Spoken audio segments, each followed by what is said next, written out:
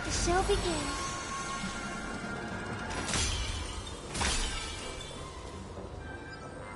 Let the show begin. Let the show begin. Let the show begin. Let the show begin. I hear some disharmony.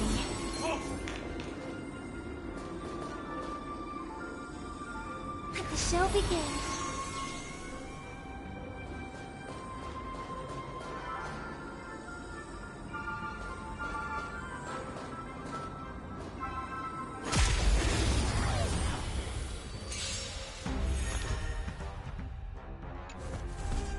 Dangerous thoughts.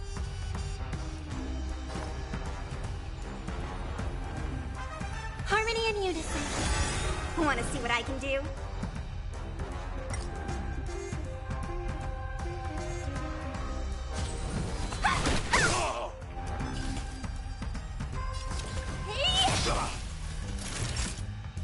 Nap time. Tonight, souls shall embrace.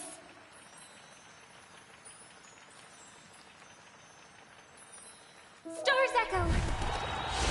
Welcome to my world. Renew your definition. Dodge this!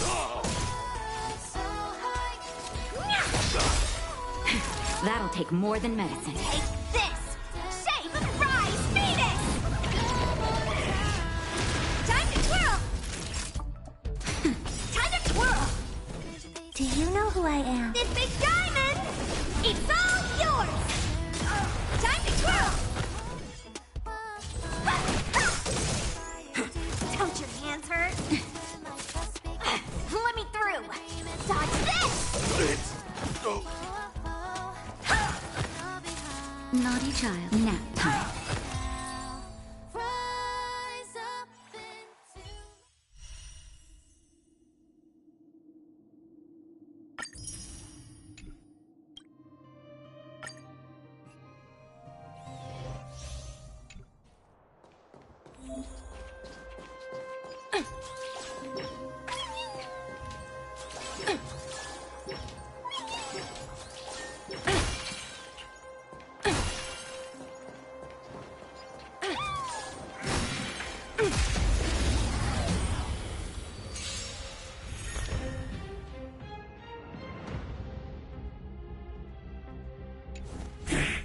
We're in trouble now.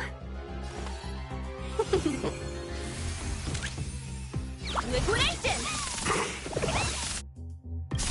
The market is unpredictable. Right! Investing in victory means playing the long game! Who will it be? Tough luck running into me! You!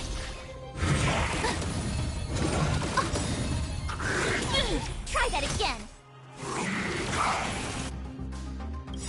Everything is ordained by the stars. Give these trailblazers your blessing! Let's be friends.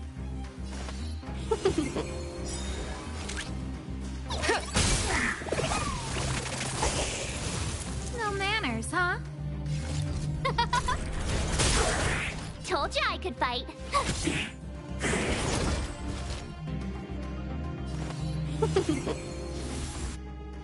1,000 wonders to raise your fight is fun! Easy, Numby. Who invited you? The market is unpredictable. Right! Investing in victory means playing the long game! Who will it be?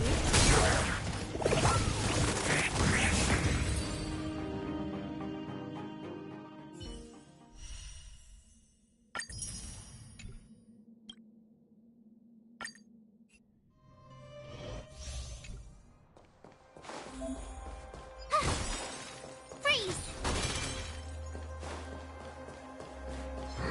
Crush now?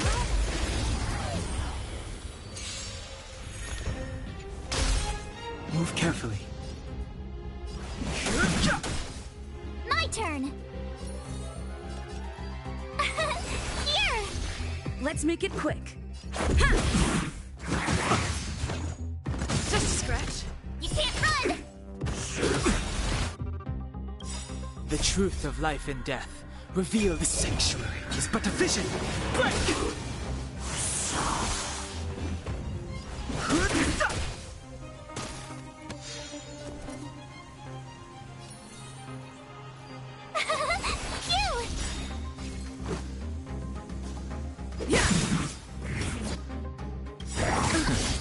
Try that again.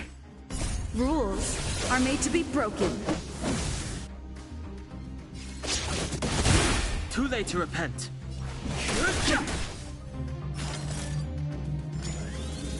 You can't run!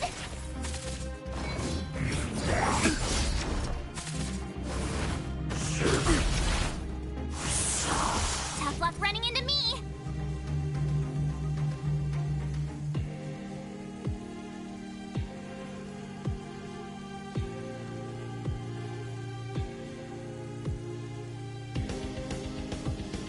What's wrong? Afraid of what I might do?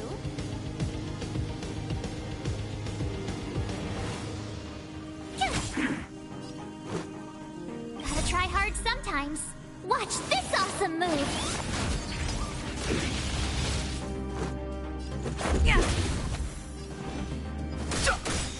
My turn! The truth of life and death. The sanctuary is but a vision. Break!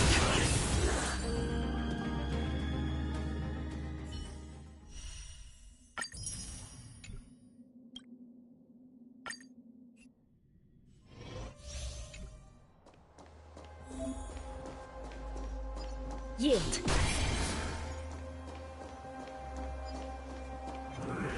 Yield.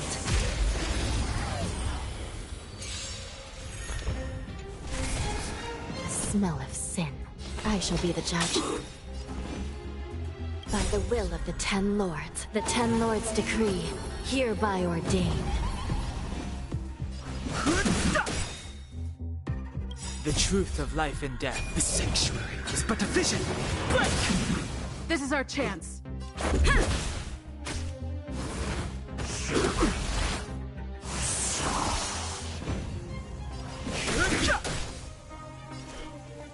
Recount. I've no interest in conflict. Rules are made to be broken.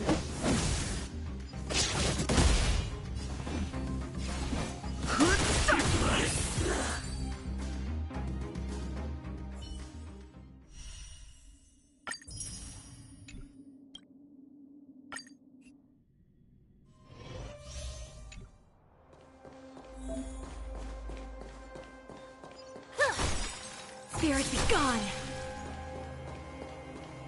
Careful, there's evil ahead.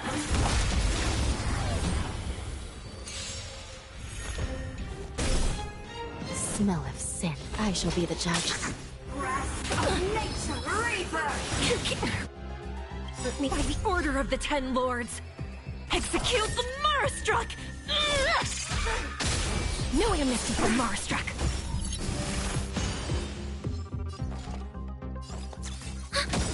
Naughty child. Enemy data secured. Net markers activated. Time for a good old counterattack! That's better. Motor function restored.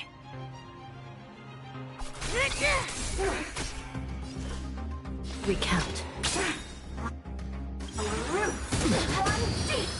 By the will of the Ten Lords, the Ten Lords decree, hereby ordain. Enemy targets detected. Time for a shot. Nap time. It's time.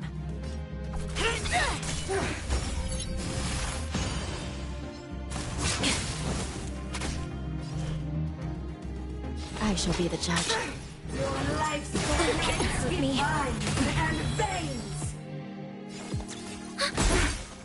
That'll take more than medicine.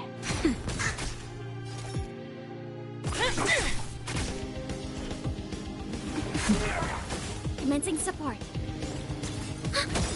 Naughty child. Enemy data secured. Net markers activated. Time for a good old counterattack. Nap time.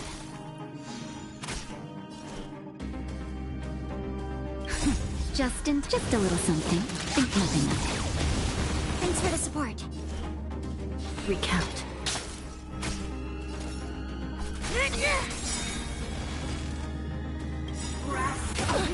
By the order of the Ten Lords, execute the Marastruck! To be reborn.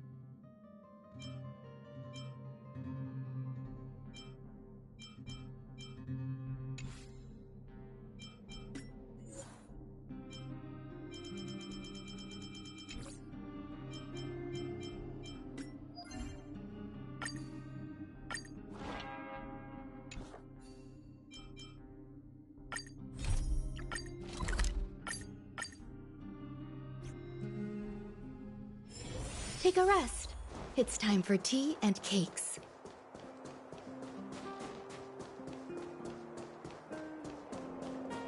Yeah.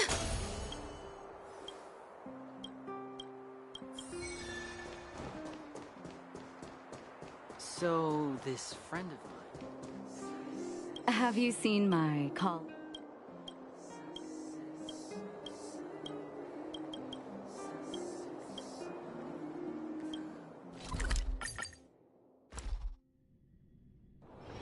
Take a rest. It's time for tea and cakes.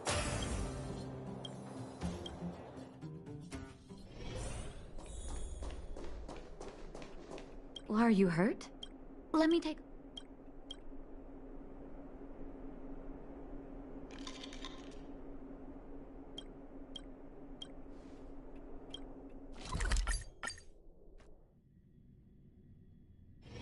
Take a rest.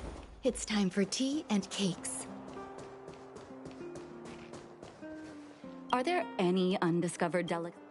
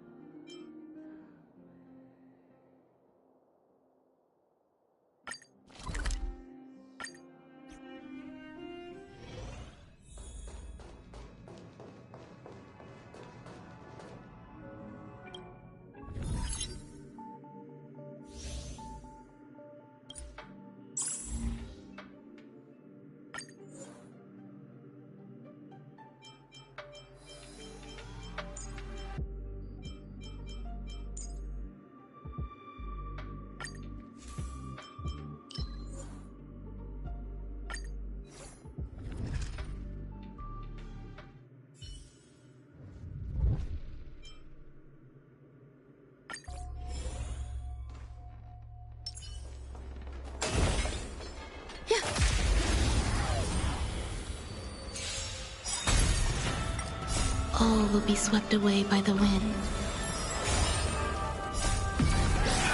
In lunar flame. Fiends or devils, I'll crush them all! Destined for oblivion.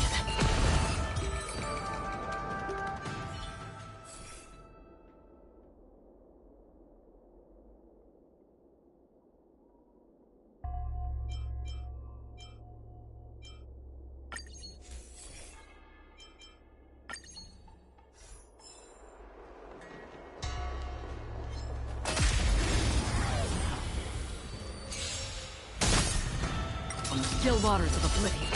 Existence is unity. Get them!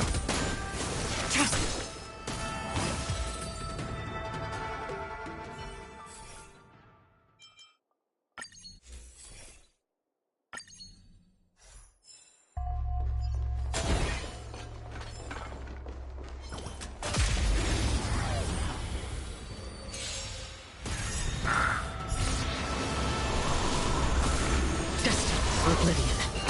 Eternal. All will be swept away by the wind.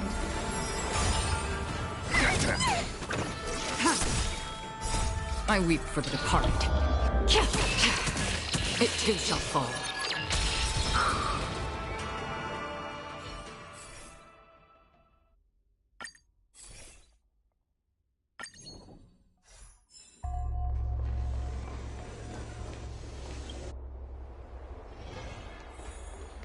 Yeah.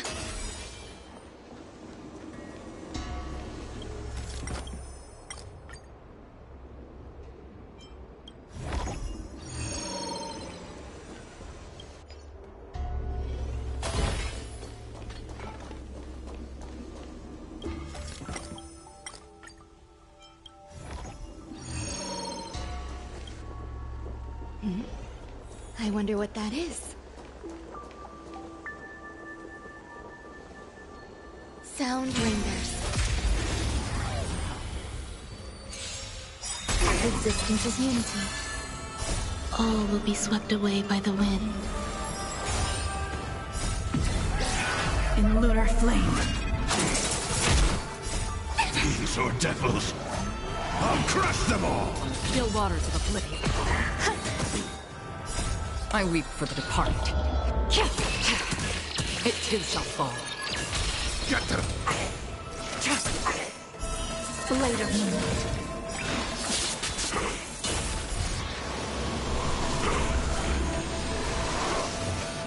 Destined for oblivion.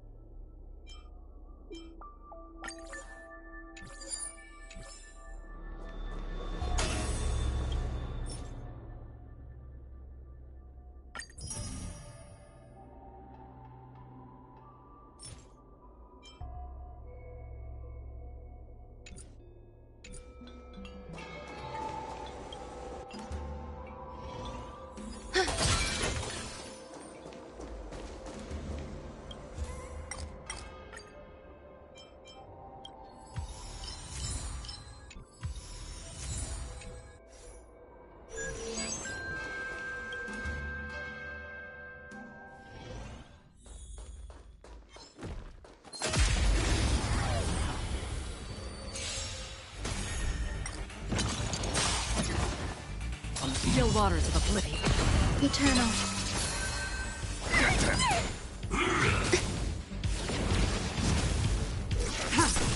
Destined for oblivion. I weep for the departed. It too shall fall.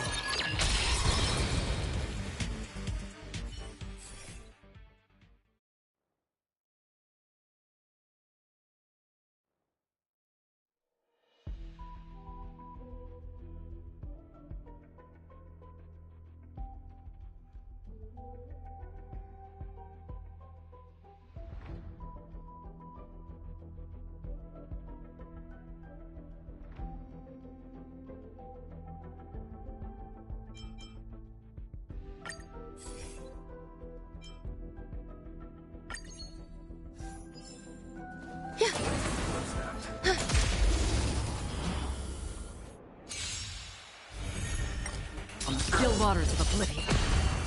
All will be swept away by the wind.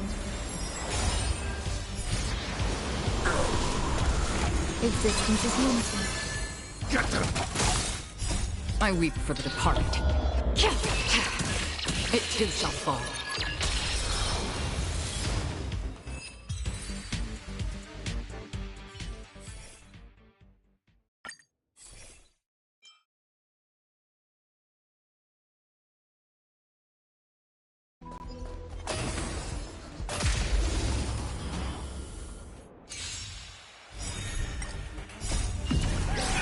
In lunar flame.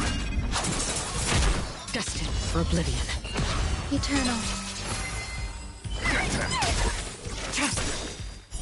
Blade of moonlight. I weep for the departed. It too shall fall. Yeah.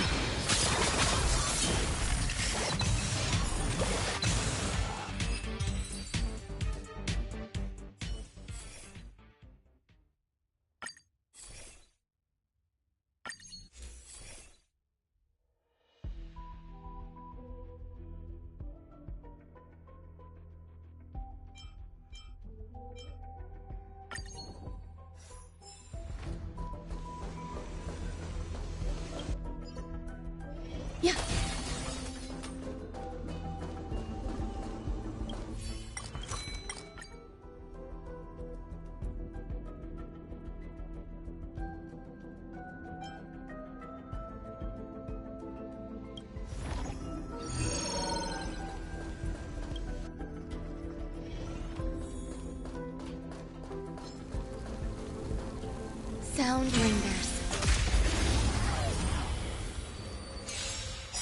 Existence is unity.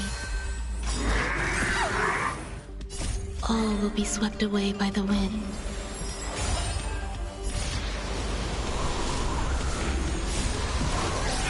In lunar flame.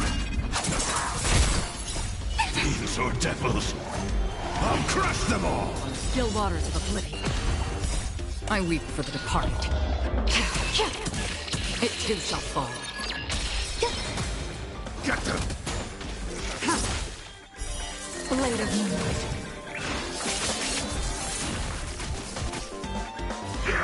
Destined for oblivion.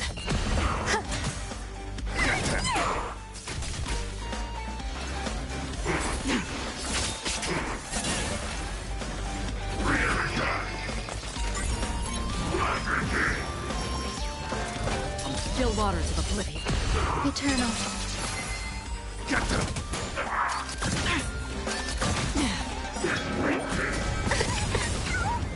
All will be swept away by the wind.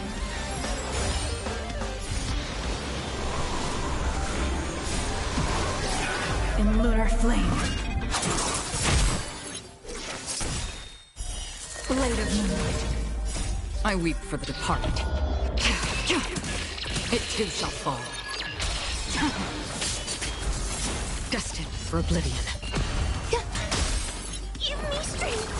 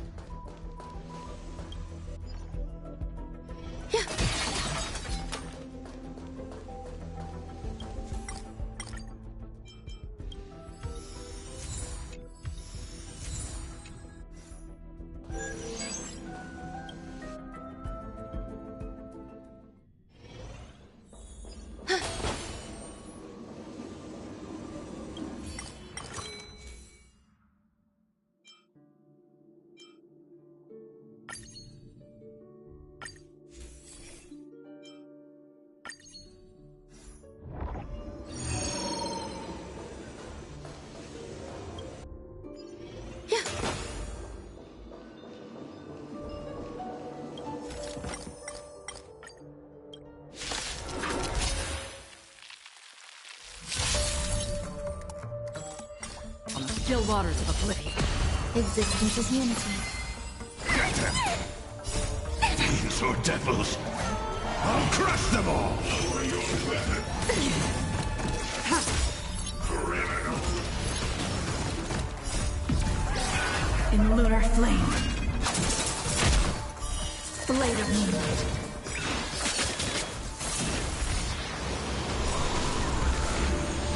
I weep for the departed. It too shall fall.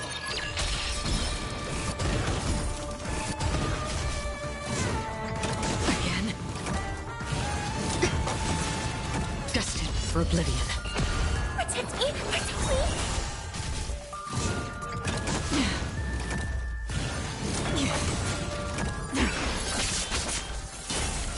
All will be swept away by the wind. Get them! Cleansing acid. Treasonous.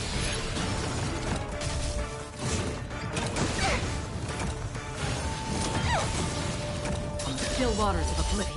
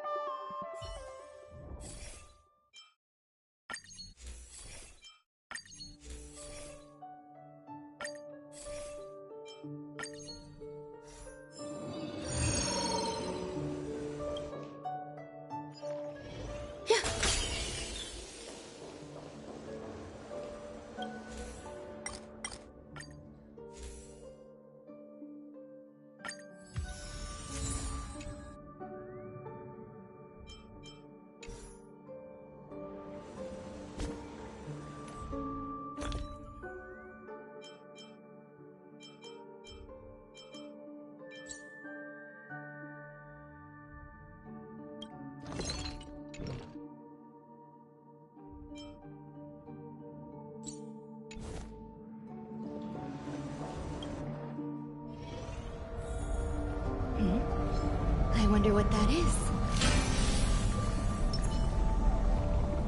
Stream forth, gleam of old blades. Existence is unity. All will be swept away by the wind.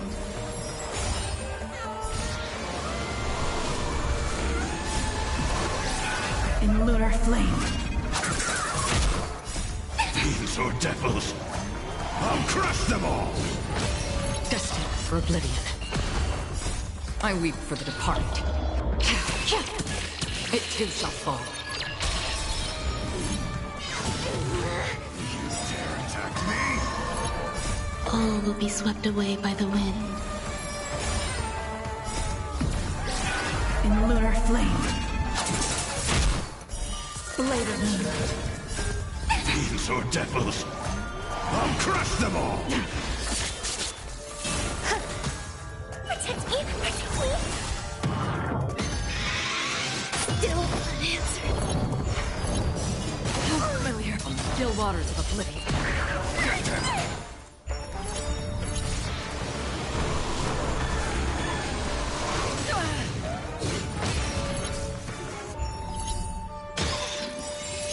All will be swept away by the wind. Destined for oblivion.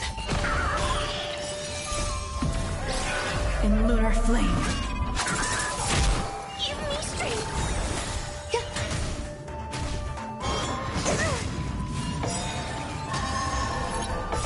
All will be swept away by the wind. In lunar flame. Fiends or devils, I'll crush them all! I weep for the departed. It too shall fall. On the still waters of oblivion. Get them!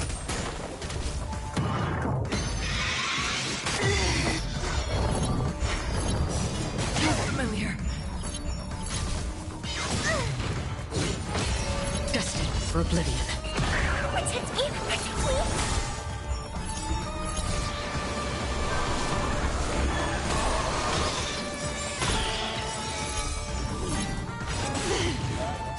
All will be swept away by the wind.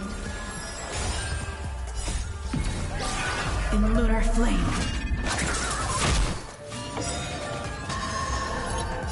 All will be swept away by the wind. In lunar flame. Fiends or devils, I'll crush them all! Existence is unity. On the still waters of oblivion. Get them!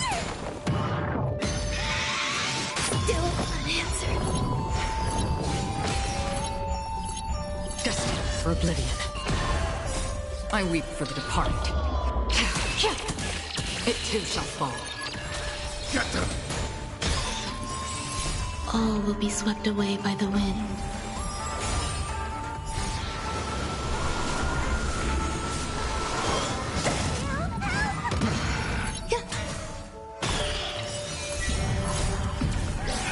In lunar flame.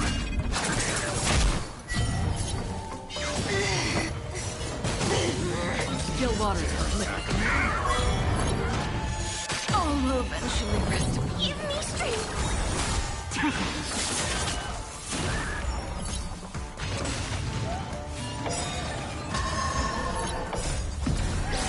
In lunar flame. Fiends or devils, I'll crush them all!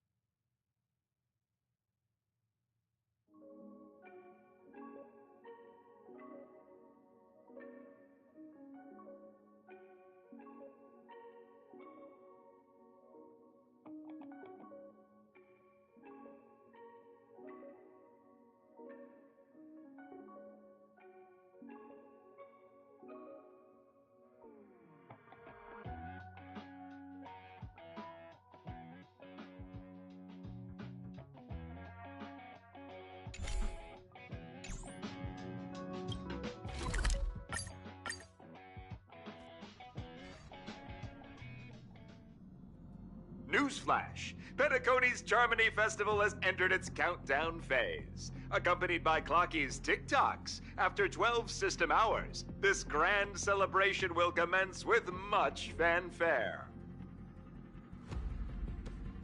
I already told you! We can talk things out! I'm sorry, Fluffy. I really have something urgent to attend to, so I had no choice but to resort to asking this favor of you all. Since you already know what you're doing, I'll also have to remind you of its risks. Hey, partner, what's with the hostility? I thought pulling this thing out was just a way of saying hello. For the last time, state your identity and purpose. My name's Boot Hill, and I'm a Galaxy Ranger. A Galaxy Ranger? You look like you seen a ghost. Did you think we all went extinct? Well, that's the price you pay for being off-grid for too long.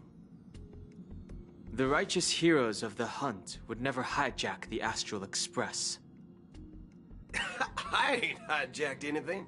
What, chatting with someone while holding the gun is considered a hijacking? It probably is. Pardon my frankness, but there are plenty of rumors in the cosmos regarding the Galaxy Ranger's current status, and none of them are pretty stories. I have a hard time believing you. Oh, this is hilarious. The tale that this bunch of fools spin is getting out of hand. There's even a bit about the Galaxy Rangers being turned into gibbons by Dr. Primitive, and they're in some valley screwing around on swings. Of course, I know you won't believe me, which is also why, similarly, I have a hard time believing that you're the real Nameless. See the bullets in this gun? 9mm, an eternal classic. I may need the Astral Express's help right now, but if you're an imposter just like that one, then this bullet might just end up in my head. I can't allow myself to be exposed to danger. That's just the way it goes, so you all have to first prove yourselves, Huh? Where are you going?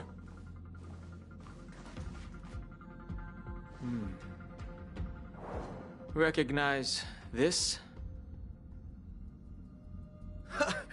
It's a model fudger. The Jade Abacus of Ally and Oath. The Xianzhou really gave this to you guys?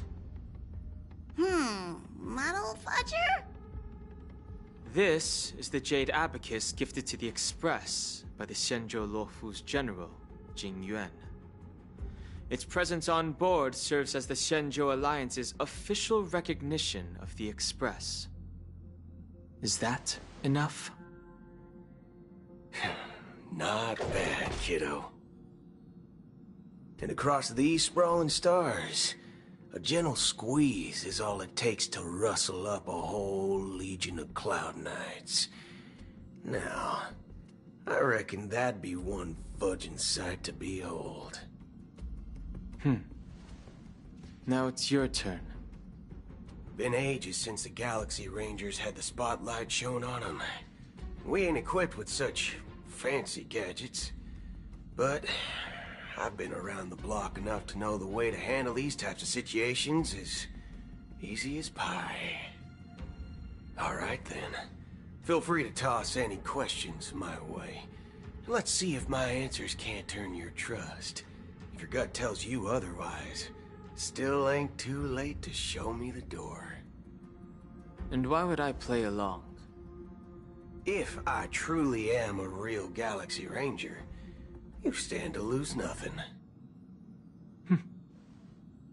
All right then. Tell me, what kind of organization are the Galaxy Rangers? My friend, this question is a hard one. I don't think I can even consider us an organization to begin with. Everyone's on their own fated path along the hunt, with their own resolute sense of righteousness and not so welcome among such so-called universal values. This reply does not instill trust, and only makes your predicament more precarious. I'm guessing you're gonna ask about some form of shared faith, right? But us Galaxy Rangers don't need that sort of thing. What brings us together is a shared bottom line. Never bully the weak. Never kill the innocent. These oaths aren't some lofty beliefs, but the fundamental bottom line that one must never cross as a person. As Galaxy Rangers, we strictly adhere to the bottom line. When someone crosses them, the hunt's vengeance will surely come knocking. And in this moment, the other crucial meaning of bottom line comes into play. As long as you don't cross it, you're free to do whatever you please. You catch my drift? Second question. Why do you seek trouble with the Astral Express? I already said that I seek no trouble. I must go to Penacony for a matter. But I don't have an invite. And I can't even enter the family's hotel doors. If only I could borrow the Nameless's identity. The entire cosmos knows you're guests of the family. Aren't the Galaxy Rangers also esteemed guests? Oh, you've hit the nail on the head. This is why I'm here. It's fine if I tell you. The Rangers are pursuing an imposter. A son of a nice lady posing as one of us. She's on Penacony right now. My informant is a memo keeper. She's the same as all mimetic organisms, appearing one moment and gone the next. Ugh, she scares the fudge out of me. Still, she gave me some vital info. That Galaxy Ranger imposter. Who is it? Is that the third question? Is it a hard question? It isn't. Just that you might not believe me. That person calls herself Acheron. And according to our informant, she could be an emanator of nihility. That's impossible. That's what I said. Don't worry. When I first received the news, I had the exact same reaction as you. IX never gives anyone so much as a first glance, and that's perfectly normal. What reason would they have to bequeath strength unto mortals? Then you must know that emanators can also conceal their own identities, which, for many people, it's better that way. Otherwise, there'd be wanton bloodshed across the cosmos, or even, perhaps, turning their back on the path they're supposed to follow. I had the good fortune of running into an Elation emanator. Its appearance was no different than that of those clowns. If it weren't through sheer luck that I got it drunk, I would have never known of its eminent status. Even in the purest hunt, you'll find the Xianzhou Alliance under the spotlight and Galaxy Rangers lurking in the shadows. Paths are inevitably concepts created by people and exist in planes beyond our understanding. To reckon that nihility emanators don't exist, well, maybe we just ain't nihilistic enough. So, do you understand now? Your companions are in danger, and it's pretty harrowing.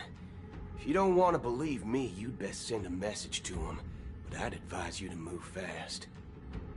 We don't know what's happening in the dreamscape or how much of what the memo keeper said is true. And that Acheron, who knows what she intends to do.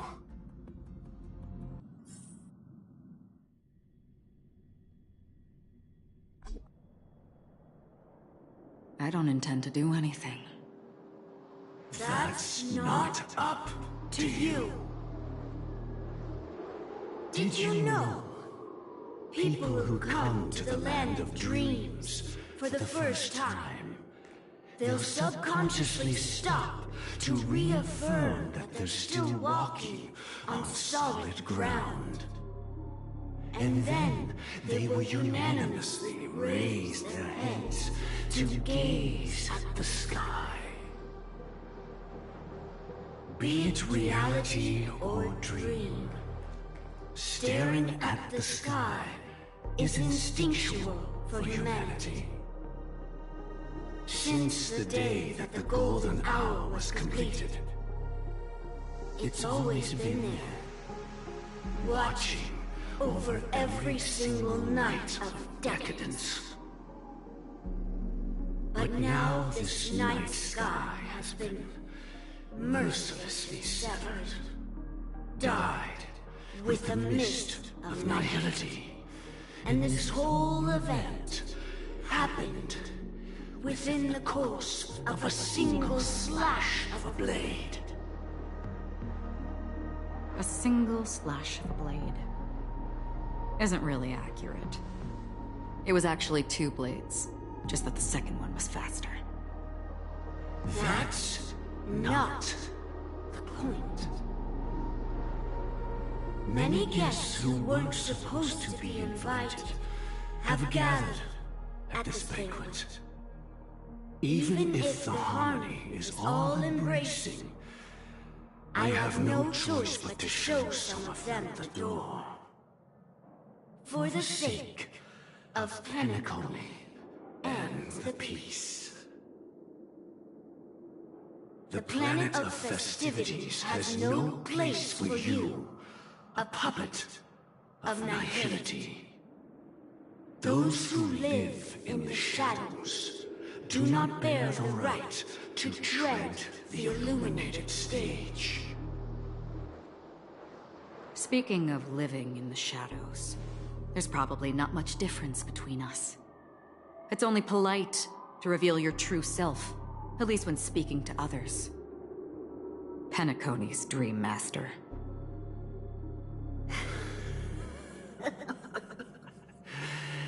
That's just another reason that you can't stay. Whether you believe it or not, this is the real me. We are one. Is this the unity that the family espouses? My mortal shell has long since dissipated. The Oak family's 107,336 offspring are now my eyes, ears, and mouths, spreading joy across dreams when required, and in times of essential need, exiling evil from this haven in my stead. From the sound of it, it seems like you're asking me to leave Penacony. I am glad that you're an understanding one. Alas, I'm not asking. If you think you can. Are you threatening me? I ended it with a period. It was a statement, not a threat. Knowing who I am and still showing such malice. You're not the first, nor will you be the last. This scene played out many times before. And usually, when faced with my questions, most people retort, "Why can't I?" The result has invariably been that they can't. You are confident.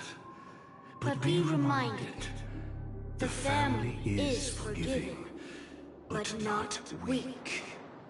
The cords of the harmony extend across worlds. If you do not comply, when the blade is unsheathed for even a hair's breadth, you will never be able to escape the eternal Centurion's wrath in all of your lifetime. 137 individuals. That is how many heathens I have exiled since I became Dream Master. Among them were those who once severed my wings, and those who immolated my body. And here I stand again, about to add another mark to the tally. And you will die. I mean, all of you will.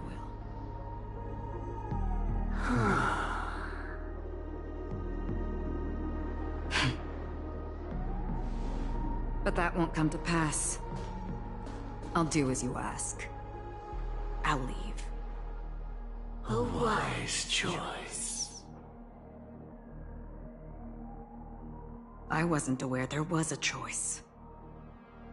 To you, that surely is the only option. Please bear in mind, you and Penacony are of different worlds.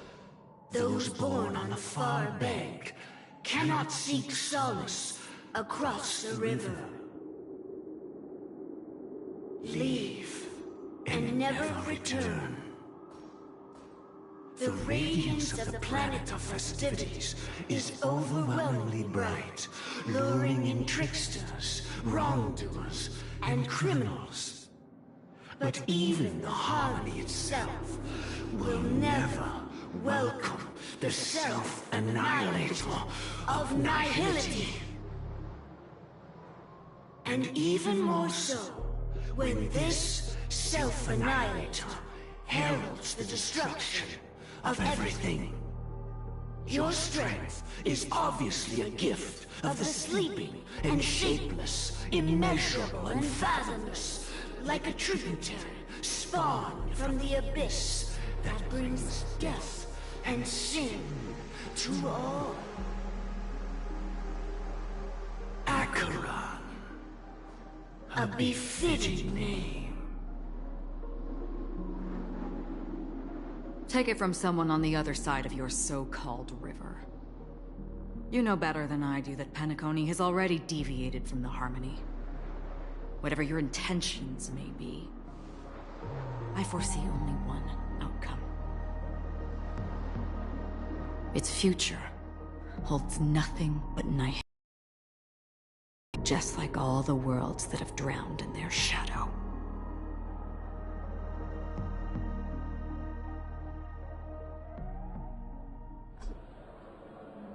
Attention, please. The unusual event that occurred moments ago was due to a technical malfunction at Clock Studios theme park. The family has promptly responded to secure the area, and we're happy to report that there have been no injuries. Oh, I swear that was no movie shoot. So many chips fell from the sky, and I even caught one of them. But it vanished in an instant before my very eyes. Excuse me. Are you talking about the Clock Studios theme park incident? Yeah, what about it? Oh, Miss Robin! Am I seeing things right? No need to worry. I apologize for any inconvenience caused to your delightful dream journey. What you just mentioned about the chips really piqued my interest. Would you mind providing more details about the incident? Oh, it was just those chips you normally see everywhere. The green ones? They fell from the sky as if it were raining. And then those chips simply disappeared. It appears to be the Dream Sim tech the Iris family has been developing. Huh? Miss Robin, you mean those chips were all part of a performance? But I really... Shh. This technology hasn't been made public yet. It was originally planned to debut at the Charmony Festival, but it seems it's been leaked. Can you help me keep this secret? The raining chips were supposed to be part of my act. Oh, I see! Then it all makes sense now. I'll do anything to help make the Charmony Festival a success! Thank you. As appreciation, I'd like to give you a token gift. Oh, this button is... Press it at just the right moment in the celebration. There could be an unexpected treat in store for you. Alright, it looks like there are other guests who are also confused. I'll have to excuse myself. Please, enjoy the dreamscape. So many people talking about it. This commotion at the theme park definitely made waves.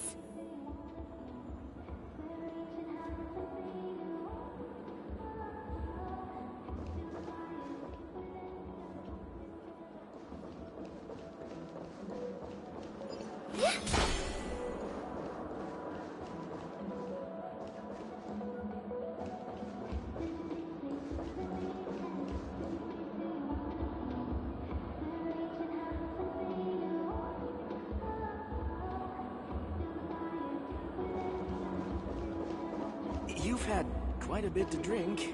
Are you sure you're okay? It doesn't matter how much you drink in a dream.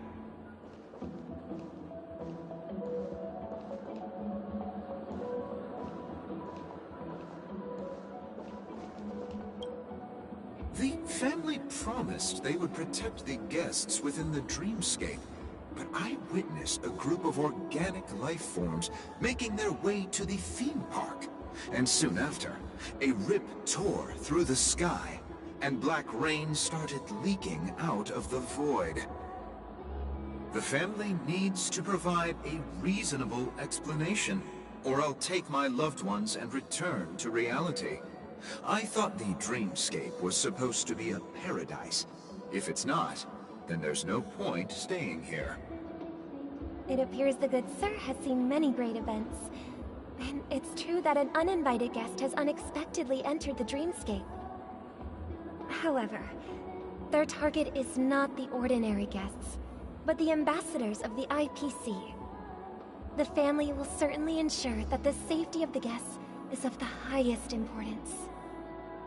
Miss Robin, I know the Bloodhound family has already sealed off the theme park and has control over the situation, but it won't resolve the problem.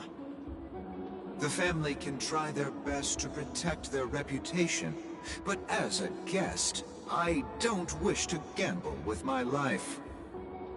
But as you can see, sir, no innocent bystanders were affected in this incident. Perhaps the dreamscape is not as perfect as promised, but there's no place safer than dreams under the family's rule. I believe you know this better than I do. If this incident happened in real life, how many people would be able to walk away from it? I could stay here, but keep in mind, guests come to Penacony to enjoy the dreamscapes. They do not wish to be entangled in a conflict between the family and the IPC, so let's not have any more unnecessary incidents. Of course. With the Charmony Festival about to commence, we will spare no effort in our preparations. Rest assured. To express our apologies, the family has arranged this gift for the guests. Thank you for understanding.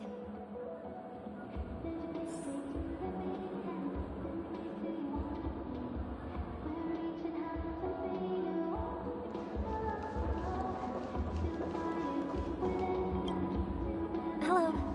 May I ask what happened here? Nothing to be worried about.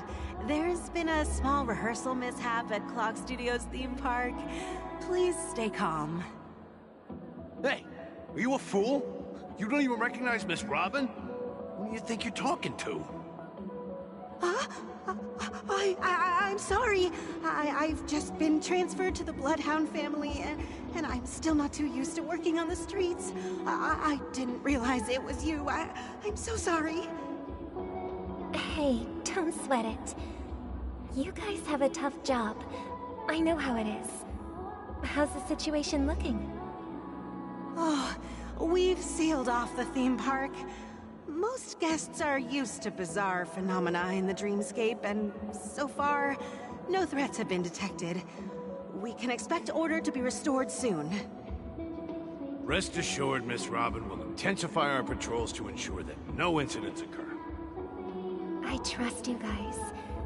But regarding what happened in the theme park, what do you hounds think about it? It's okay. Feel free to speak your mind. Well... Actually, I was there shortly after it happened. Is it true that the IPC's ambassadors came with ill intent? And that Galaxy Ranger who easily cut through the sky? Miss Robin, to tell you the truth, everyone's been talking about it. The myriad factions on Penacony have already been causing unease for everyone. Thank you all for your loyalty towards the family. The Planet of Festivities has indeed run into some trouble. The representative from the IPC... he's trying to regain ownership of Penacony and is prepared for a hostile takeover. Of course, the family did not agree. The result of the failed negotiations is as you see it now. No wonder. So this is the main reason why the IPC staff are banned from entering the Dreamscape. Did they apprehend the troublemaker in the end?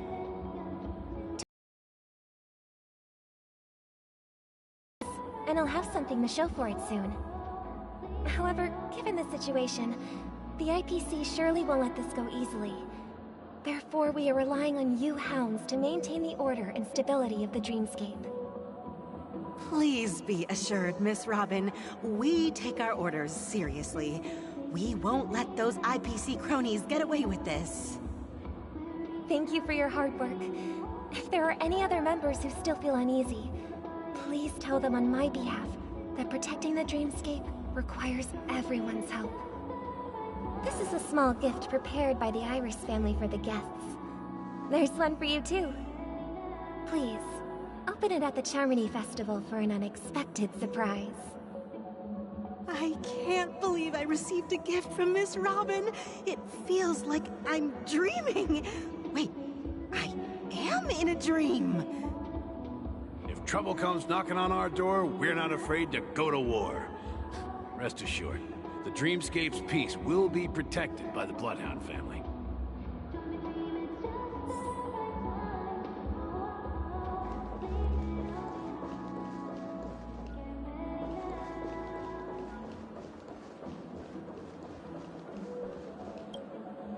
Miss Robin? That's the renowned cosmic superstar, Miss Robin! I didn't expect to meet a fan here. I'm honored. Welcome to Penacony, a world filled with wonderful dreams. I can't believe I'm actually meeting the real Robin! Shouldn't you be preparing for the Charmony Festival? Preparation is important, but the ceremony is fundamentally about sharing the Great One's harmony with everyone. If there's a chance to sing with everyone, I will not refuse. Regarding the recent mishap, I understand it negatively impacted some of our guests. As a member of the family, it's only right for me to come forward and offer my apologies to everyone. But, are you sure it was actually a mishap? Everyone saw those chips descending like rain and the red light tearing through the sky. Claiming it was merely special effects seems a bit far-fetched. Plus, I met that generous gentleman.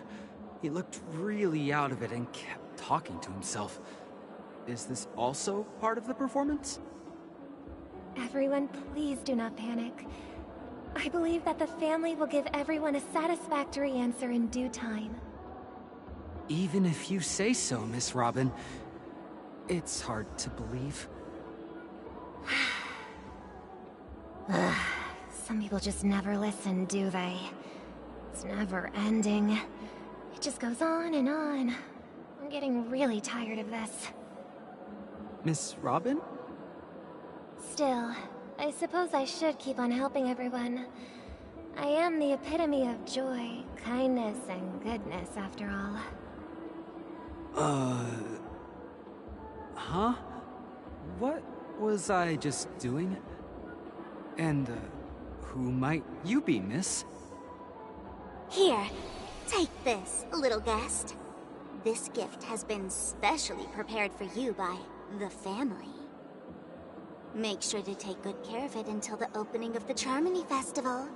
Then, when the show reaches its climax, press the button together with the others around you. You never know. Something very exciting might happen.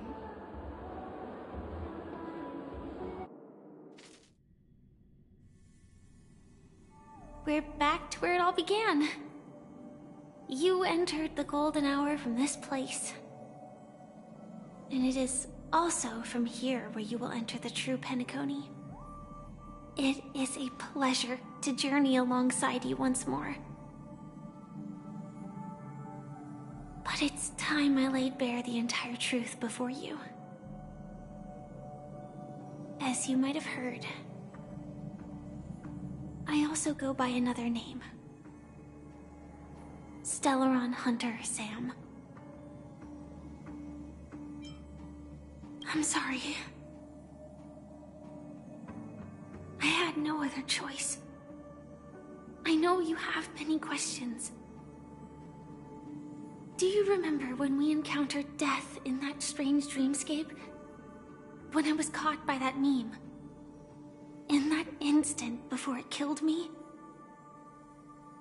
I saw the reflection of another dreamscape in its ghastly pupils.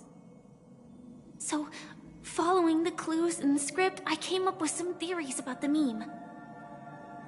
That's why I instructed Silverwolf to issue invitations, drawing everyone to the Dreams Hotel.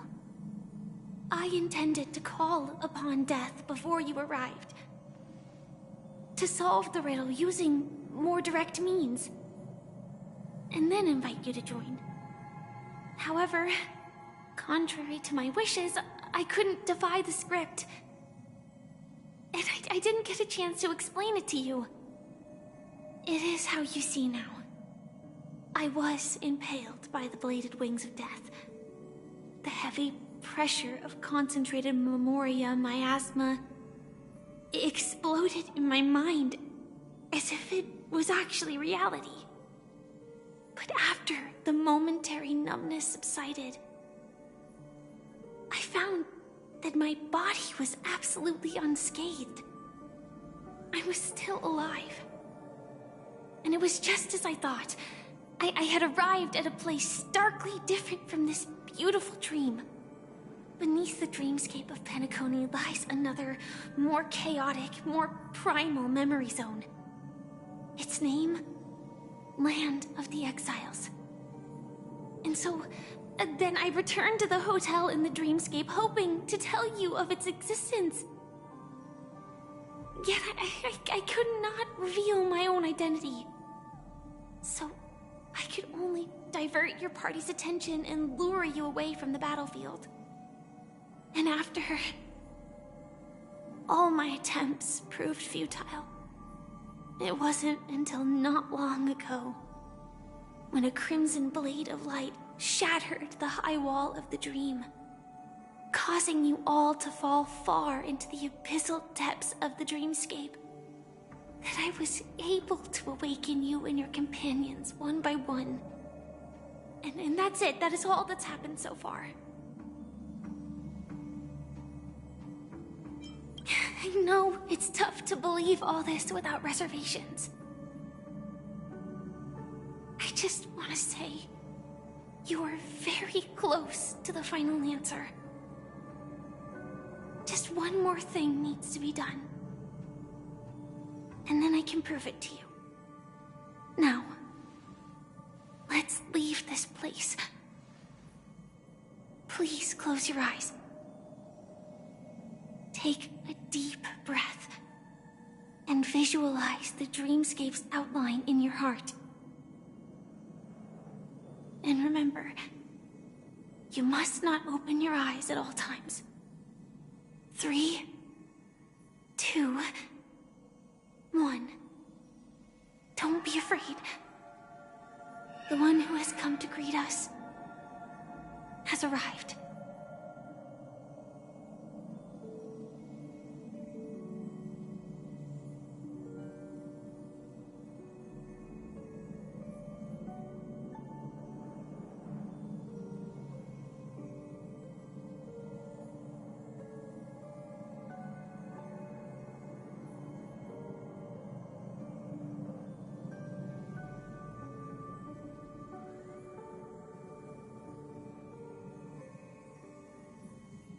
I never knew you could do this. Do you have a driver's license? I do. That is surprising. Why? Because this is Japella, the city of sins? No, it's nothing. I'm just thinking that you haven't slept in 20 system hours. Are you sure you're okay? I'm fine. I'll survive. Same goes for you. I'm not so sure about that. Slow down a bit. Infiltration is over. Feel free to activate Sam anytime you like. There's still some time before the next part of the script unfolds. Let me stay a little longer in this body.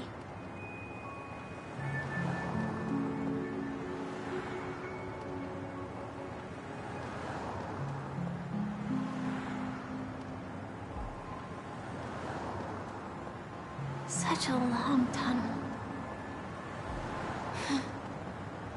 Didn't feel this long when I set off.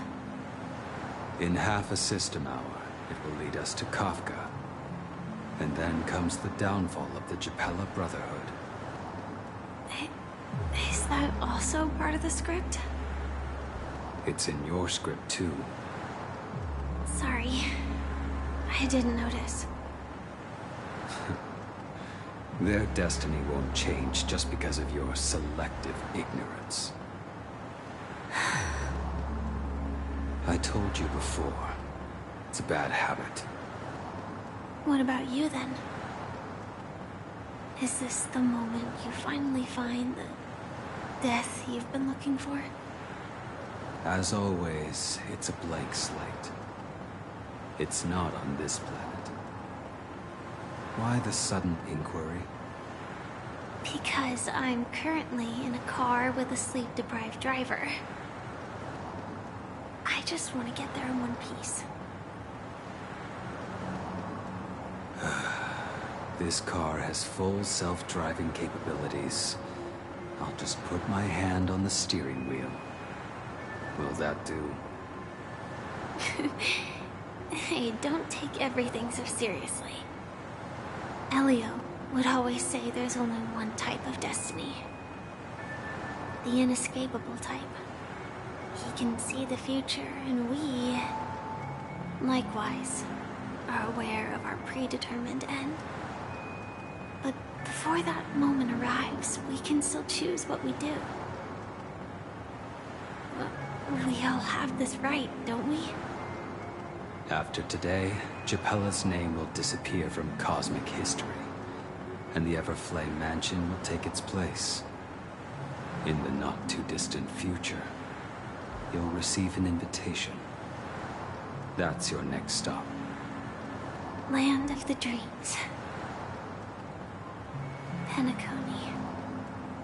I hope you find whatever you seek there. Be it answers or salvation.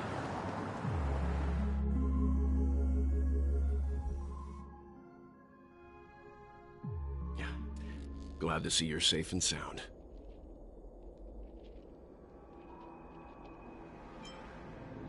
Close your eyes. This is the answer.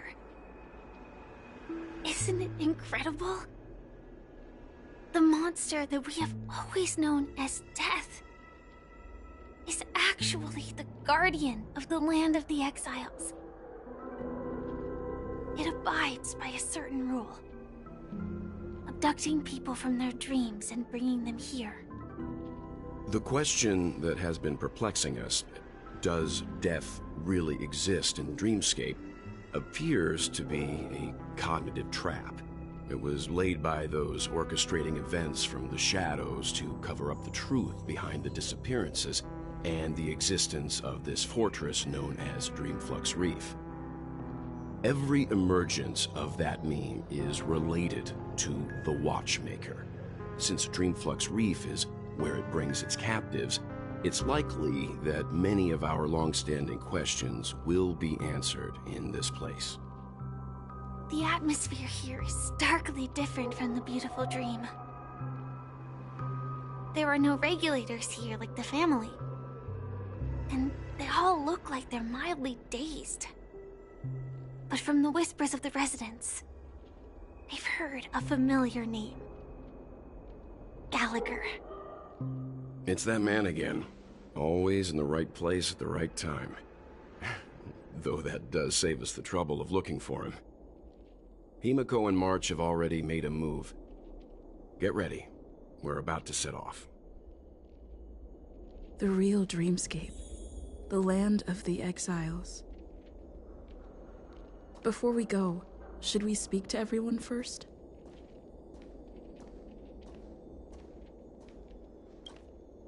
I'm really sorry for waiting until now to tell you everything. 2 reasons. Firstly, the script. In the future that Elio saw, Sam and the Astral Express's confrontation was inevitable. I tried to break the shackles of the prophecy, but this is as far as I could go. That aside, there were also my personal motives. I wished to travel with you as Firefly, and not Sam.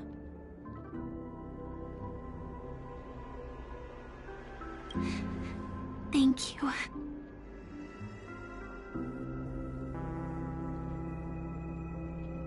Elio only gave me one instruction. Allow the Astral Express to pursue the Grand Legacy. It means that the Watchmaker's legacy holds great significance to trailblazing. And to you. Elio's scripts used to revolve and expand around certain specific Stellarons. But with your appearance, this condition has apparently ceased to be appropriate. Perhaps he also saw the impossible in the future. Do you still remember that medical cabin I told you about? Well, that's Sam. It belongs to the Iron Cavalry of Glamoth's Firmament Frontline. A Firefly Type 4 tactical heavy assault mech. It is the cradle of my vitality. And the meaning of my birth. And for the longest time it was how I should have looked to the rest of the world. The timescale of Dreamflux Reef differs from reality, so we mustn't lower our guard. You're sensitive to Memoria. A slight misstep, and you could get lost in this memory zone.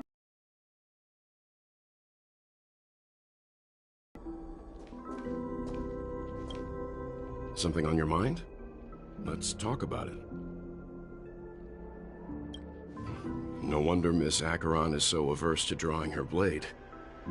It's hard to imagine such terrifying power could reside in an ordinary sheath. If it weren't for the fact that Aventurine's power originated from the preservation, the entire dreamscape would have been affected. Don't feel burdened by this. Even without that Stellaron inside you, Aventurine would still have found other methods to accomplish his goal. Let's just believe in Miss Acheron. And given her prowess, I don't think we've got anything to worry about. During your investigation, he shared a vital piece of information. Mikhail, the former watchmaker who collaborated with the family to construct the Penacony we're familiar with today, had a falling out with the family for specific reasons. But this is precisely where the problem lies. You were clearly investigating a murder, so then why, as a security officer, is he changing the subject to talk about his past with the watchmaker? And now, with Firefly mentioning his name again, it's hard not to be suspicious. Before we found you, she'd already revealed her Stellaron Hunter identity and shared a lot of information. Who would have thought that the Molten Knight's true identity was actually a young girl? For her, this is a secret that she cannot allow others to know. That being the case, I think we can believe she's willing to cooperate. But she didn't reveal all her secrets. I just can't shake the feeling that her situation is different from that of the typical dreamer. And I hope that doesn't lead to any dangerous predicaments. I hope you've regained a little composure. We'll move out when you're ready.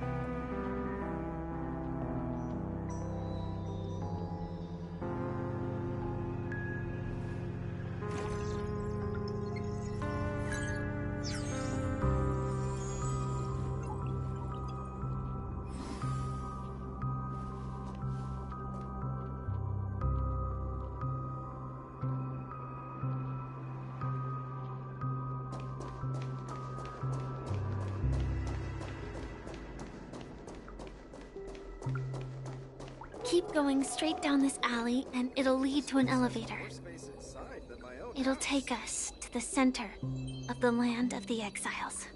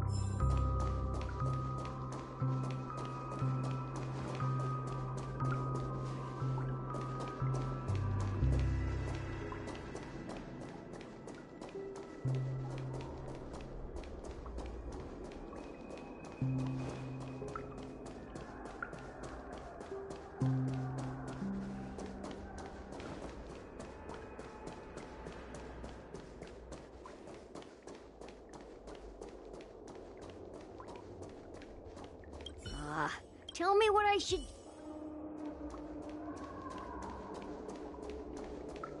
Hi there. I hear the watchman.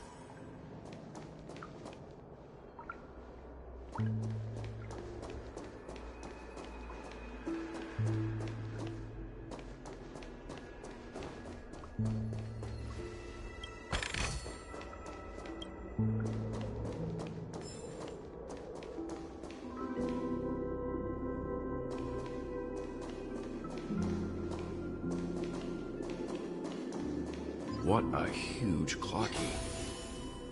Looks like the watchmaker also left his mark on Dreamflux Reef.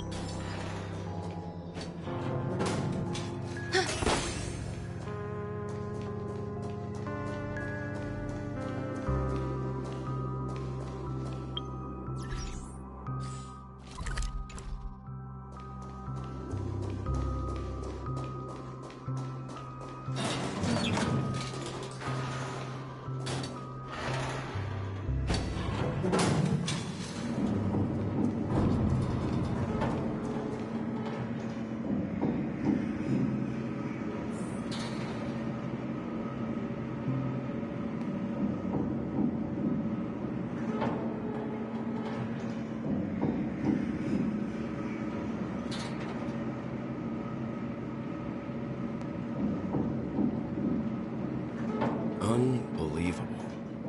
To think there's a settlement of this size within the Dreamscape, and all beyond the family's reach.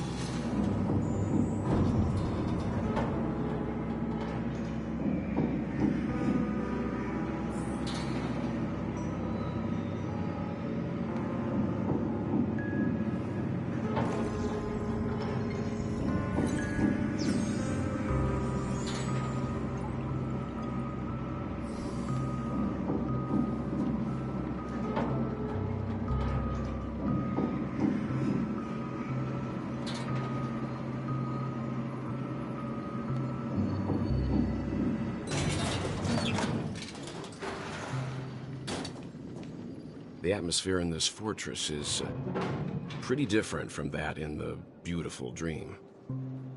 When I first saw it, I was in awe too. The sky here, it's like a reflection of the 12 dreamscapes. What's even more bizarre is that this place is also separated into trade and residential areas. The layout may be simple, but the facilities are very comprehensive. It seems that there are quite a number of people living here. Though both dreamscapes have distinct styles, the architectural designs are quite similar. Works of the same hand, perhaps. Hard not to speculate on the connection. But there's no point in overthinking things. Let's meet up with Himiko and the others first. Take a right turn at the end of this road and you'll reach the trade district. There are more people there. And perhaps someone knows where she is. Not coming with us? The Astral Express likely needs room for some internal deliberation. In the meantime, I'll try and locate Gallagher. Sure. Let's reconnect later. Letting her go was the right decision.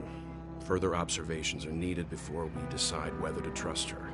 But first, there's someone I need to talk to. Let's go.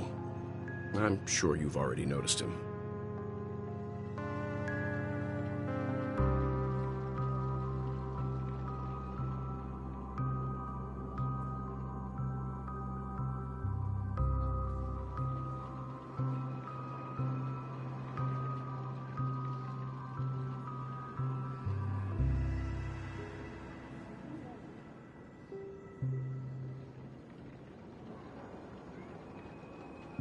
He's right over there.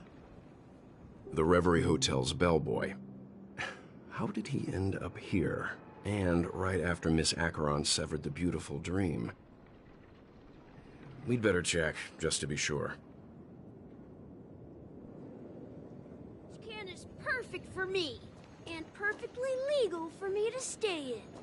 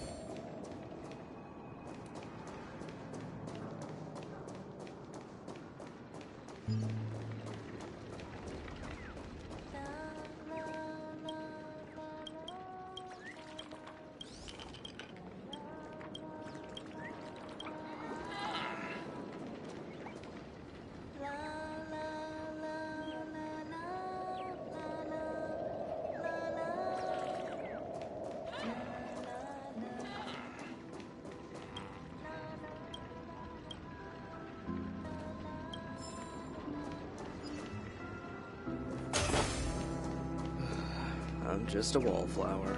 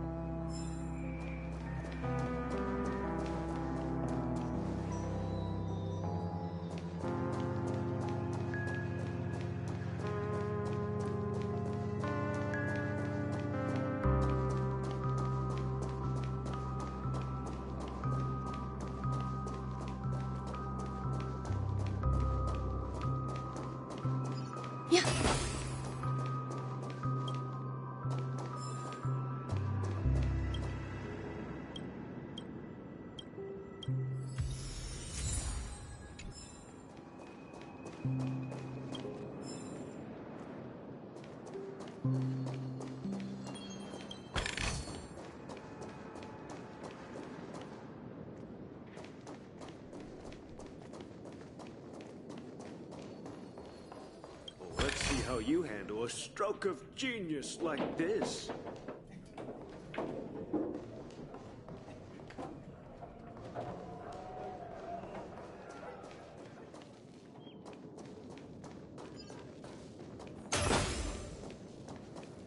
I knew you couldn't hold your...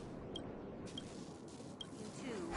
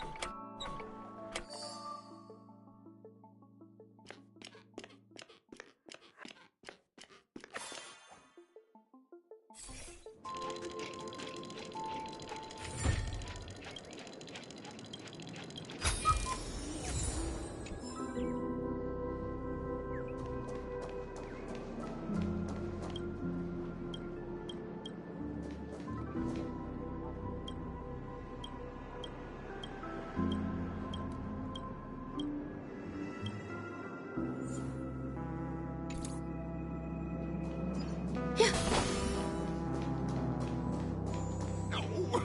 This family will be done for! Done for!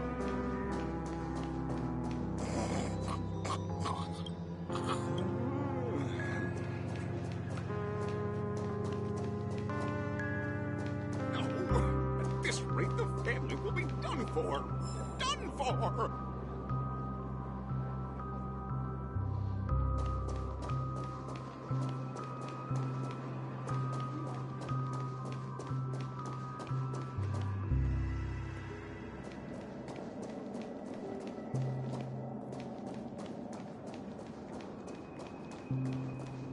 I remember when this place was all hustling and bustling.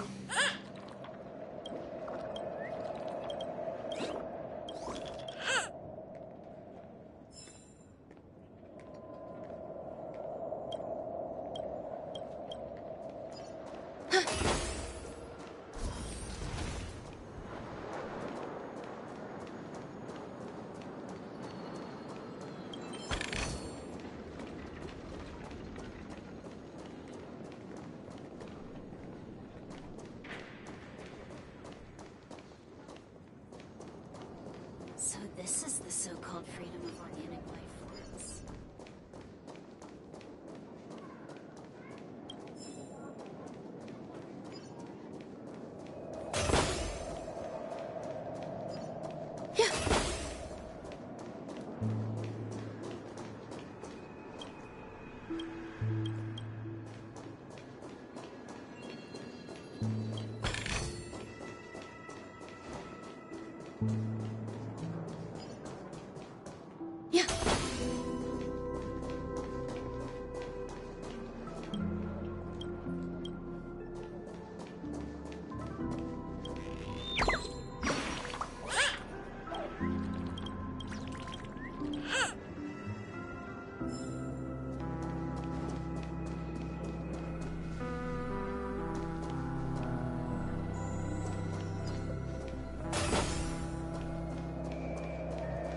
Let's have a toast to truth. So this is the so-called freedom of organic life forms.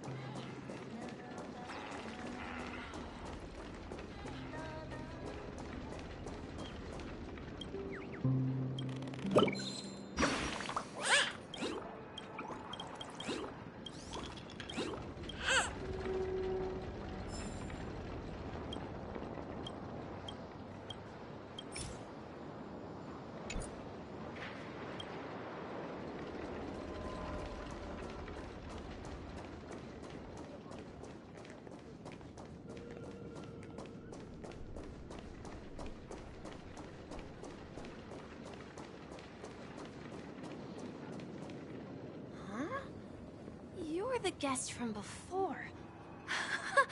We meet again! And a new friend. Forgot to introduce myself. I'm the hotel's bellboy, Misha. Hello, Misha. I'm Welt. We met in a dream. Oh. And who might this be? Tick-tock! Old friend and new friend! Let's high-five! Your, memory zone mean? No, Clocky is a good friend of mine. We all live here. How did you two get here? This dreamscape isn't supposed to be open to the public. I wonder if it has something to do with Sleepy. So, this is your home? Yep. After my work in the beautiful dream ends, I'll go back home.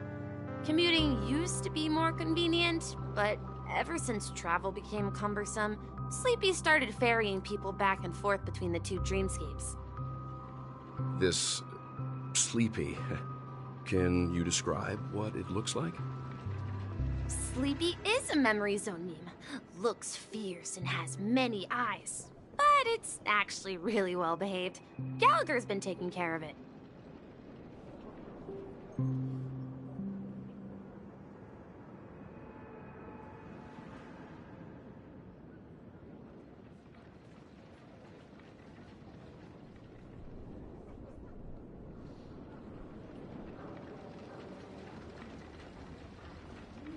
Based on the description, that meme is indisputably death. A nightmare for the family, but for the people who live here, well, that couldn't be further from the truth. Death? Not in a dream, surely. Sleepy's just a little aggressive, and sometimes messes up by fetching the wrong guess. But it would never hurt anyone. I see. Has it brought back any guests recently, say, in the last day or two? We're currently investigating a missing person case that occurred within the beautiful dream. I see. Then you'll have to speak with Gallagher. But he's currently busy hosting a visitor from the Oak family and specifically asked not to be disturbed. Mr. Yang, the person you're looking for, is it Miss Robin? Just as I thought. Considering what happened with Miss Firefly, this doesn't come as a surprise. If you're looking for Miss Robin, I can lead the way. She told me that she'd be willing to meet with outside guests. If it's not too much trouble. Also, we're looking for our missing companions. A woman with red hair accompanied by a girl with pink hair. Have you seen them? Oh, I haven't. But please, rest assured. Dreamflux Reef is a small place, and it's not as bustling as the beautiful Dream. But its safety is unmatched. How about this? Since it's your first time here in Dreamflux Reef, I'll be your guide and help you find your companions. And then we can all go visit Miss Robin together. She's gone to Mrs. Grace's to visit the children. She won't be leaving anytime soon, so there should be enough time. All right then, we'll follow your plan. Well, we now know the answer to both murder cases that have caused such commotion in Penacony. As for the intentions of the mastermind behind it all, we're still none the wiser.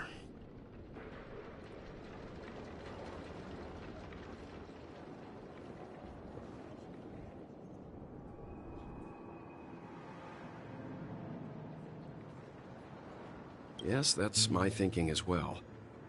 I'm not entirely certain, but we still have to find him one way or another. Say, you mentioned before that you saw Clocky that only you could see, right?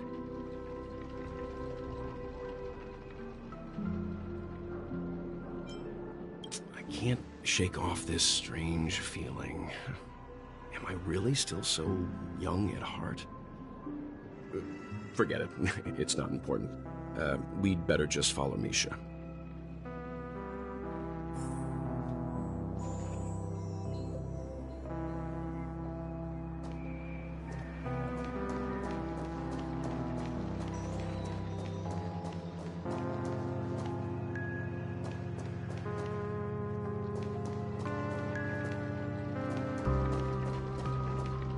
Everyone, look! From here, you can see the most spectacular view of Dreamflux Reef. A black hole? No. An accretion disk formed from consolidated memoria? Was Dreamflux Reef built on such unstable memoria? Oh, so Mr. Yang is also versed in memoria dynamics. I was just trying to figure out how to explain this huge hole to everyone. I bet you guys have a lot in common with Miss Kami.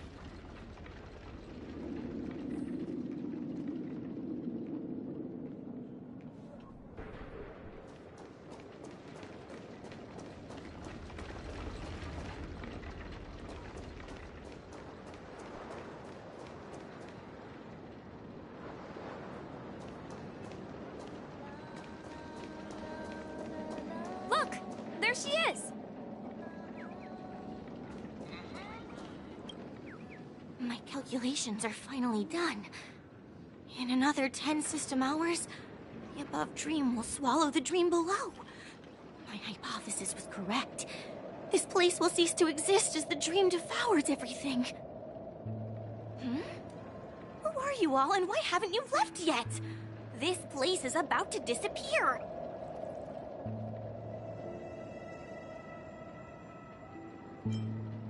I'm Kami, a dreamscape surveyor specializing in Memoria dynamics, and this is my life's work that I'm researching.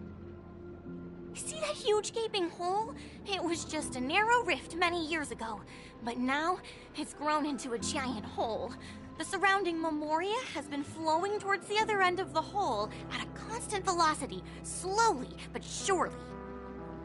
But the scary part is, according to my calculations, the flow rate of Memoria has recently changed, and it's faster than ever before. It's almost as if something is sucking it in from the other side.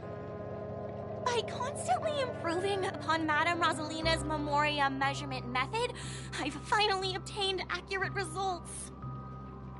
After 10 system hours, the Dreamflux Reef will cease to exist. Just like the melting of glaciers, everything will crumble and disintegrate. The dreams on that side of the void will fuse into one. Please don't worry. This sort of thing has happened many times before. Miss Kami isn't a bad person. She's just a bit lost in her own world. She'll probably realize she's wrong soon enough. You don't say. There was something else that piqued my interest. Who is Madame Rosalina?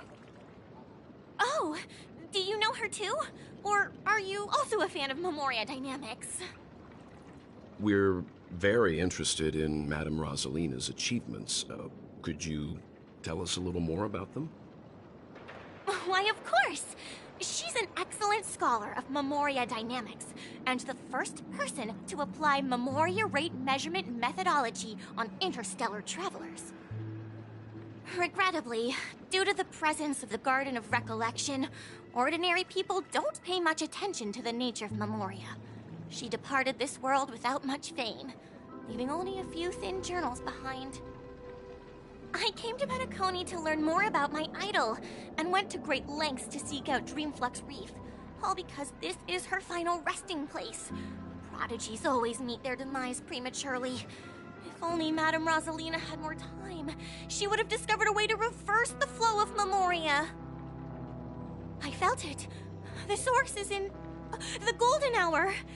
There is a certain anomalous presence stirring the currents of the memory zone.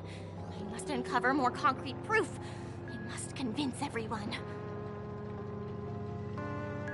Does the name Madame Rosalina sound familiar to you?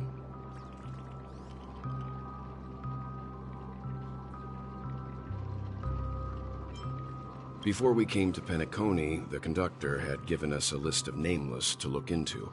Her name was mentioned. It seems like she did a great deal of research and calculations in Dreamflux Reef, before abruptly passing away. Miss Kami regularly mentions her. I hear Madame Rosalina passed away during the prison war. She could see the Penacony of today. Its people building homes in the memory zone. I bet she'd be really happy. Perhaps. Our destination is the commercial district. That's where the largest crowds gather in Dreamflux Reef. We might be able to find the others there.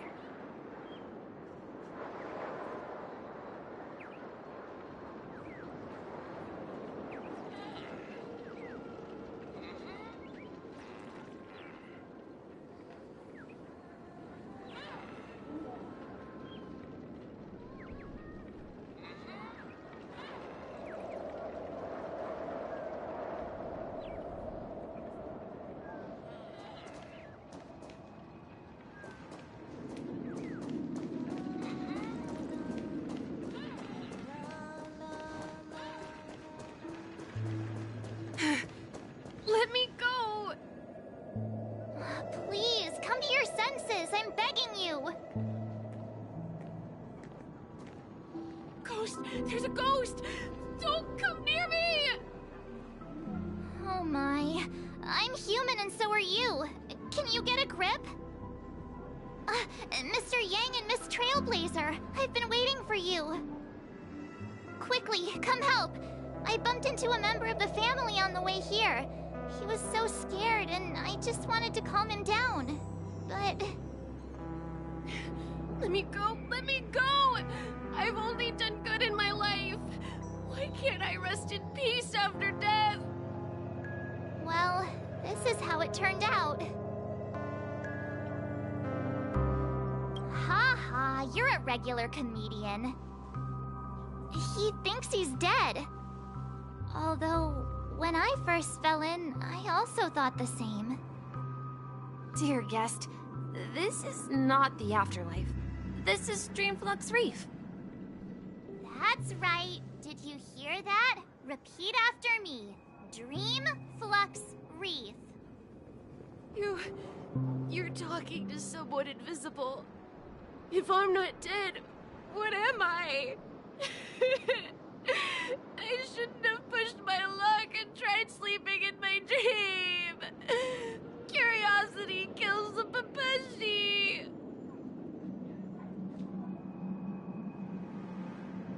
Stop asking!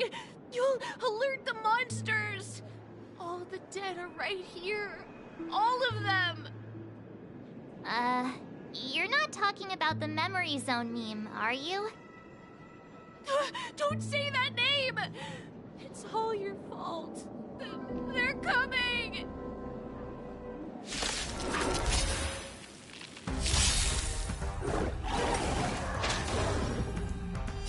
All will be swept away by the wind. In lunar flame.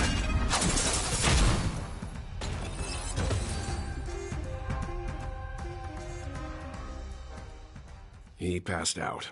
His intense negative emotions attracted the nearby Memory Zone memes. I see.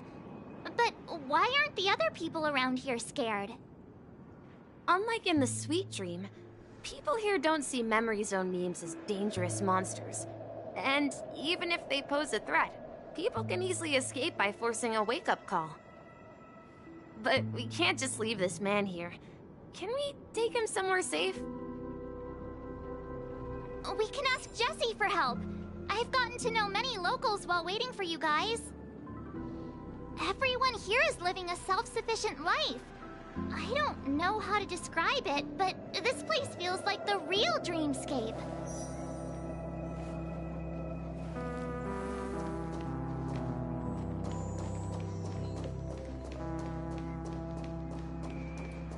No! At this rate, the family will be done for! Done for! I knew you couldn't hold your liquor. Tried to warn you too.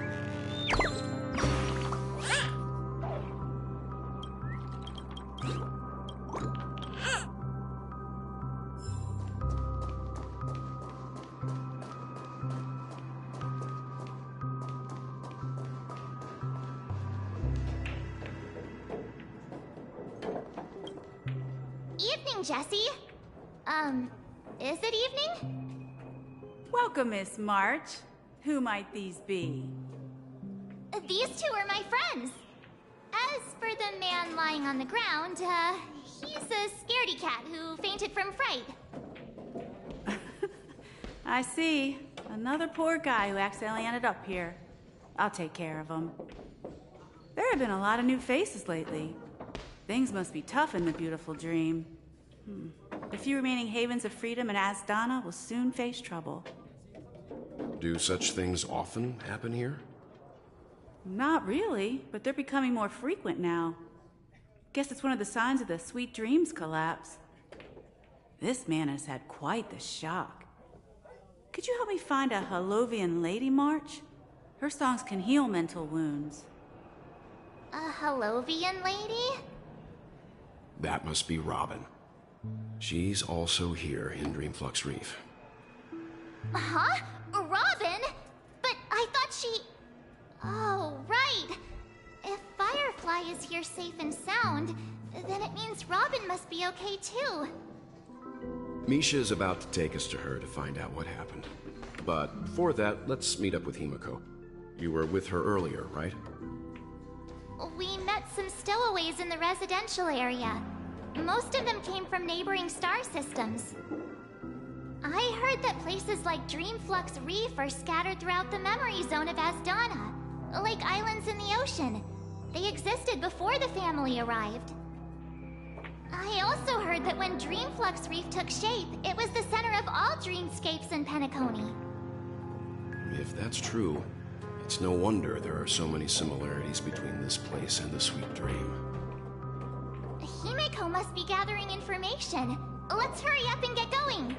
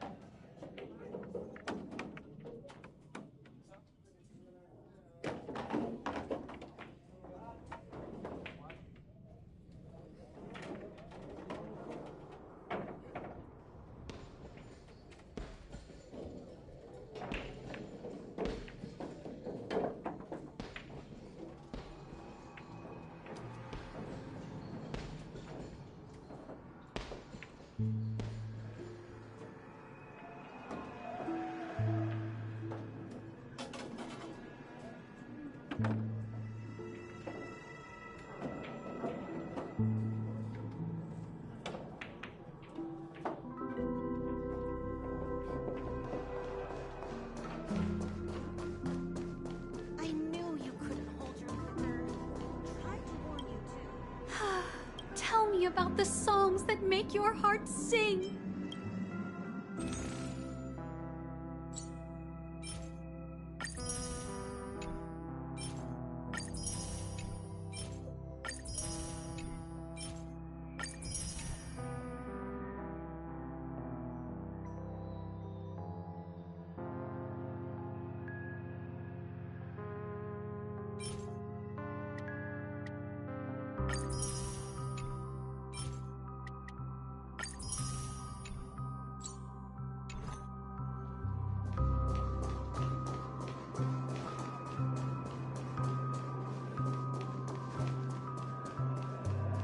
This is where we split up. She can't be too far away. So that's how it is. I never imagined we'd gather the remaining details here. To borrow Gallagher's catchphrase, what an unpredictable twist of fate. Himeko, here they are! Ah, perfect timing. Now that everyone's here, I'd like to introduce everyone to Micah, who's partly in charge of the Land of the Exiles. Micah, these are my companions. It's a pleasure to meet the Nameless. You know us? I've been keeping an eye on you since the day you arrived in Penacony. We would have met under more appropriate circumstances if Dreamflux Reef hadn't been isolated from the 12 Dreamscapes. Please, allow me to formally introduce myself. I'm Micah, the Gravekeeper of Dreamflux Reef. Gravekeeper? Life in Dreamflux Reef is pretty liberating. Everyone here mostly keeps to themselves, without meddling in others' affairs. My daily task involves cleaning a few tombstones. You're too modest, Micah. When lost dream chasers stumble upon this place, you're the one who takes care of them, guiding them back to the Sweet Dream, or showing them how to survive the wild dream chaos. So, a guardian of sorts. Were you talking to me, Mr. Yang?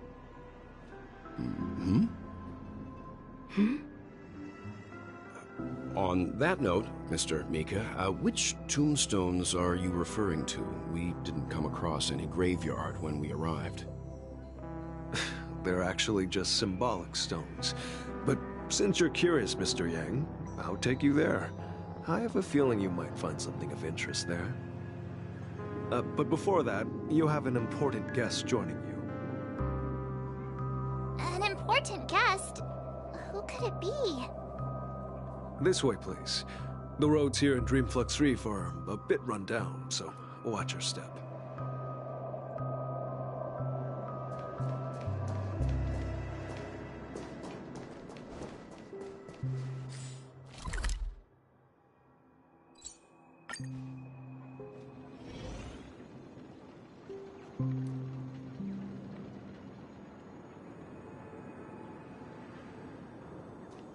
This trash can is perfect for me.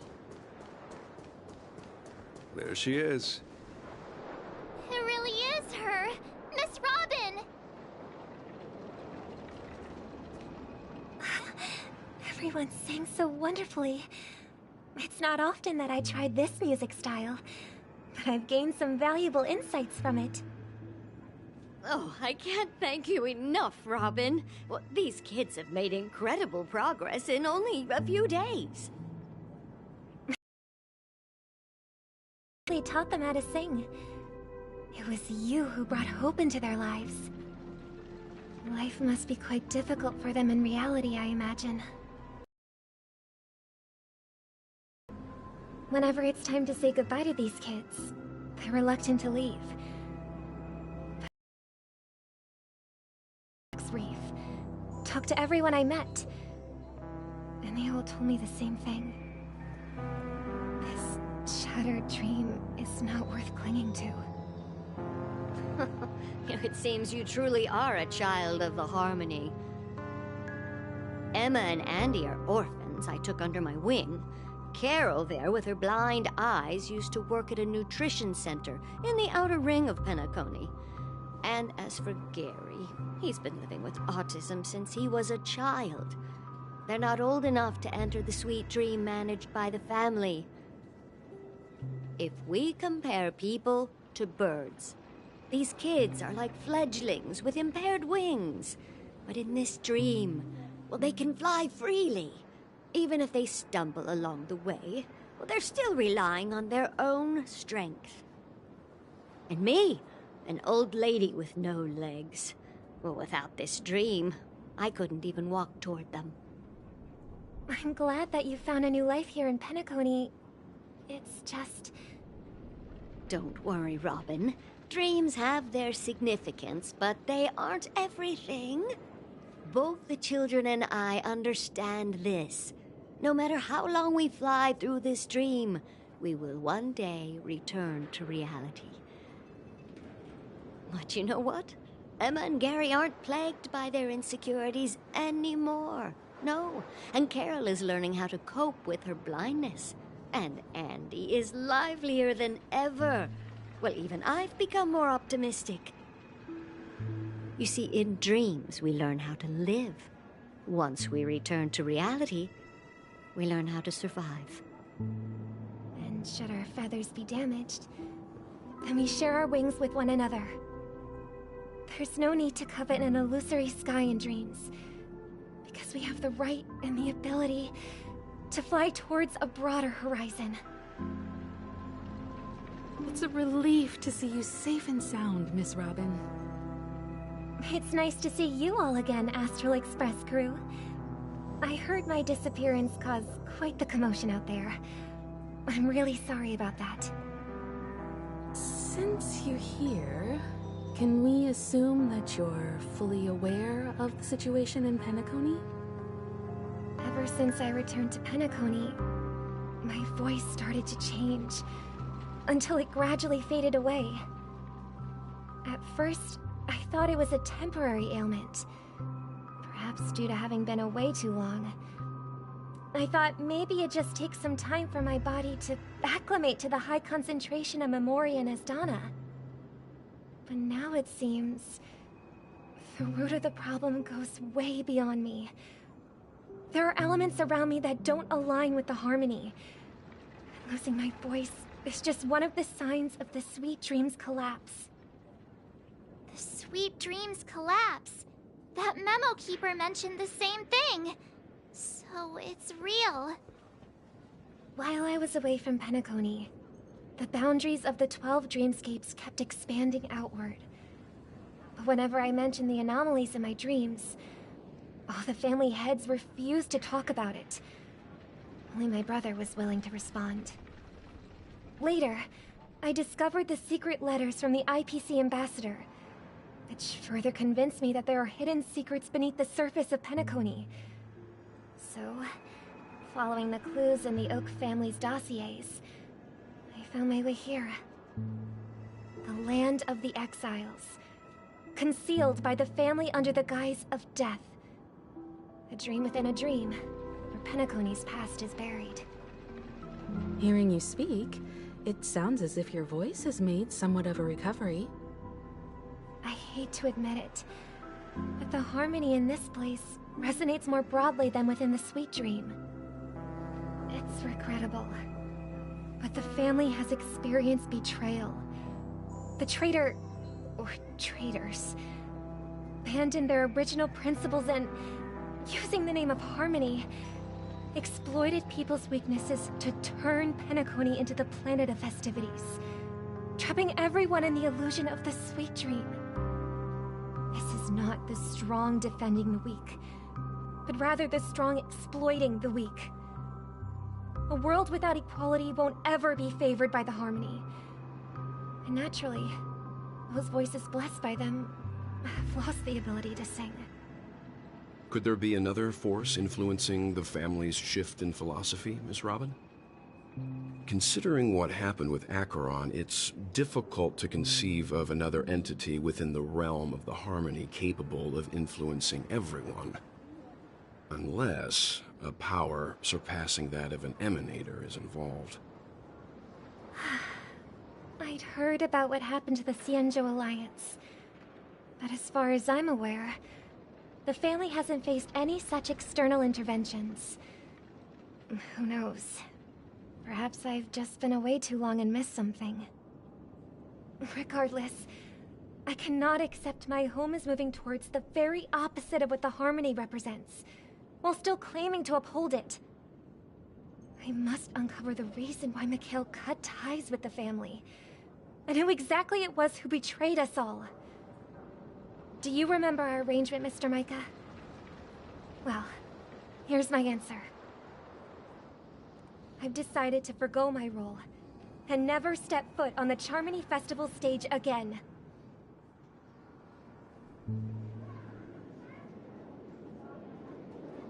Look here, brother. A little bird. Looks like a fledgling Charmony dove. But Charmony doves don't live here. So how did this little bird get here? Maybe its parents abandoned it? It looks weak and frail. Why don't we find something soft and make a nest for it? This place is too dangerous for a fledgling. Let's take it with us. We can put it on the wooden shelf in front of your window. Okay. A bird like that must have a beautiful singing voice. But where will it live? I'll ask the family head to build a cage for it. A cage? But then it won't have the freedom to fly, right? Let's see. What is it that has captured the attention of the two best interpreters of the Great One? To the point that they've forgotten how to enjoy their dessert. Oh, poor little thing. Doesn't look like it's doing well. Do you want to rescue it? I do. But I don't want to lock it up in a cage. Why? Even if it's small and not fully feathered, and can't sing, it didn't come into this world just to be locked up in a cage. Birds, they should be flying free in the sky. That's quite the romantic idea. And what about you, a young scholar? Do you agree with your sister? I think she's right. But if we leave it out in the wild, it won't survive for more than a few days at best. Ah, I see. It seems our little scholar is still a bit unsure. Well, let me tell you youngsters a story. As you probably know, Charmony doves can fly through the air.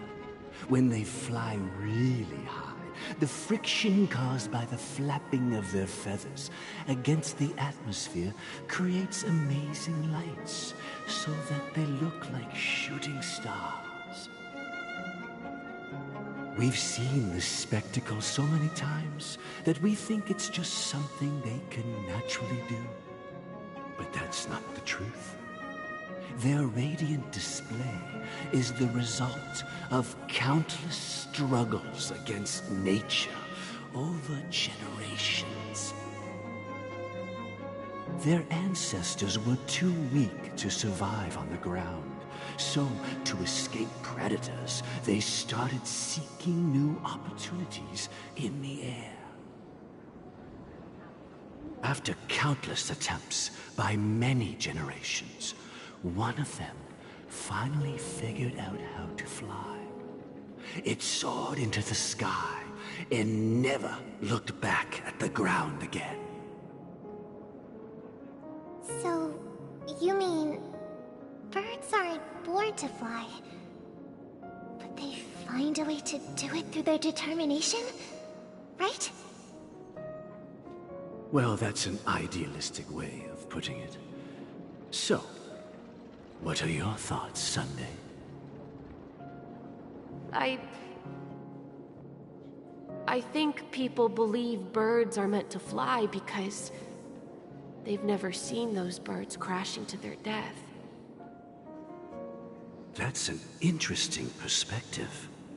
So, have you decided what to do with the bird now?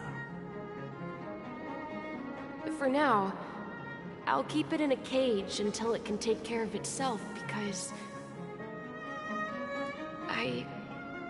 I want it to live, no matter what. Well said, kids. It seems each of you has found your own answer. Your insights are truly remarkable.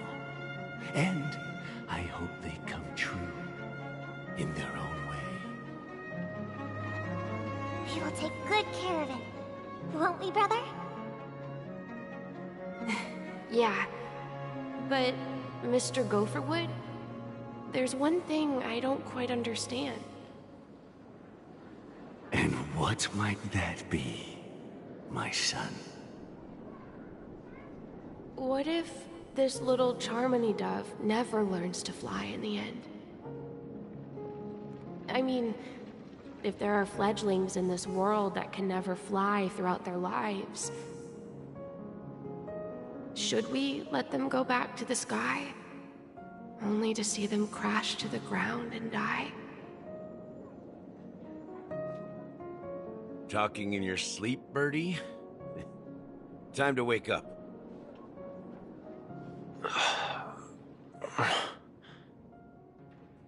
Huh? Need a hand? I'm still alive? Yeah.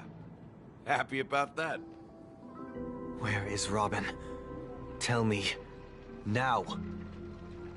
I knew that was going to be the first thing you'd ask. Don't worry, your sister is here, safe and sound. She's probably walking around the streets now. If I were you, I'd be more worried about myself. After all, right in front of you is the guy who just stabbed you in the chest with a dagger. If you wanted to kill me, you wouldn't give me the chance to speak. Just tell me your demands, lackey of the Watchmaker. So, you figured out who I am, huh? No wonder you had the guts to go against the Dream Master and the Four Families. Looks like I made the right choice. Choice? You are aware of my plan and see through my act. Time is running out, so let's drop the charades. I'm suggesting we cooperate. Cooperate? What makes you think I'd cooperate with you? The fact that the famous Robin has chosen my side. Plus, some clues about a traitor and a bright future for Penacony. Any of that catch your interest? I find it hard to believe a man who's full of deception. Fine. You don't have to trust me. What you should trust is the sense of justice inside of you. Show me Robin first. All right, as you wish. Here she is. Huh? What's your trick this time? Just kidding. I mean, this lady will lead us to Robin, right? And the crew, too. There are too many people who you owe an explanation. That'd be great. Please follow me, Honorable Oak family head. Now, all the actors are on the stage.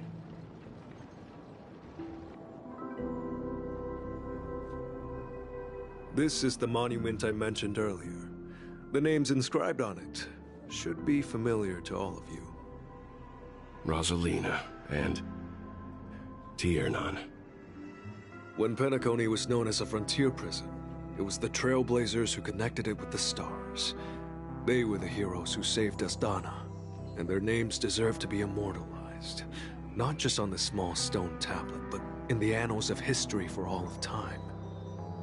However, today, the planet of festivities is nothing but sweet dreams. That heavy piece of history is all a distant memory. Just like that prison. If their names are inscribed here, then that means... According to Micah, they died long ago. Rosalina was killed during the War of Independence. She ventured alone into the heart of the star system to investigate the flow of Memoria, but she never returned. Tiernan was a skilled gunslinger, strong and reliable. He led the people through countless battles, but he didn't live long enough to witness the arrival of true peace. In the decade following the war, Penacony faced challenges internal and external. To protect Astana, Tiernan took up the way of the Trailblaze and led the Lampmoth family to explore beyond the system, only to be surrounded and wiped out by the Swarm. Though I had expected as much, the tales of these heroes truly are sorrowful. True to the title of Trailblazer, they spent their lives venturing into the unknown. But what about this tablet? There are no names carved on it. When Dreamflux Reef was created, its owner was still alive. However, he insisted on erecting a monument for himself, saying that it will happen someday. Here we meet again. Everyone from the Astral Express. Robin.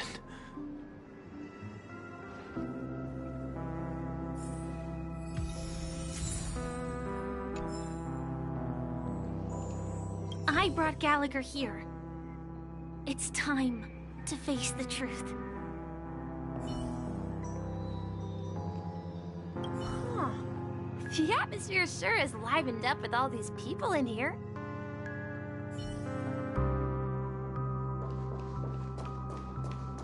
Brother... There's no need for words. You're safe, and that's all that matters.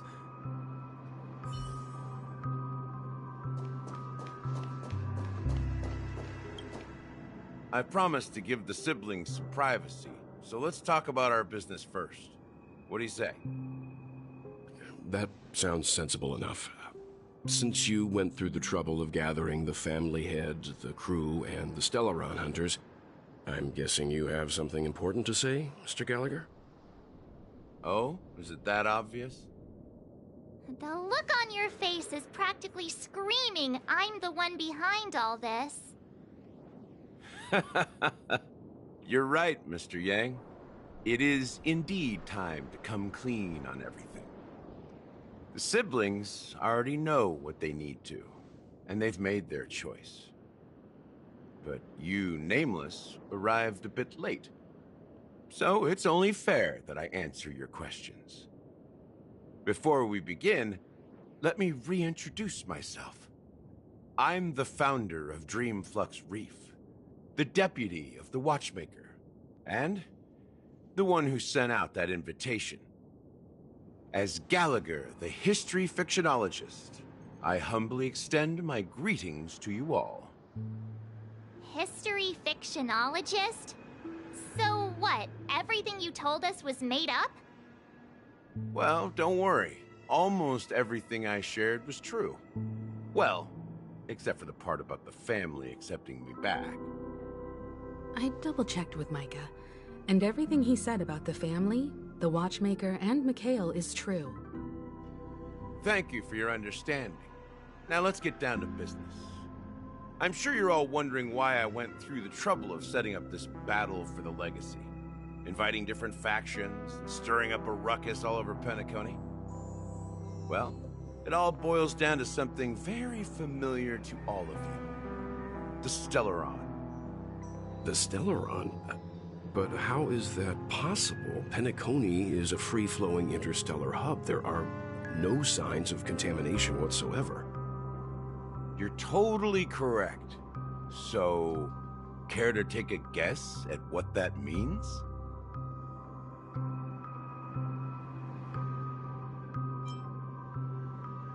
The Sweet Dream doesn't come out of thin air. If you think of the Memory Zone as the sea, creating the land of the dreams is like filling that wild ocean with earth to make an island. To achieve this feat, without the help of an Emanator of Remembrance or Enigmata, the only way is to use a Stellaron. And that's not something you can achieve with a simple wish. It requires vast quantities of knowledge, time, and manpower. I'm sure you get what I'm hinting at. In Azdana, the planet of festivities itself is a Stellaron disaster. The planet of festivities itself is a Stellaron disaster? It all started a long time ago, back when the Watchmaker and his crew liberated the frontier prison. They faced countless challenges as they began building Penacony from the ground up. That's when the idea of using the Stellaron came into play. The Stellaron first entered the Azdana system during the war. The Nameless warned everyone against the folly of attempting to tamper with such a power, and most heeded their words. But there are always people in the shadows with ulterior motives. The turning point came after Tiernan's death. With two of the Nameless gone, the Watchmaker had to go to the front lines. It was at that moment his rivals saw an opportunity. By the time a representative from the Montour Systems family arrived at the Watchmaker's call, the Stellaron had already been activated and was seeping into the primordial synesthesia dreamscape. And I suppose the family happened to possess the knowledge to seal the Stellaron? Not just that. They knew far more about the Stellaron than the average person. They helped Mikhail swiftly quell the civil unrest and played a part in building Penacony under the disguise of the Harmony. Those three eras were known as the Age of Dreaming. The Watchmaker, who had been left in the dark, sent out invitations across the universe, spreading the hype around the land of the dreams. Then, how did they turn against each other? Remember the island in the ocean metaphor? The truth is, the Stellaron was never truly sealed. It existed in a different form within the dreamscape. Think about this. What would it cost to create and maintain such a lavish dreamland? It's people's lives. The opulent dream is built upon the decay of spirits, with a toxic elixir called pleasure flowing through the dreamscape. It tempts people to indulge in the dreamscape, and gradually their minds succumb, becoming nourishment for the sweet dream. Confusion, laziness, and cowardice, weaknesses that plague humanity, were magnified and nourished by the family. Penacony became a new kind of prison, even more impenetrable than the previous one. Sadly, we realized this far too late. By then, the family had a firm grip on Penacony, swiftly quelling any opposition that arose. At my wit's end, I had to use the power of the Enigmata, and sought refuge in this chaotic realm. Over the years, I created a meme within this dream for our use. Dormancy. That's its real name. We exploited a loophole. You see, regular people can't fall asleep again while they are inside the dreamscape. So this is the true meaning of the impossible. You sent out invitations in the Watchmaker's name to find forces capable of resolving the Stellaron disaster and draw them into Penacony to uncover the truth. It's not just that. Above all, I wanted to see what happens when the major factions engage in a struggle for the legacy. Since this is the Watchmaker's first announcement in decades, the traitor within the family is bound to reveal themselves. So, the legacy is just a facade. If you want to consider the Stellaron as the legacy, I'm totally fine with that. If that's the case, where is the Stellaron now? That's a question for Mr. Wings. The Stellaron is still under the family's control, and as the head of the Oak family, I'm sure he holds all the answers.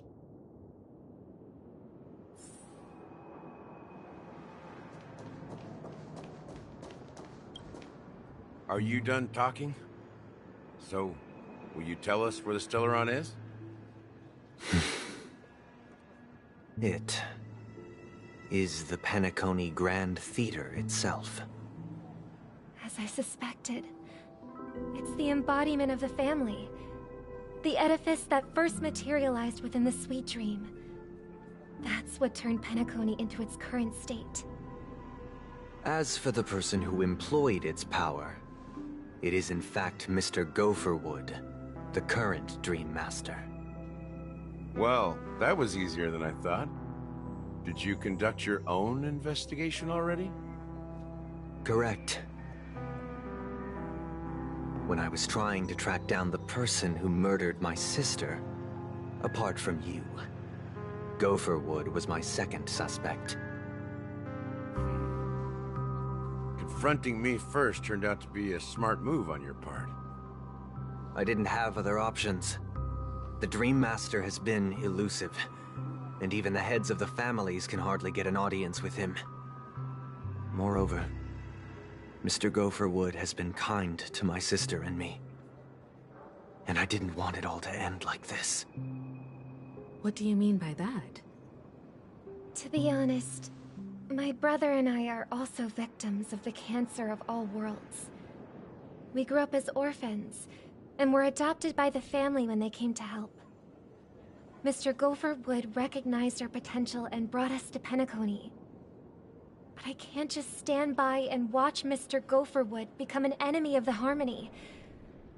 I won't use my voice to support an evil cause.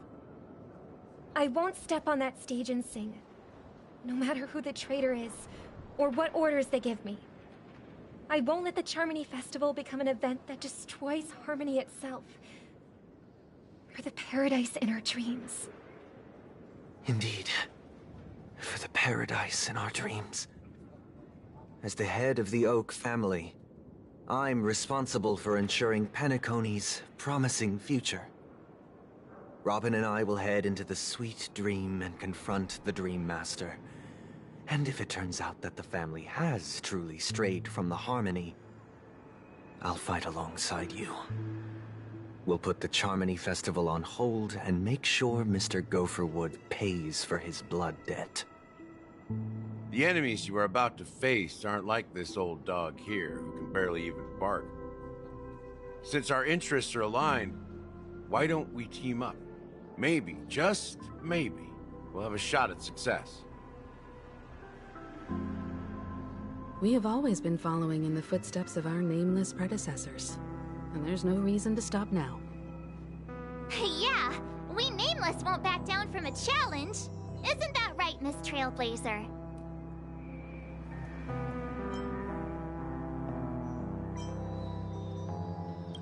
Come Don't crack jokes at such a serious moment. Rest assured, sitting on the sidelines isn't in our nature. Mr. Sunday, Miss Robin, I'm willing to accompany you on behalf of the Astral Express. Having a third party present should help with negotiations, and could make all the difference if things get ugly. Thank you, Mr. Yang. Thank you all very much. The Charmony Festival is about to start, and time is against us. We must hasten. Everyone, let's gather over here. We still need to make some preparations.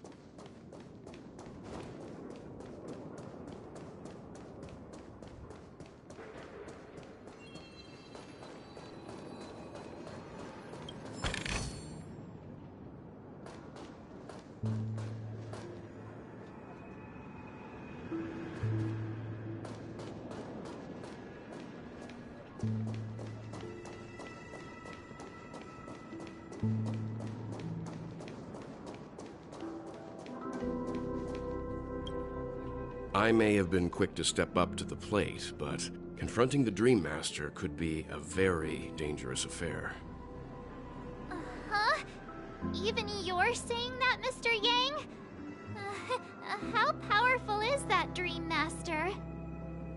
He's the leader of the families of Penacony, and he has the entire power of the Harmony behind him, not to mention the Stellaron in his possession. We must proceed with great caution. Maybe you can just stay behind this time, Mr. Yang? No, that won't do. Even if we count Robin as an ally, something felt off about Mr. Sunday just now. Although, I can't quite put my finger on it. I have to make sure he won't turn against us when things start to get dicey. You're still carrying the keepsake the IPC envoy gave you, right? May I borrow it for a moment?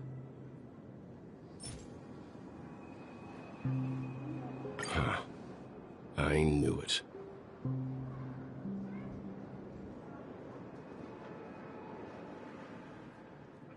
As I suspected, this chip Aventurine gave to you is actually a miniature transmitter. If I'm right, he intends to use it to track your location or contact you when needed. As it so happens, this may actually be of some use in the current situation. Aventurine? Is he still alive? And what does he have to do with our mission to confront the Dream Master? Remember what I said earlier? Working with the IPC is a way to keep the family in check. If negotiations go south and the family show their true colors by going after the Stellaron, I'll use this transmitter to send a message to the IPC. It'll be just the opportunity the IPC ambassador was hoping for. The only question mark in all of this is Aventurine's current status. But the IPC is always listening, especially senior strategic investment department heads like him. Getting the message across shouldn't be a problem. Good luck to you, Welt.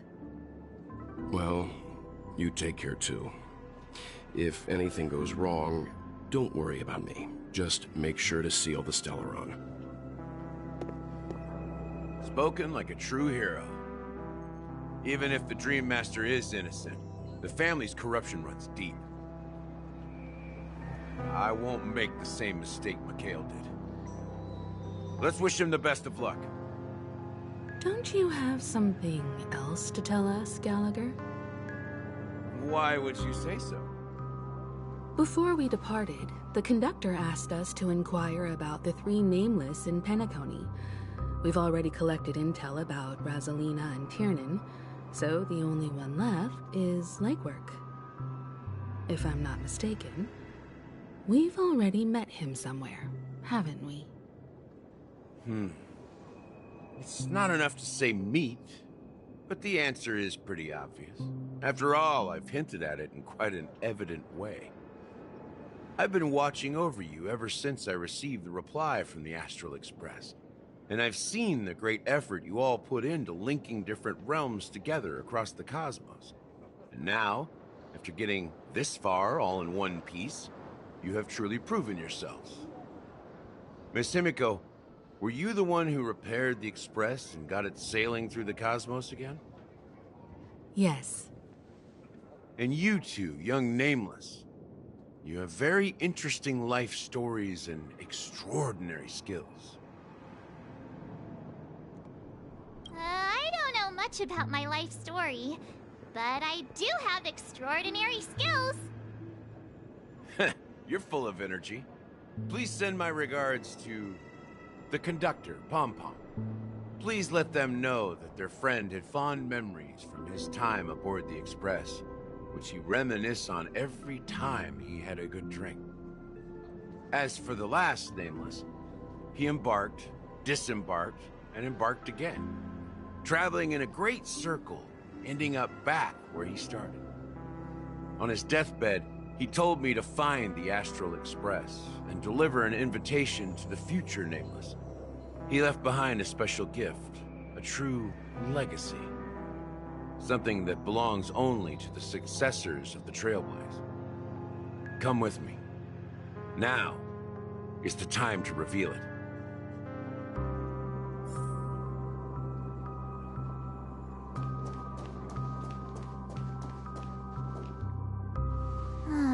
Back here again. Sometimes I feel like you're still alive, old friend. Like you've still got so much to say and do. I've kept my promise, brought the future Trailblazers you've waited so long for. I don't know why you were so obsessed with that train, but I remember your last words. Don't let us down, old man.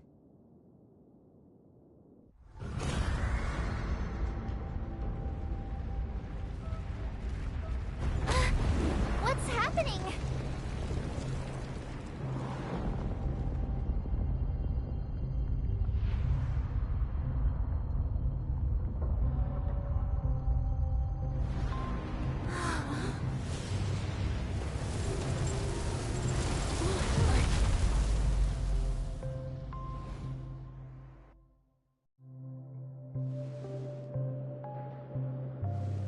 Go ahead.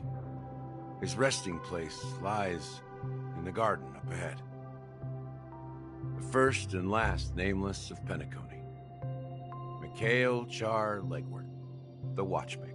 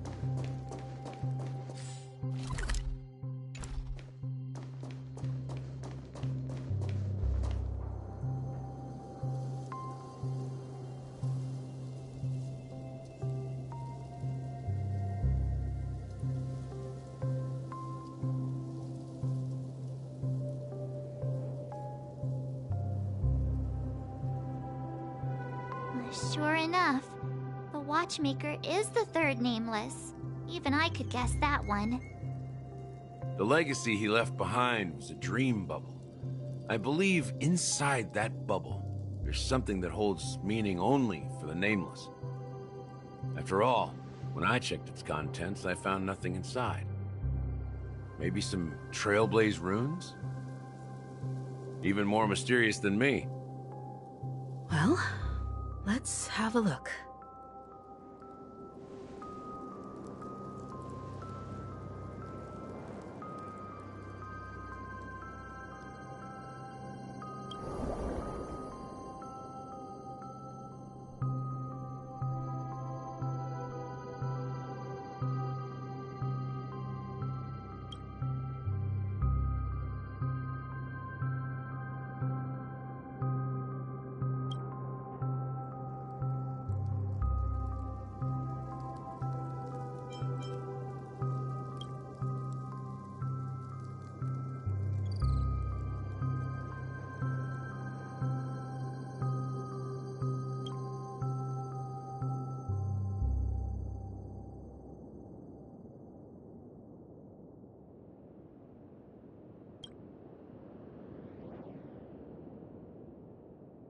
Wait, what's going on?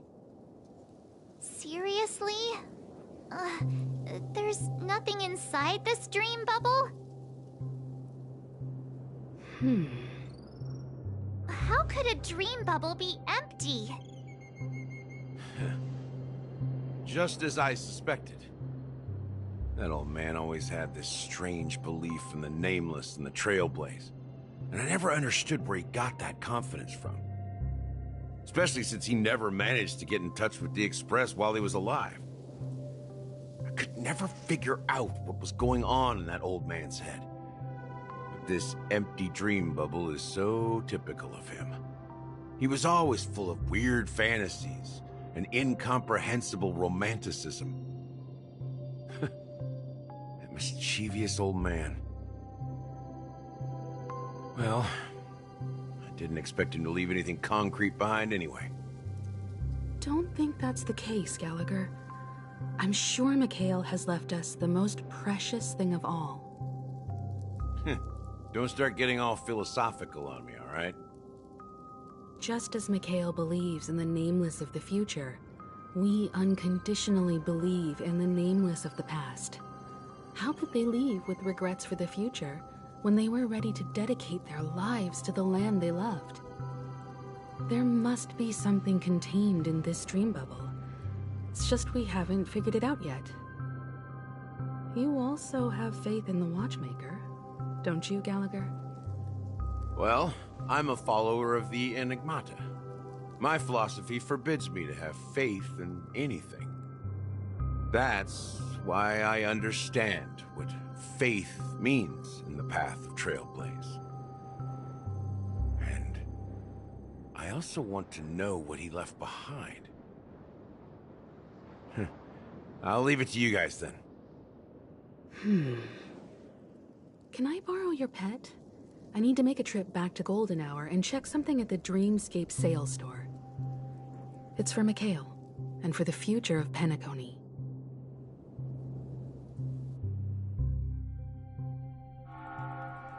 Welcome to the Reverie Hotel. How may I help you?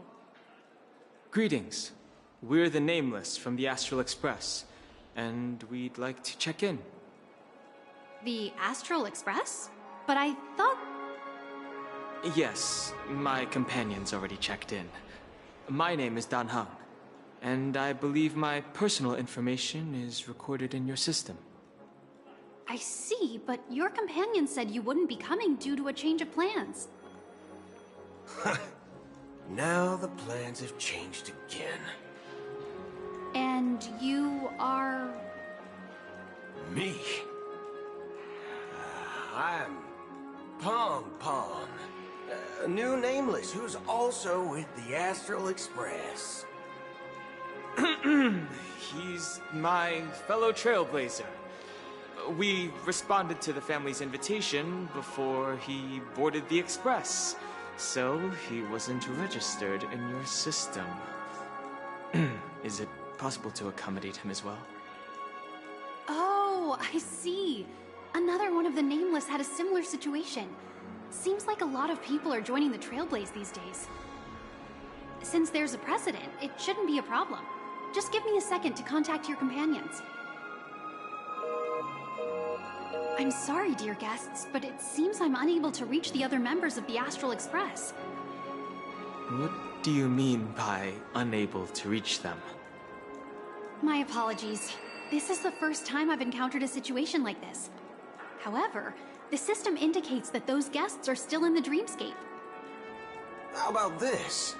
Give me their room number, and we'll go check on them ourselves. I'm afraid that's not possible.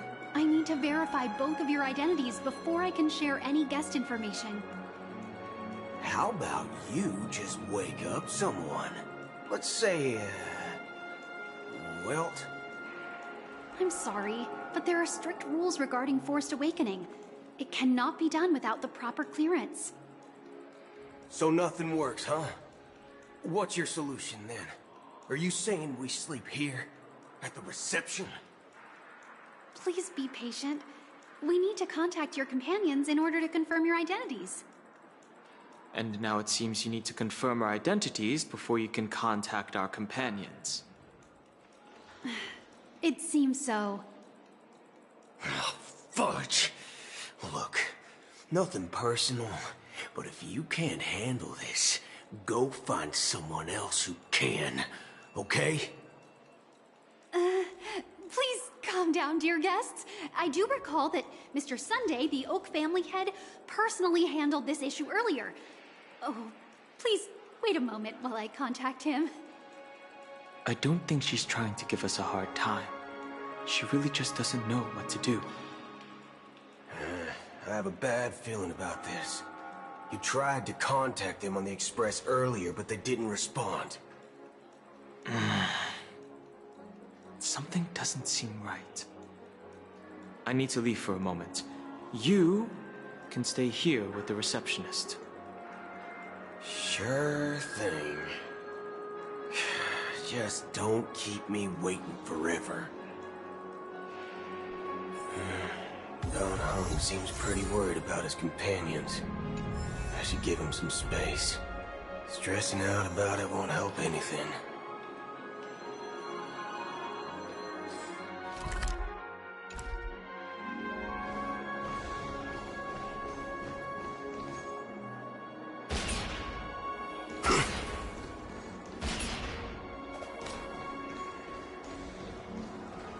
Face recognition failed. Robot. Locked and loaded.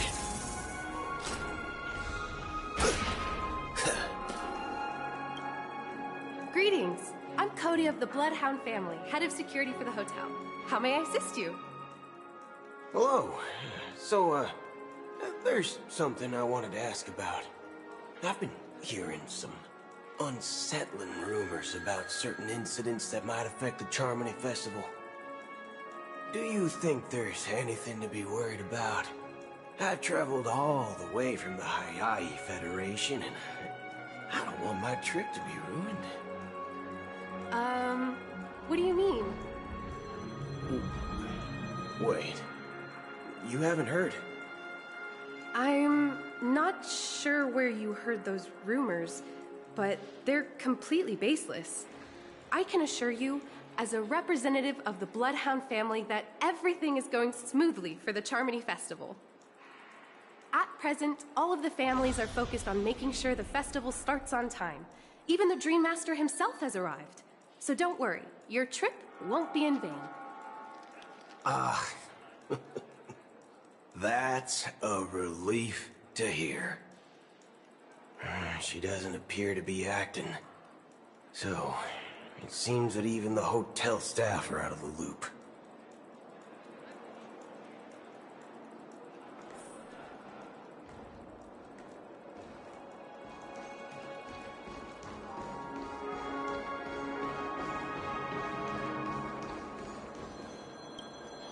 The Charmony Festival is about to start! I'm so excited!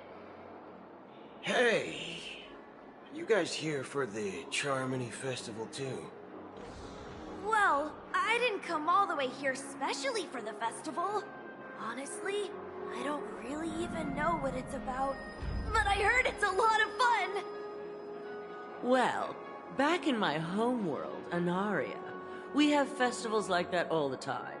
My dad threw me a birthday party one time that was just as extravagant as the Charmony Festival.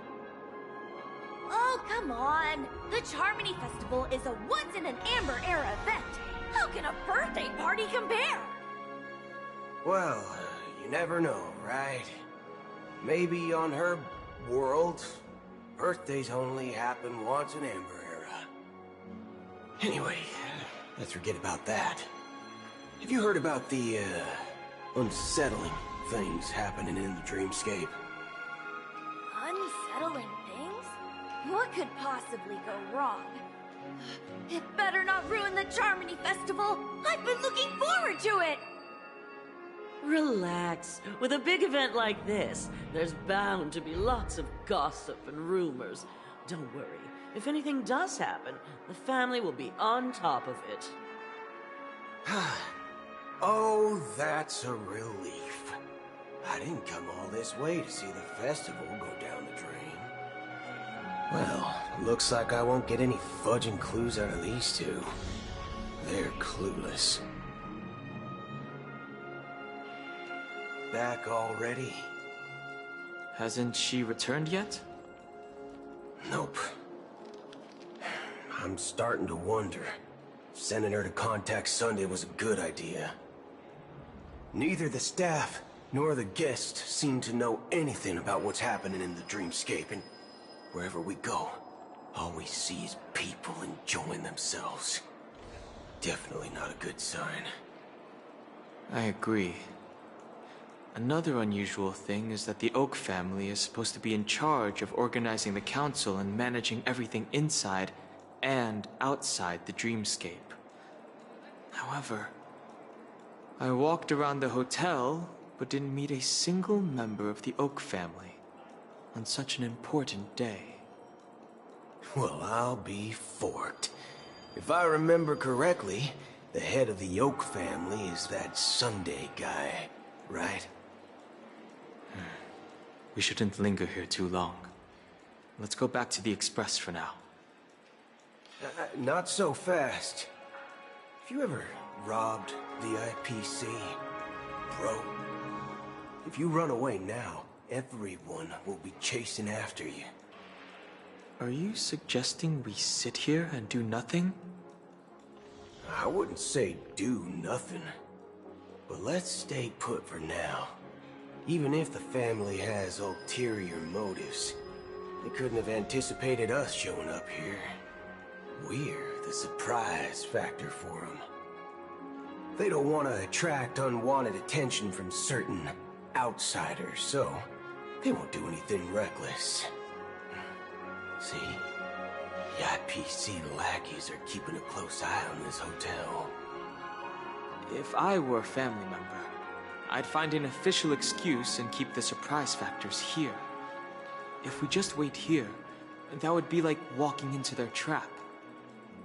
Of course, we don't need to walk into their trap. I gave a backup plan to the memo keeper. If it turns out we won't be allowed to enter the dreamscape, she'll order a drink for me in the VIP lounge at the hotel. In reality, a secret signal. That's right. Oh, a concrete object can indeed help the memo keeper establish a connection with you. But Boothill, if you have more backup plans in the future, I hope you'll let me know in advance. I'm sorry, but it's one of my quirks. I have too many unreliable friends. And if I reveal that I have backup plans, things can go awry. And that would leave all backup plans completely useless. How do we get into the VIP lounge? This is where my street smarts come into play.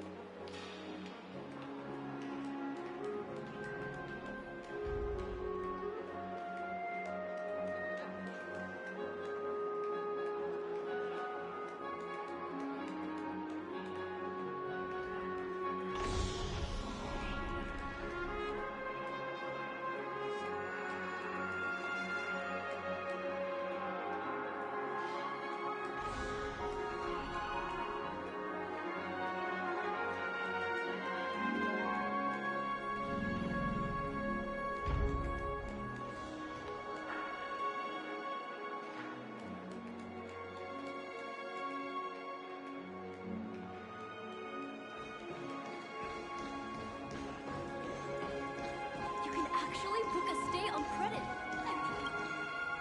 You're the lobby manager, right?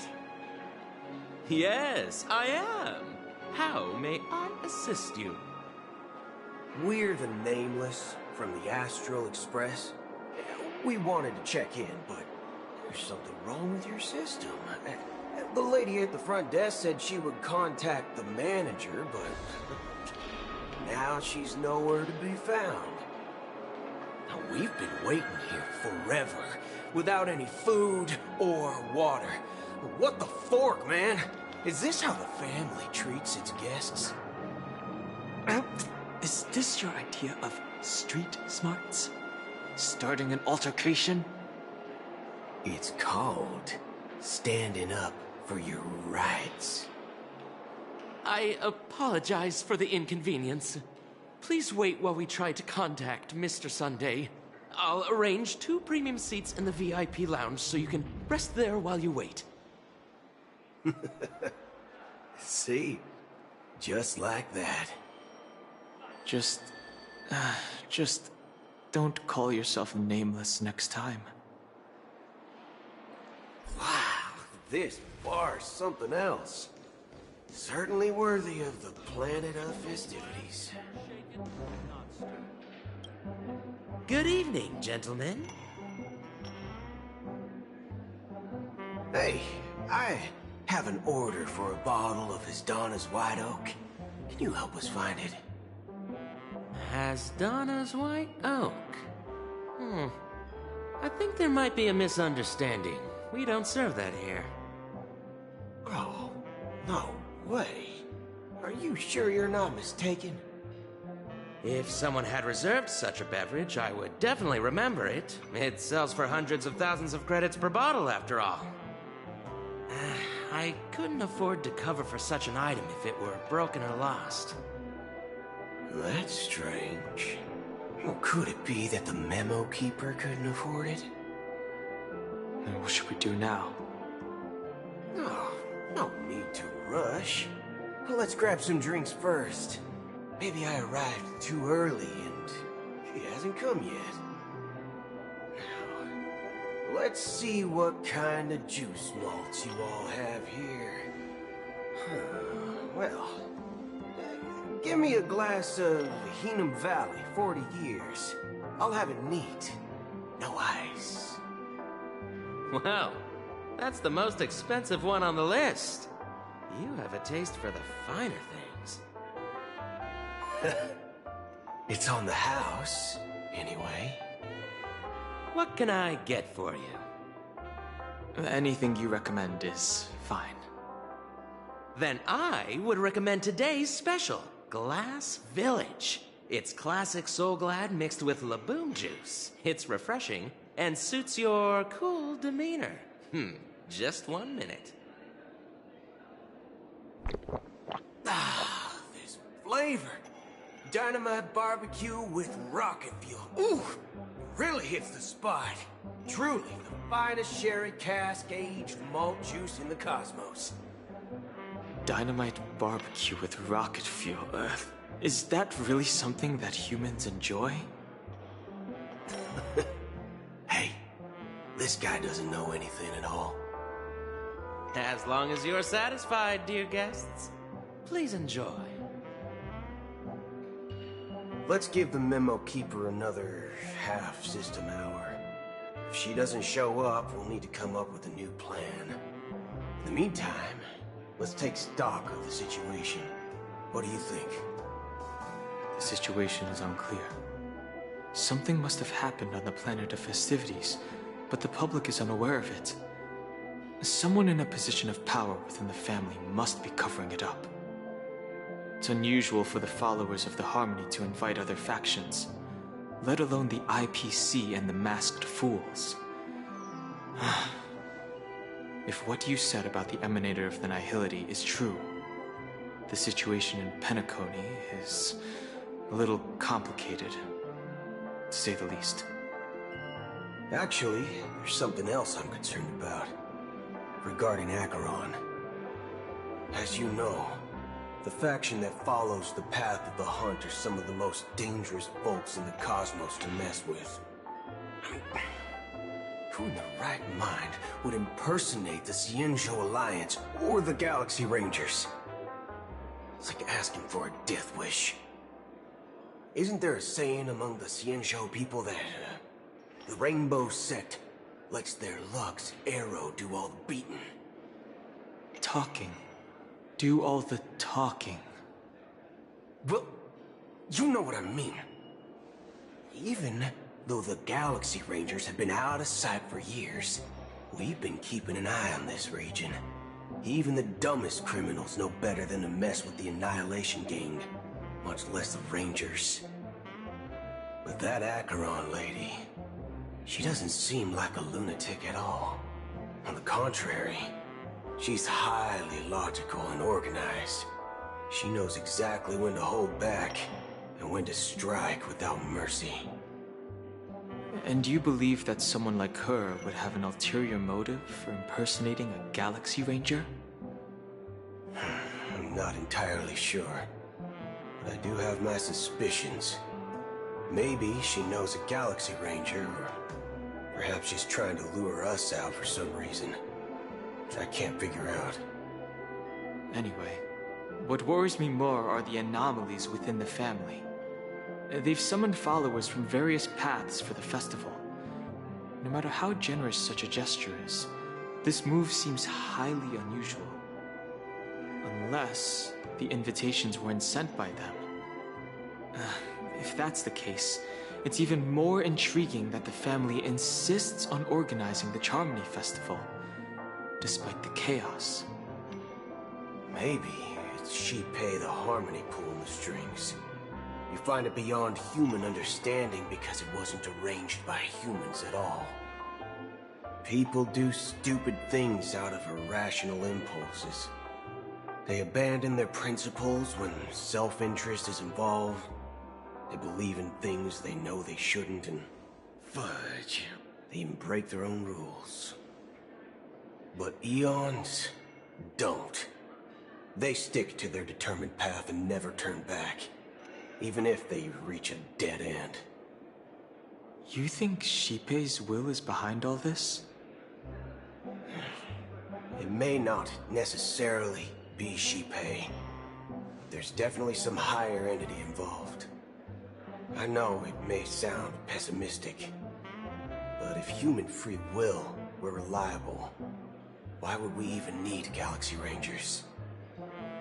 It's much simpler when you boil it down to the eons and paths. Like how Lon always follows the path of the hunt, or how the Express stays true to the Trailblaze despite Akavili's disappearance. But in my opinion, Akavili's fall holds significance for the Nameless. Oh, so you're saying the Nameless now have to take responsibility for their own choices because their absolutely right leader is gone? Exactly. I believe the purpose of the journey isn't just about following a path that's always considered absolutely right. It's more about doing your best to choose the right path for yourself among countless possibilities, even with limited insight and judgment.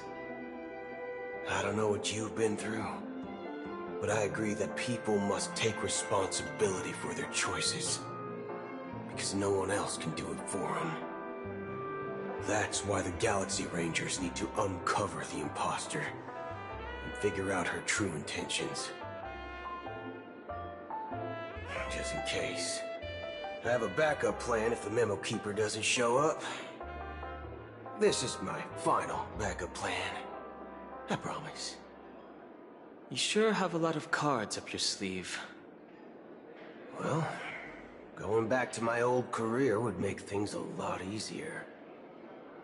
By the way, when you were walking around the hotel, did you happen to see any important-looking guests? What's your plan? It's simple. We just grab some hostages and use them as bargaining chips with the family. Or maybe we can even take their identities. No need for that. We'll return to the Express now. Wait, are you getting scared? Draw your weapon. Let's make a big scene. Are you leaving, esteemed guests? Would you like to cancel that Asdana's White Oak you just ordered? Huh? Asdana's White Oak? But didn't you just say... Ha ha. Looks like you are a bit intoxicated, esteemed guests. You ordered a bottle of Asdana's White Oak just a moment ago. Looks like your Memo Keeper friend has finally arrived. Oh, right. Sorry, my memory's not the best. You know, too many modifications and all. Anyway, let me check. Well, fork me. It says Donna's White Oak, all right. And there's a note. I'll be waiting for you on the Astral Express. No mistake, that's her message to you. She knew the hotel wasn't safe, so she suggested we find another place. Well, looks like we took a detour, but now it's back to the Astral Express. So, what are we waiting for? Let's go.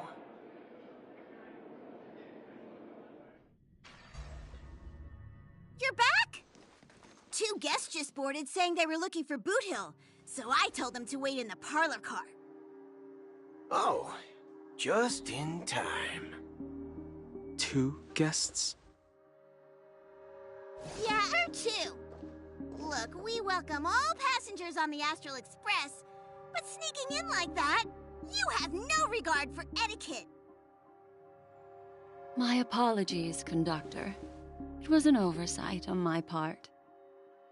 I assumed you were already acquainted with the garden.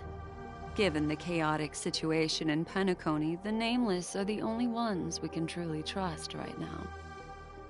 You are the Memo Keeper. Pleased to meet you, Dan Heng. I've seen you in others' memories. And as for Boot Hill, this is our first face-to-face meeting. I hope you enjoyed that bottle of Asdana's White Oak. You sure have a refined taste. Finally, Memo Keeper. Well, let's cut to the chase. Spill everything you know. That's precisely what I intend to do. But before that, please allow me to introduce myself. My name is Black Swan, and I serve the Garden of Recollection as a Memo Keeper. As for Acheron's story, I'm sure she knows it better than I do. Greetings. I'm Acheron. What? You Garden of Recollection shirtbag! You betrayed me! I apologize, but she did that at my request. Due to certain reasons, I have been exiled by the family. Thankfully, this Memo Keeper came to my aid and helped me escape their surveillance unnoticed. To be honest, it was more like stalking than helping. And the process was far from unnoticed. But we did escape. I asked her to guide me to a place beyond the family's reach and to contact a few trustworthy individuals, namely all of you. Trustworthy? Son of a nice lady. You think I'm dumb or something? How about this?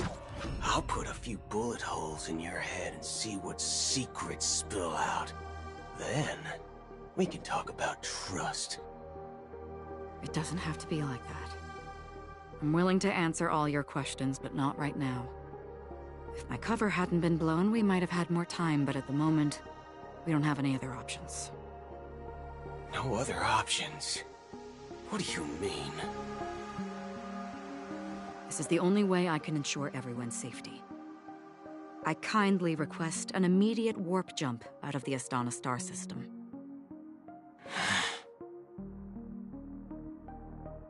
This passenger is requesting... As far as I can tell, she's not a threat, and seems to be telling the truth.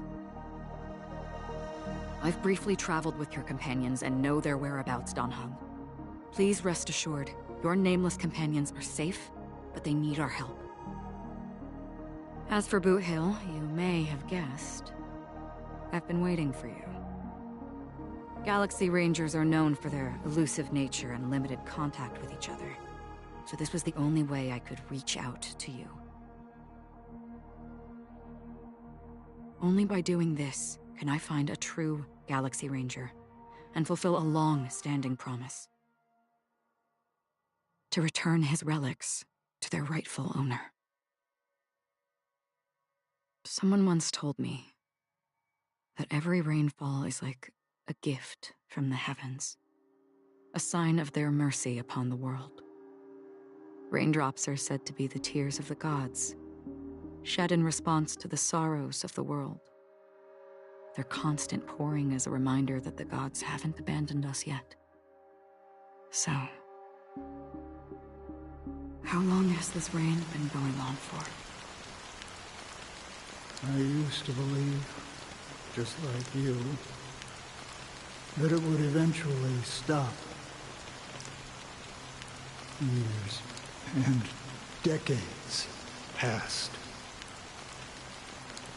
And in the end, such hope faded away before the rain did. Looks like the god you mentioned doesn't exist after all.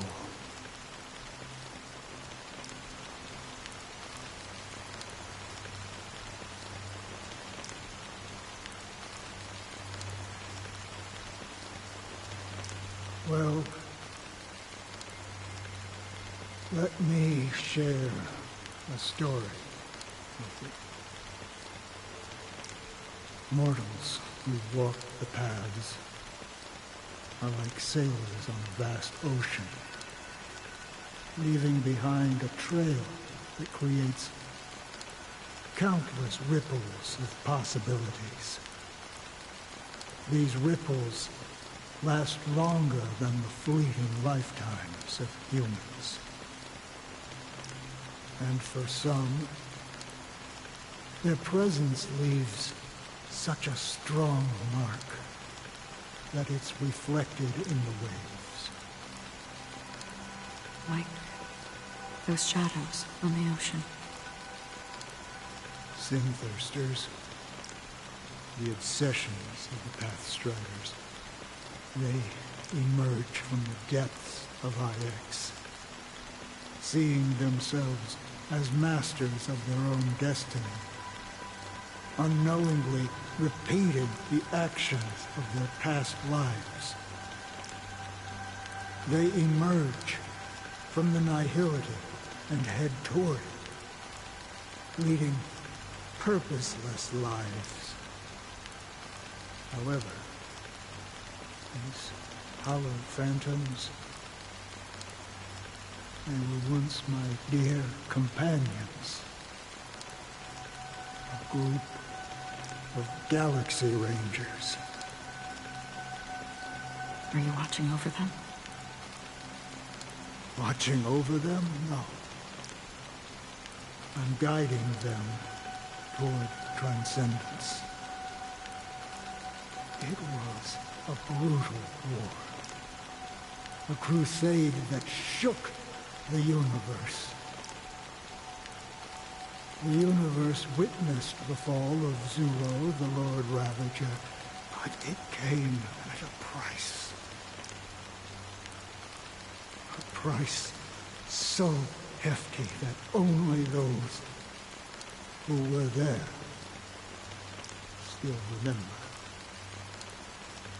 The unwavering determination of the Hunt followers persists even in death.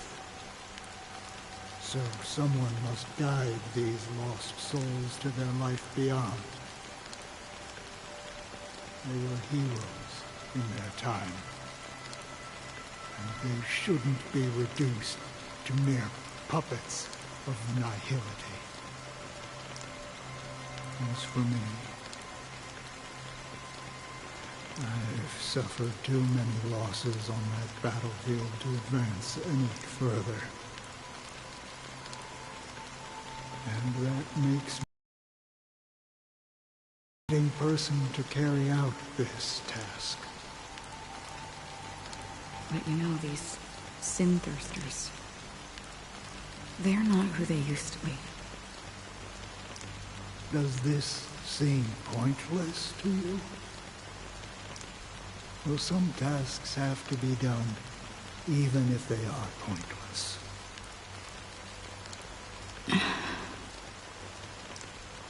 I can help you. For what? For the meaning of the nihility. That's what I've been seeking. I see. After all, this realm is off limits to ordinary souls, right? Thank you, stranger. I wish that you find what you seek. Before we part ways, I have one more question. It is true that their actions and even their entire lives may seem pointless from our perspective. But if, and it's just an if this is what the departed ones expected, should we try to change it? A good question. And a profound one. I don't know the answer. What I do know is that one day I too will pass away. And when I bid farewell to this world, someone will stand at my grave and place a bouquet of flowers on it.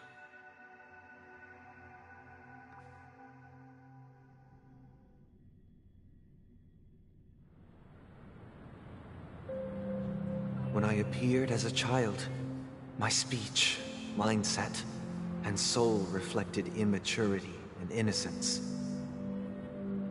As I grew into adulthood, I left behind my childlike side.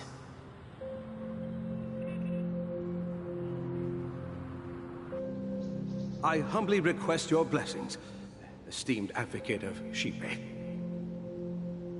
Come to me, my kinship. I have sought their presence with us. As you wish.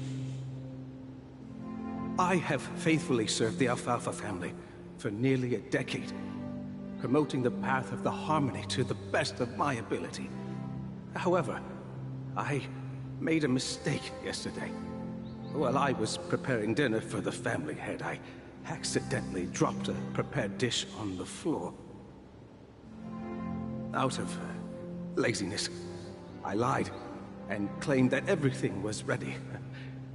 Although the head has dismissed me as punishment, it has been tough to sleep with the guilt still gnawing at me, as I worried that the seeds of evilness may have taken root in my soul.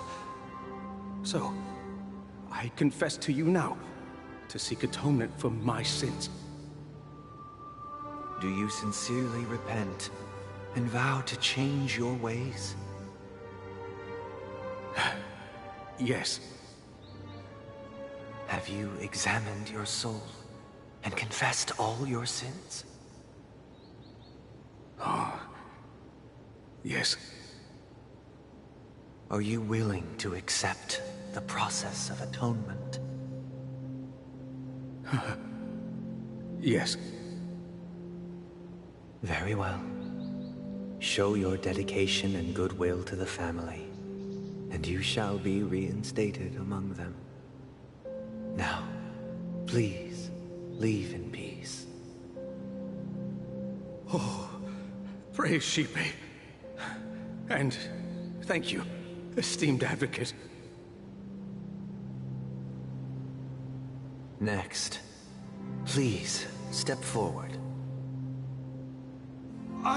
I wholeheartedly confess to you. Please, pardon my sins. Rest assured, I have implored their presence to be with us. As long as you are sincere, absolution will be granted. Oh, great. You know, I arrived in Penacony as a stowaway. I sold everything to get a ticket. My house, my land, and my 2 children. I see. Please, go on. My children were starving, and I hoped they'd have a chance at survival if they became slaves here. If I can strike it rich here, I'll lift them out of that situation and give them the life they deserve. But the Bloodhound family got wind of it. They're on my tail, hunting me down. I thought I could bring my kids here.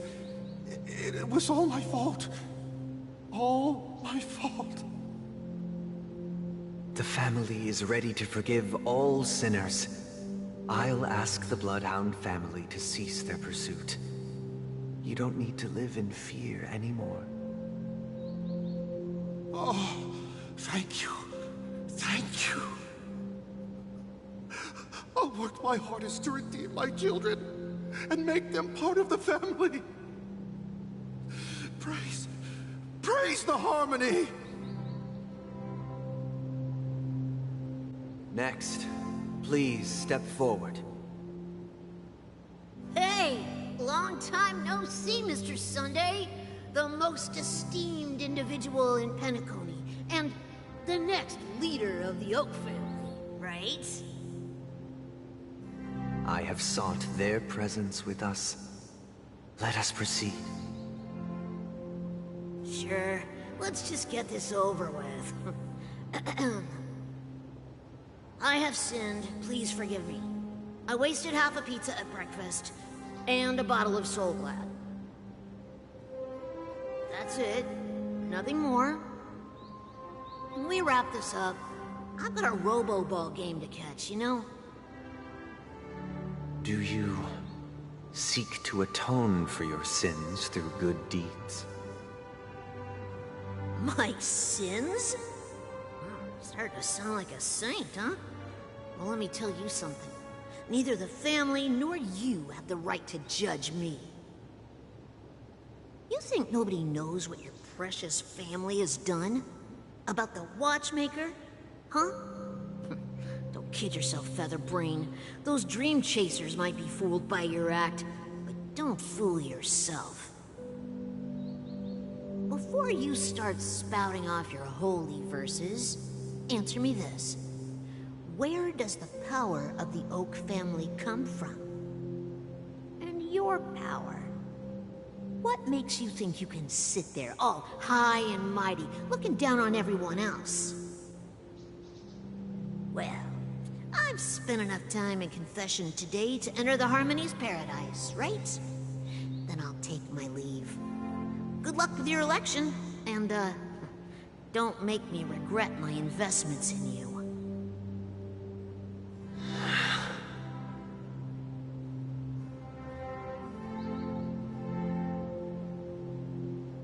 Oh, revered triple-faced soul, hear my doubts. Who can judge the strong when their power hides their crimes? Who can vouch for the weak when they will pay any price to survive? Who can comfort the purest souls when even they get led astray?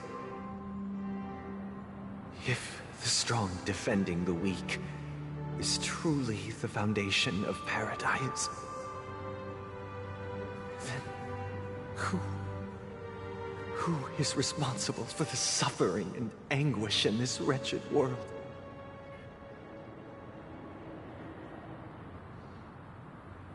Brother? Brother?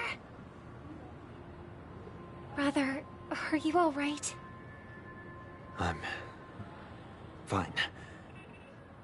I've been working long hours, and I just made a trip to Dreamflux Reef and back. So, I'm a bit out of sorts. but it'll all be over before we know it. You've been working non-stop on the Charmony Festival, Mr. Sunday, and no one could have predicted this incident. Even if the Stellaron does pose a grave threat, I still feel sorry for all the trouble we've caused you. No need to worry about troubling anyone. The Charmony Festival was meant to spread joy and harmony across the cosmos.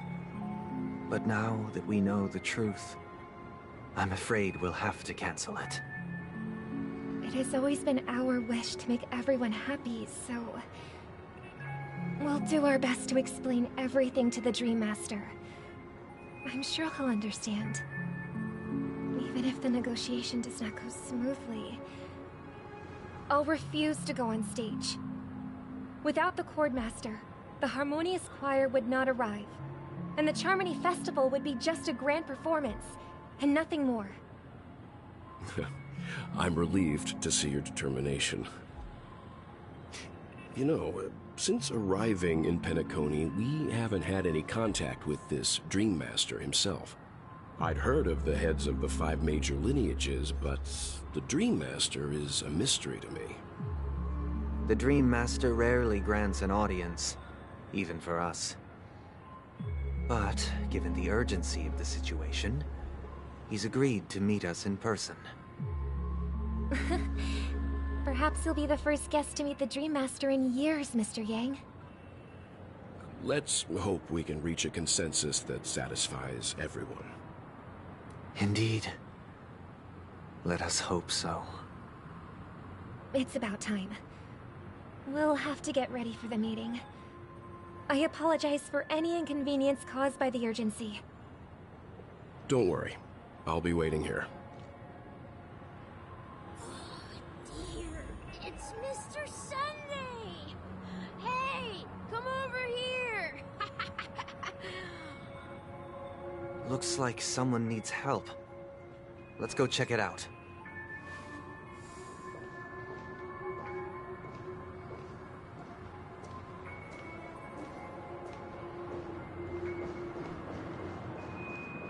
Checked off the list. I really love Clocky.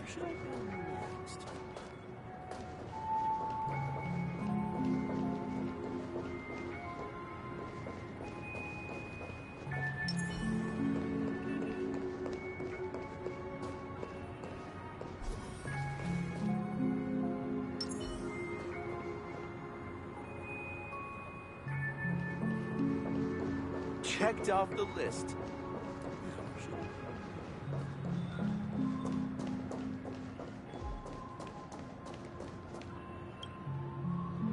Mr. Sunday.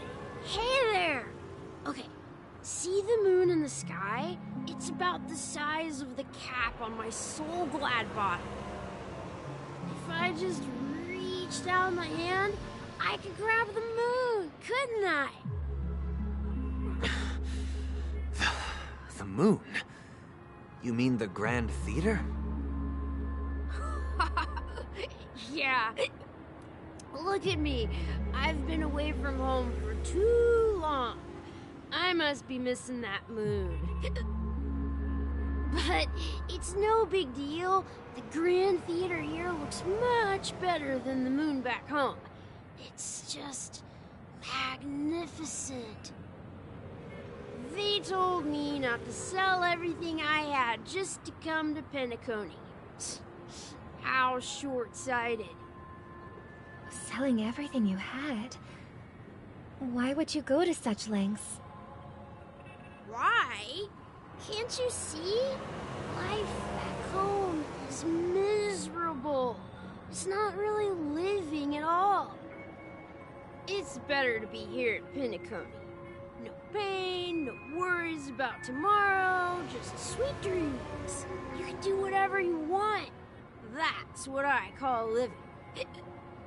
Yeah, now this is the life. Is this truly living? Huh? What did you say, young lady? I didn't quite catch that. Oh, it's nothing, sir. You see, the traffic on Glocks Avenue can be dangerous. How about I ask a Bloodhound family member to escort you to Ideen Park over there, so you can continue enjoying your sweet dream? Oh, yeah, that's a great idea. Wow, no wonder you were the leader of this sweet dream. You're totally a lifesaver. See you around, Mr. Sunday, and it was nice chatting with you.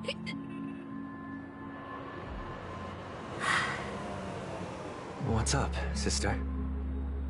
This is the land of the dreams. But why do they live like this? The man we ran into, he doesn't seem happy at all. Even though sweet dreams are nice, they're just illusions. But for him, they're the only way to survive, even if it means giving up on reality. That's not really living at all. I suppose you have a point.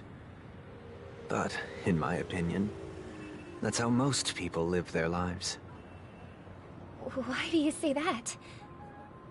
You think that man is not actually living, but that's not quite accurate. Even without Penacony, people create their own illusions called self-value. People believe they have a predetermined value to fulfill. Gaining value means gaining power, and those deemed worthless are seen as the weak. However, value doesn't come out of thin air, and there's a limit to it.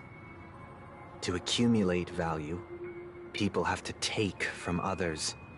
So, the weak get exploited and oppressed. Are you suggesting that this is not how things should be? Exactly. But, ironically, people don't think there's anything wrong with it, because they uphold the illusory notion of self-value, and even the weak believe in it. The survival of the fittest. That's where all the tragedies in the world come from. People come to the sweet dream in Penacony to escape from that reality and find solace.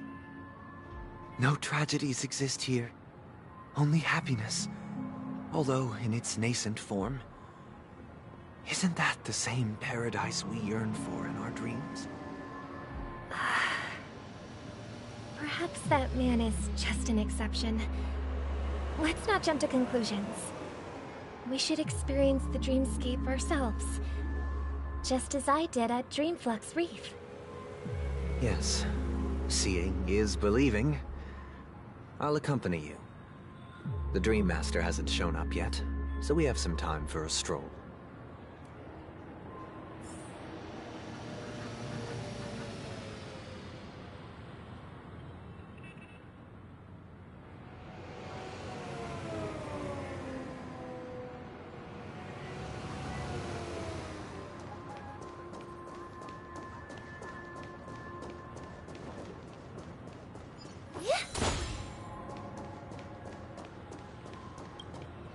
Glad to meet you again, Robin. How are the preparations for the Charmony Festival coming along? We're all so excited about it. It's going smoothly. Thanks for making the trip to join the festival. You're too kind, Robin. It's a pleasure to have guests from all over the universe celebrating day and night. I can't stand being lonely or bored, so this jubilant dreamscape is perfect for me. But if this went on forever, would it get boring too? Nah, not at all. Who would get tired of having so much fun? Every day, you get to wear fancy clothes, explore all sorts of dream bubbles, indulge in delicious food without gaining weight, and you never get old or sick. As long as you can afford a room, this place is the ultimate paradise. But you know that only a few things can be brought back from the dreamscape to reality, right? That's exactly why I don't plan on bringing anything back. Just enjoying the dream itself is good enough for me. I mean, I'm not one of those long-living species. I only have around 60 or 70 years in this lifetime, and there's so much to worry about. Being happy here is pure bliss. Only in this sweet dream can I truly feel like I'm in control of my life and fate. Who would want to go back to reality after experiencing this bliss? I see. I genuinely wish you all the happiness in the world. And I wish you a fantastic performance, Robin! I'm off to the Blue Hour for the ball. See you later.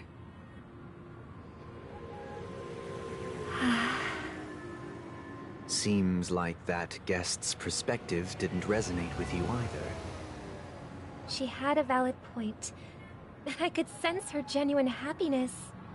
It's just that... What you're trying to say is, she thinks she's in control of her life. But in reality, she's just escaping from reality and seeking solace in this sweet dream. Once she steps out of this sanctuary, everything will be lost. Well, she did make mention of being able to afford a room. Didn't she? However, the paradise in our dreams, it doesn't have to end. No. And the paradise we yearn for shouldn't be just a fleeting dream either.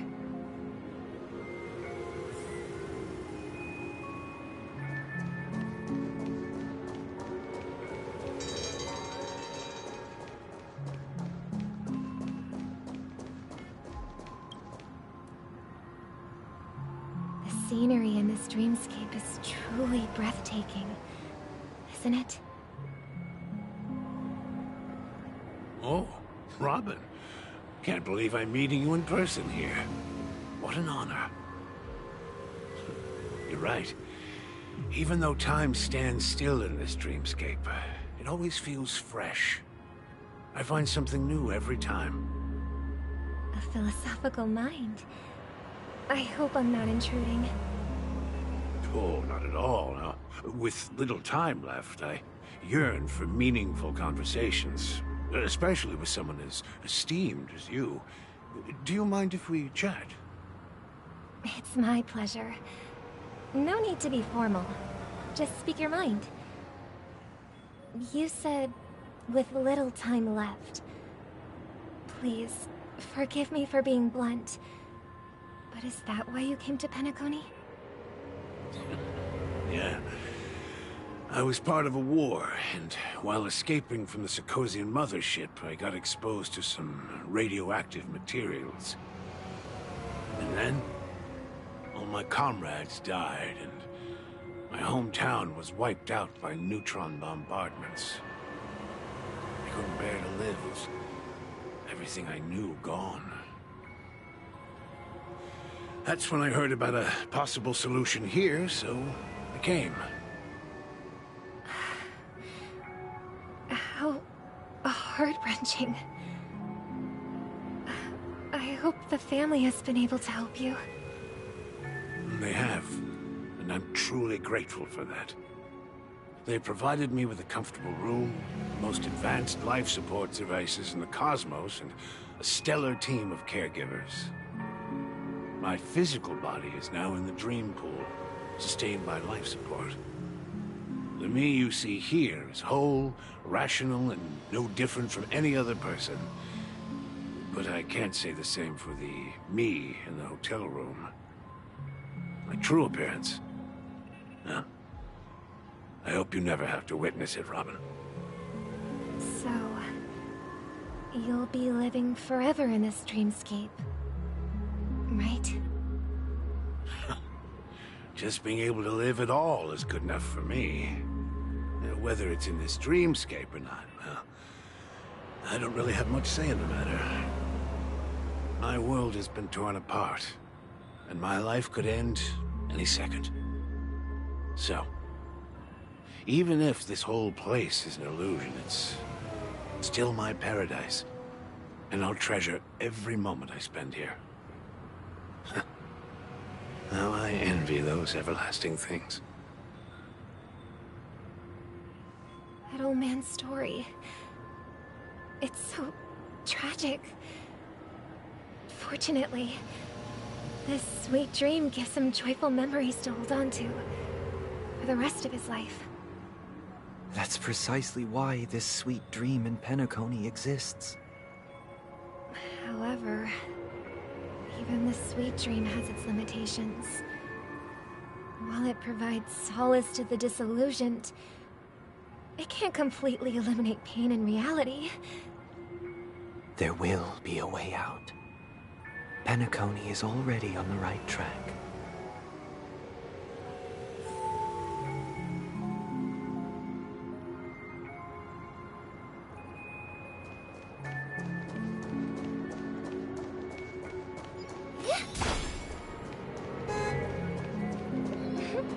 Look what we have here. A lovely young lady. Wait, is that me?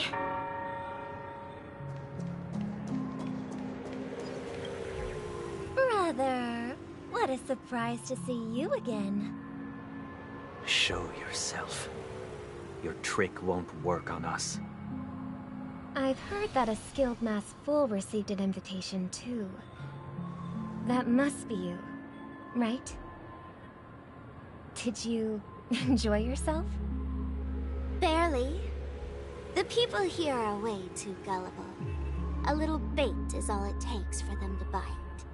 And they run away at the slightest hint of danger. In other words, they're naive and cowardly. Now that you've had your fill, it'd be wise to leave before it's too late. The music of the Harmony doesn't tolerate discord. What? Now that you have the real Robin, I'm useless? Oh, how disheartening. I've done so much for the family. You should be thanking me, because if it weren't for me cleaning up this mess, Penacony would still be in shambles. Don't you think? That was a personal request from the head of the Iris family, and it has nothing to do with us. Step aside and stop causing trouble for the Charmony Festival. The Charmony Festival? You think you can scare me? You think I have no idea what you're planning? I don't care what you're thinking, Chicken Wing Boy. But I'm pretty sure our lovely Robin won't be appearing on stage. After all, you're well aware of what a sorry state this dreamscape is in under the banner of Harmony. Penacony, the land of the dreams. Is this truly the paradise you desire? Stop it.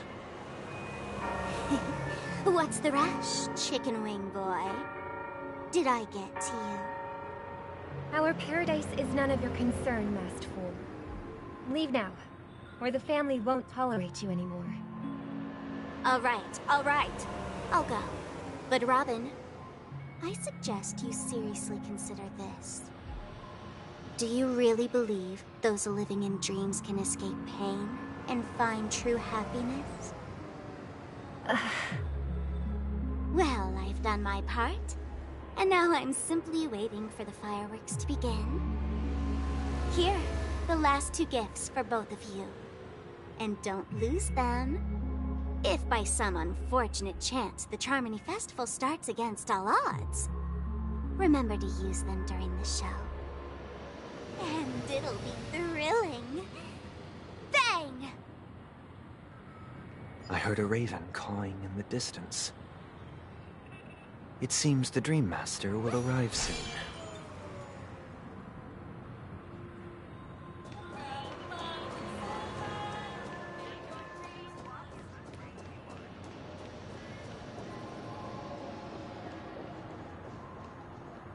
Let's wait here for the Dream Master to arrive. Okay. By the way, brother, I heard you no longer have a sweet tooth. Back when we were kids, you used to steal my desserts. Seems like a lot has changed during my absence. What exactly happened? Well, someone has to stay awake even in this sweet dream. But that someone doesn't have to be you, or anyone in particular. You're carrying too much on your shoulders, brother. The paradise in our dreams. It shouldn't be like this. Penacony is nothing more than a dream. It can't erase the worries and pain of reality, or bring true happiness. It only offers an escape from reality. Nothing more. Remember the old man we met earlier? Without this dream, he might have completely lost himself. That might be true, but even without Penacony, he could have chosen another path. As far as I know, the Intelligentsia Guild has been promoting their rehabilitation techniques for a long time now. That path may have been more ordinary and challenging, but now he is receiving hospice care in a comatose state, and his fate is sealed. Is Penacony granting these people a future? Or is it taking it away from them? Well, don't forget this.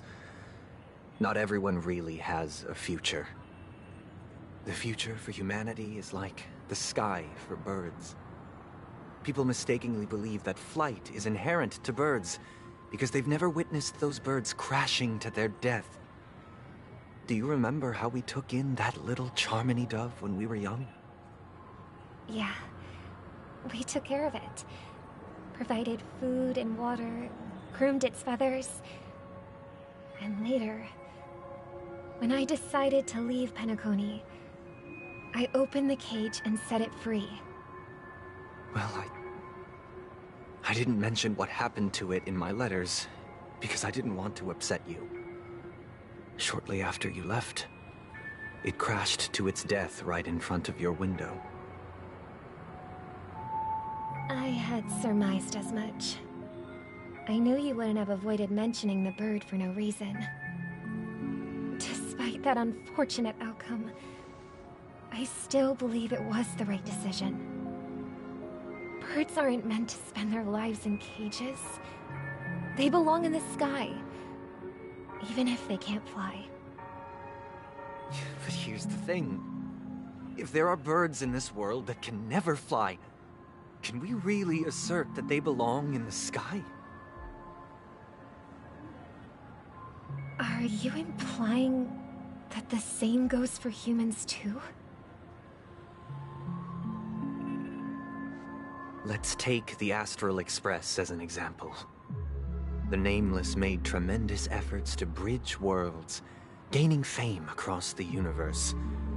However, only a few extraordinary individuals can endure such a perilous journey.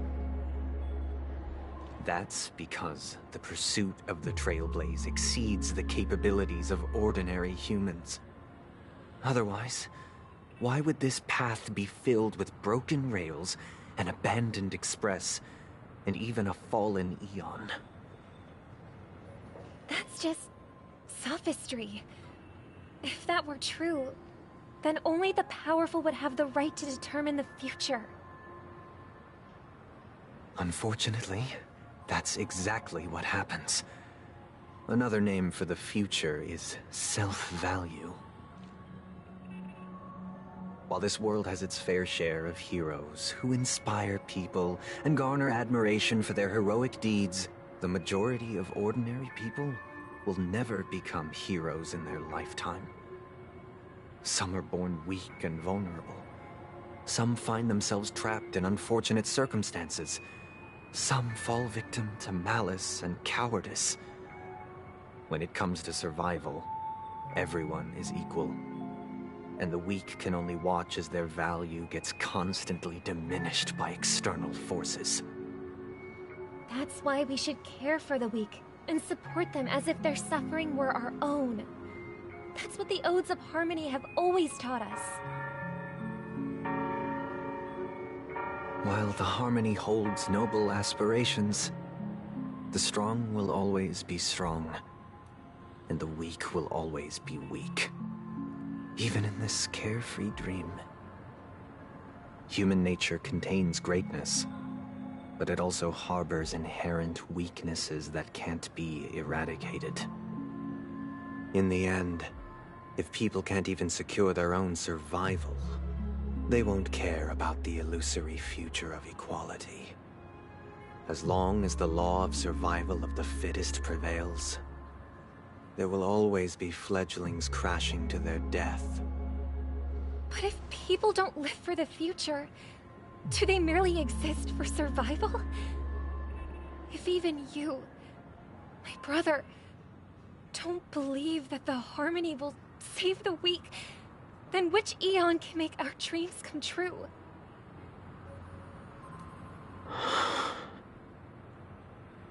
People often forget that when the first bird took flight, the entire world envisioned a future where no more fledglings would ever crash to their death. Are you reading, sister? What are you reading? Mr. Gopherwood gave me a picture book. It's about the story of the harmonic strings. If I could become a chord master, I'd like to summon Dominicus, the harmonious choir. I want to sing with everyone and spread our wishes so that all can feel happiness and joy. I see. Then, I would summon the harmonious choir too. Don't you have a wish of your own, brother? Of course I do. It's just that it includes your wish and everyone else's. I long for a true paradise where everyone can find peace. Then, let's build a stage there and invite everyone to our performance so that both our wishes come true through the power of the harmonious choir. It's a deal then. Yeah, it's a deal. But how can I become a chord master?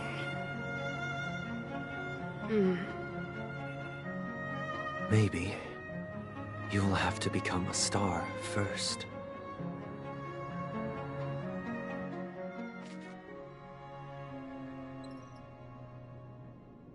You're back sooner than I thought. Any results? Yes. And now, it's up to us to forge ahead. Since he's already carried out his last wish, my final mission is complete. But pardon me if I sound curt. It's good to have determination. The path Mikhail left for you is not an easy one to tread. Why else would he have chosen to sleep in solitude, staking everything on some nameless in the future? But you have the numbers, and in numbers comes strength. So that might just delay your inevitable a little more. Got any more encouraging words? As I see it, relying on Welt's negotiations alone is far from enough. Regardless of whether the other party will be compliant, negotiating simply allows us to meet them as equals, and won't grant us an upper hand. Penacony is our rival's home turf, and we already have very few chips left to play with. Rather than idly sit around while the family's got us blocked off, an offensive approach might be a wiser course of action. We're more familiar with the Stellaron's properties than most, and since it's the key to stabilizing the sweet dream, it's vital to the family's interests. By attacking their core interests, they're bound to retaliate hastily. And as the saying goes, haste makes waste. That's right. As long as we pose a threat to the Stellaron, either with words or otherwise, we have a chance at gaining the upper hand. But the problem is, on the eve of the Charmony Festival opening, how exactly are we going to get close to the theater? Family security will be airtight, and if we brute force it, even if we succeed, it's too risky. So, no one's gonna say anything? Then I'll raise my hand. I know the answer to this question. What's that supposed to mean?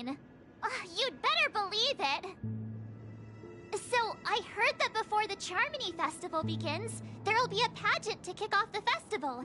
It's called the Soul Glad TM Festivity Auditions, or something, and it's going to be held in the moment of Scorch Sand. As long as we clinch the top spot, we'll be able to attain the title of Festive Superstar, and be able to personally bask in the graces of Miss Robin. Not that that's important. What's crucial is that we can enter the Grand Theater before the audience arrives. So, how do we go about participating in these festivity auditions? I've already procured special invite tickets from Miss Robin's fan club. To tell you the truth, I had been preparing to join the auditions all along, but now it looks like even if I scrape through, I probably still won't have the chance to shake Miss Robin's hand. So they're still running this thing, huh? It was originally just a publicity stunt, set up by Mikhail to drum up attention. But it looks like it might be worth a shot. We'll follow Marge's plan. Mr. Gallagher, will you be joining us? I'm afraid I won't have the time. As a virtual character, I've already completed my final mission. Whether Penacony can awaken from this dream is all down to you.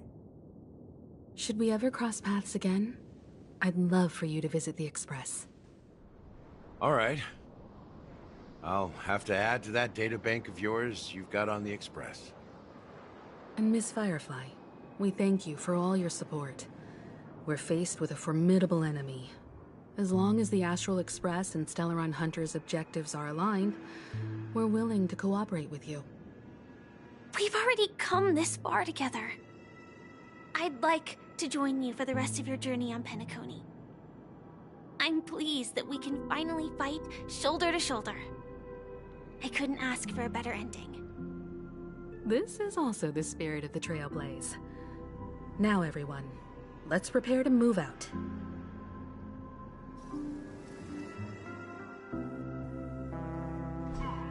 Ladies and gentlemen, welcome to Scorch Sand Hall. This is where challengers thrive and dream chasers shine, all under the watchful eye of the entire universe. If you have ambition, dream, and the drive, dear friend, the next superstar of Penacony's Charmony Festival could be you! Oh, wow! They've really outdone themselves! Oh, I'm starting to get excited! Behold! Here come 4 friends with spirit high and full of steel! Are you aspiring to be the superstars of the festival? Is he talking about us? Yes, you! There's no doubt about it. I see you have all the potential of a superstar in you! Excuse me, you 4. What are you hoping to get out of all this? As the last group of contestants, how confident are you in overcoming all of the challenges? Would you be open to a brief exclusive interview with us? It'll be quick. Your journey is long and fraught with peril, yet under a sky blanketed by banners, you vie for the crown. The sword and rose! Protect the beauty! The beauty! Magnificent and majestic! A knight's head is hard as steel. Brother Lance Focus is stubborn as a heel. We don't all have to be winners. But if we don't have fun, we'd all be sinners. People are pouring in. Kinda feels like all sorts of baddies are showing up. Let's get in there quickly and enter the competition. Ladies and gentlemen, please, make way. Make way. Coming towards us now is one of Penacony's top 10 wealthiest tycoons, and the soul-glad business empire's founder, Mr. Ideen. Allow me to introduce myself. I'm the director of Soulglad's factory, Ideen Lena. My 4 friends, introduce yourselves to the audience across the cosmos. Hello, everybody. I'm Himiko, a nameless from the Astral Express, and these are my companions. Don't you guys need to hide your identities? Can't hide it anyways. Penacony is plastered with our posters. And because the Astral Express is so well known, the family won't dare to make any rash moves.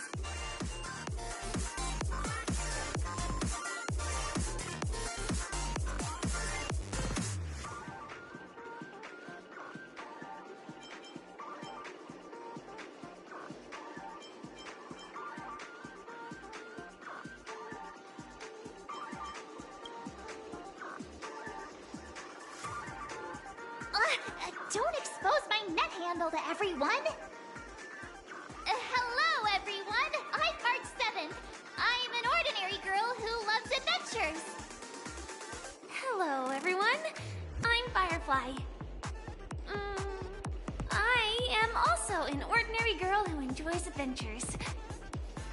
So it's a bunch of nameless guests. This final face-off is bound to be spectacular. Time is precious. My four friends, come with me. Grab a bottle of Soul Glad and make your dreams a blast.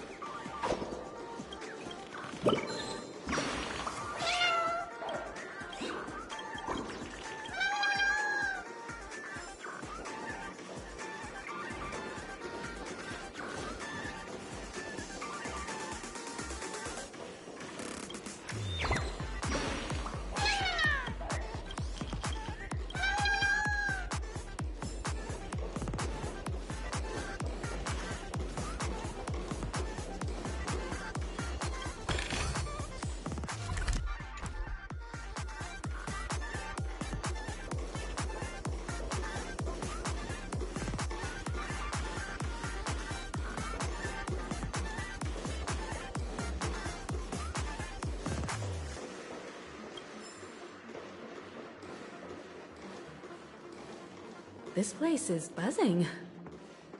That's right.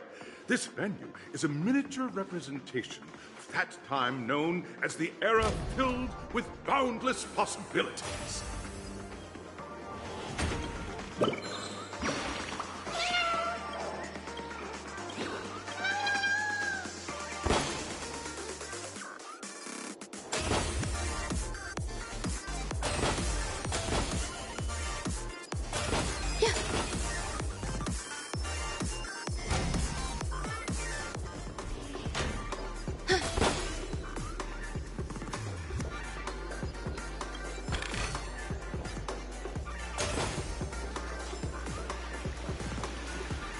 Grab a bottle of Soul Glad and make your dreams a blast.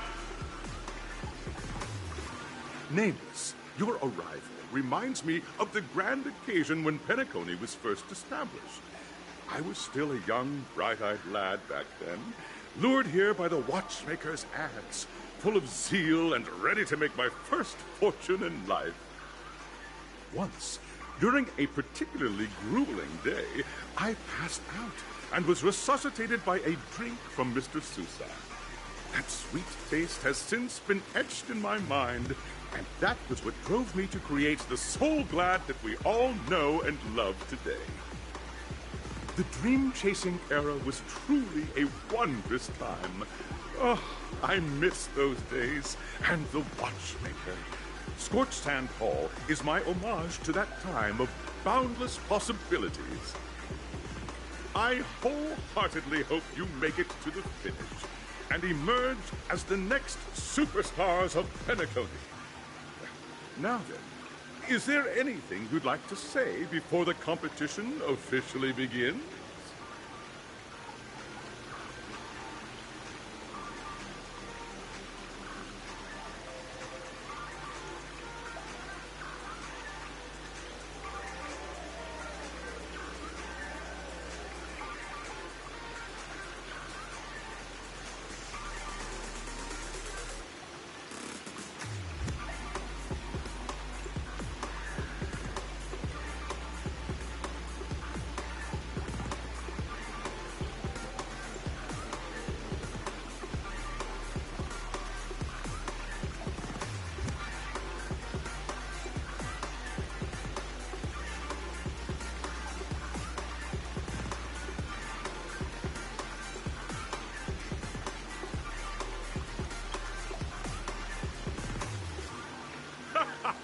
There's that, the ever-vigilant, trailblazing spirit we all know. Hey, you should really fix that defeatist mentality of yours. Miss March, how about you? Hello, everyone! Next up, get ready for the Mega March 7th Adventure, where I'm going to break the speedrun world record! Trailblazing into the uncharted and challenging the limits. That's Miss March 7th for you. How about Miss Firefly? I hope that by the end of this journey, everyone will have achieved the outcome that they hope for. Ah, a wonderful wish! Miss Himeno, what are you expecting from your team? Safety first, everyone. Simple words, but full of warmth. Waiting for you are 3 stages, each connected to that era. The first 2 stages offer 2 distinct paths to choose from, with unique challenges on each route. And in the last stage, you will face off against a champion who has defended the title to this very day. A beloved contender whose noble virtues are unrivaled. Those are the rules. Simple. Everyone clear? Now, I hereby announce that the 33rd Scorched Sand Festival of the 20th season, sponsored by Soul Glad Enterprises, has started.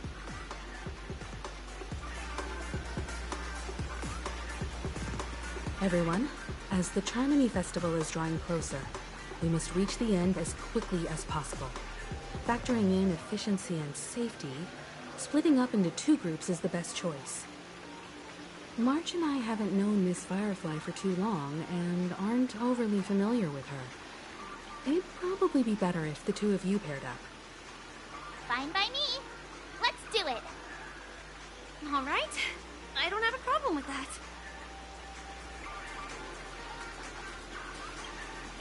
We'll split into the assigned groups then. Let's not waste time.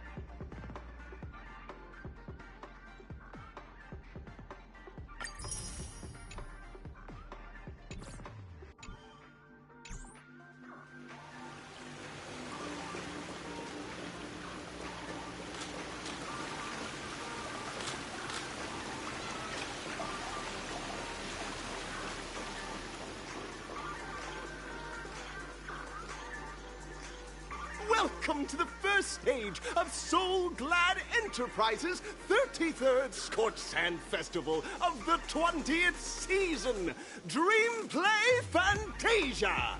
In this stage, you can choose between two challenges, the School of Acting or School of Action. In the School of Acting Challenge, you have to complete 3 performances from 3 scripts and move the panel judges. In the School of Action Challenge, you have to defeat 3 groups of enemies convincingly and reach the end. Now, make your choice.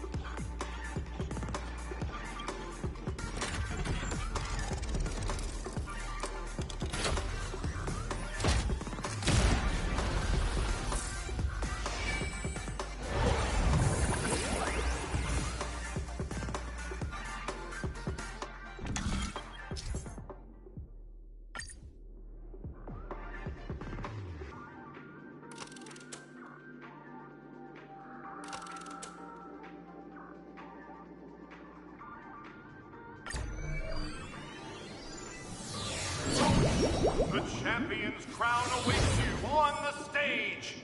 Welcome to the Arena of Action Stars. Please make your way to the stage and vanquish those malevolent scoundrels with your dazzling fighting techniques. The title of Penacony's next big action star awaits you.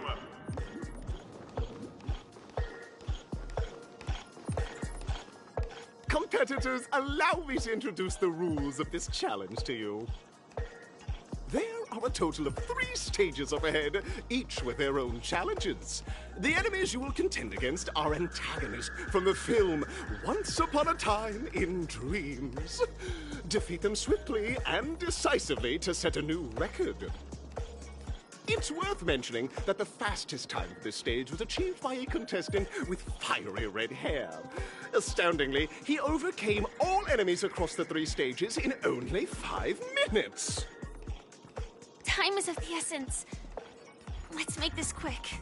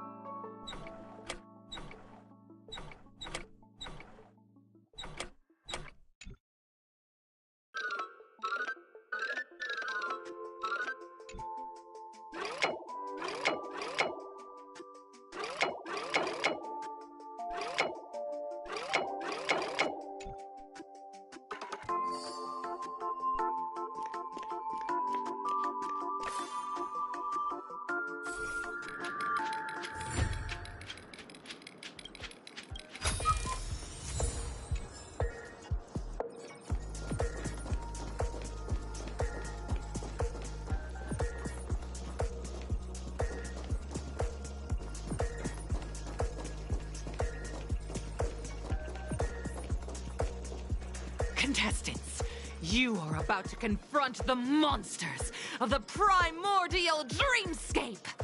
During this period, Penacony was nothing but a barren wasteland. The dreamscape was fraught with strife and disorder, with memory zone memes running rampant! As dream chasers who've come to Penacony, defeating them is your first step towards success!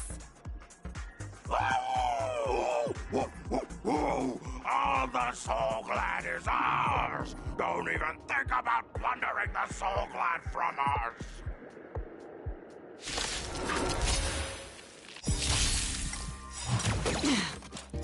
Fiends or devils, I'll crush them all! Destined for oblivion. Existence is unity. Get them! I weep for the departed. It too shall fall.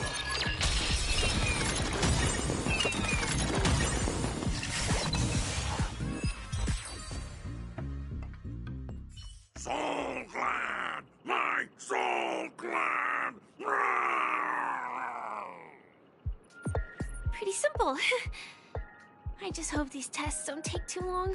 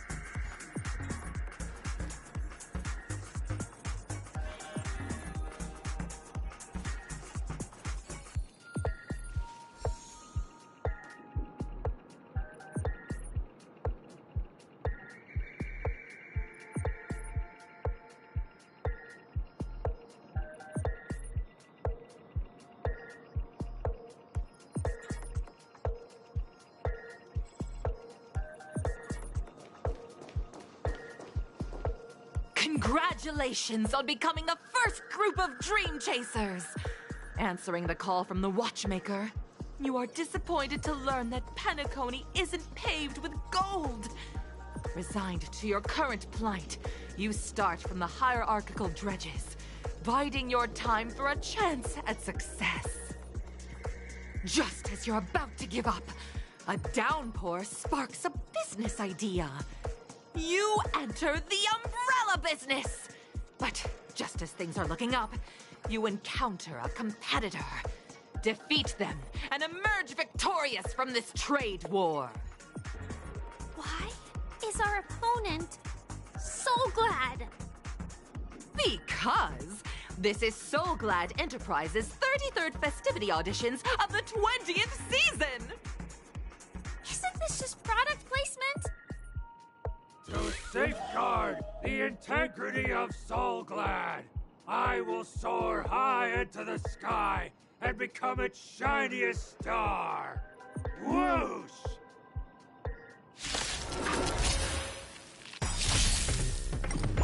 Again?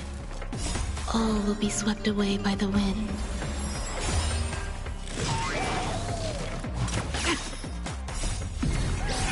In lunar flame. On the still waters of oblivion. Eternal. Protect me!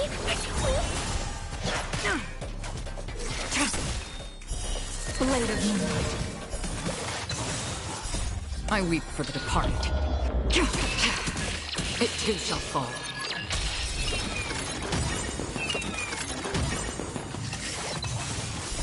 Fiends Dinosaur devils! I'll crush them all! In lunar flame.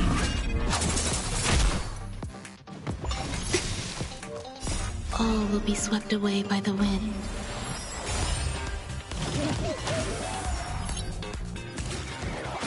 Stay away here, destined for oblivion. The world kisses me with pain, and I provide with Soul Glad in return. Whoosh!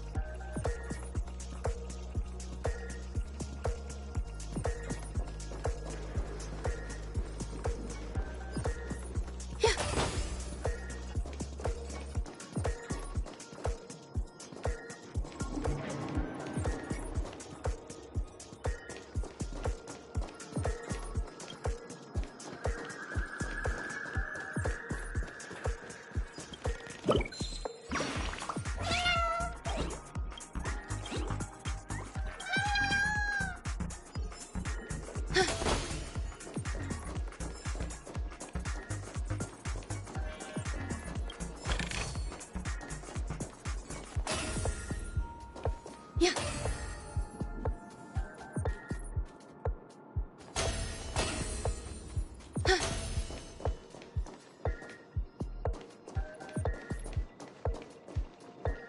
Congratulations to our two Dream Chasers for establishing yourselves as budding stars in Penacony. However, now you face a competitor selling at low prices, pushing you to the brink of bankruptcy. No matter how lengthy the battle, you always persevere. Topple this powerful opponent, and the tides will turn, paving a way to success! None will take my Soul Glad away from me. I will use the Transmutation Arcanum to turn into a dinosaur! Oh, dinosaur! Devour my enemies! Grab a bottle of Soul Glad and make your dreams a blast!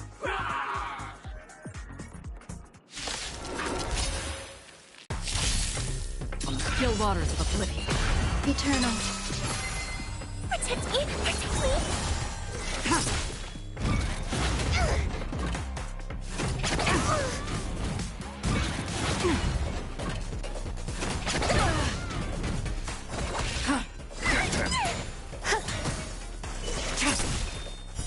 Blade of Moonlight. Stay away here. All will be swept away by the wind. Destined for oblivion. I weep for the departed. It too shall fall.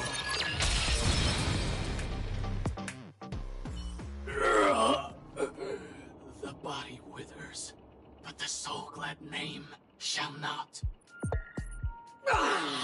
You truly are a beast! More than I can ever be. That should do it! Okay. Let's go. Mr. Yang is waiting for us. Isn't this fight way off from the actual storyline? Transforming into a dinosaur isn't imaginative enough for you? This is the sort of magic only seen on Penacony. Anyway, let's get back on track. Where were we? Oh, that's right. After an extended battle, you finally emerged victorious! But the companion who journeyed to Penacony with you chose to leave, having lost all hope. In the years that followed, you encountered each other once more on the prosperous streets of Penacony. But dared not call out to one another. Perhaps akin to the lingering regret of every dream chaser. Ah, well done! You brought to life the thrilling action scenes from Once Upon a Time in Dreams with your fighting skills. Looks like we won! Let's hurry up and get to the next stage.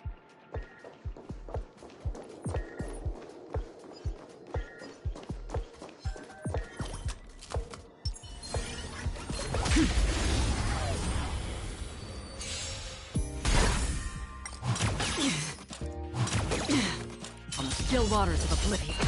Existence is unity. Give me strength!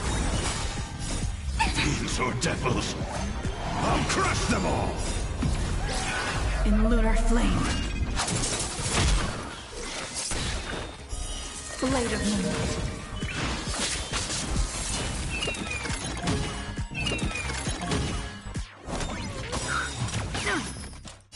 All will be swept away by the wind. In lunar flame. Destined for oblivion. I weep for the departed. It too shall fall.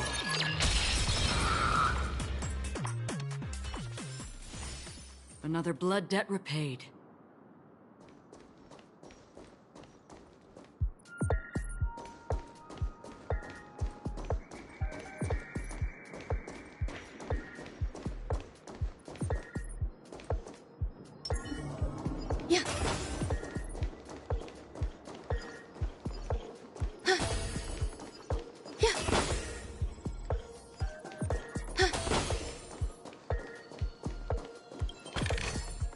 This might be of some use.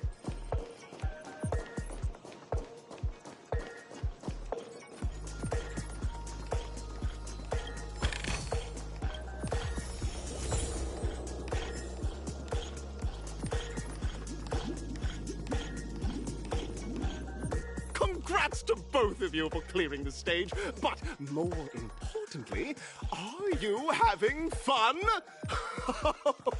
Fun is more important than success. Look at the time! You finished much faster than that red-haired contestant did. That red-haired contestant. Who is that exactly? You'll find out eventually, but only if you clear the next test first. Welcome to the second stage of the 33rd Scorched Sand Festival in the 20th season, sponsored by Soul Glad Enterprises. Gunfire time! You have the option to choose gunfire and undergo Brother Hanu's trial, or time, where you'll face Clocky's trial. And now, make your choice!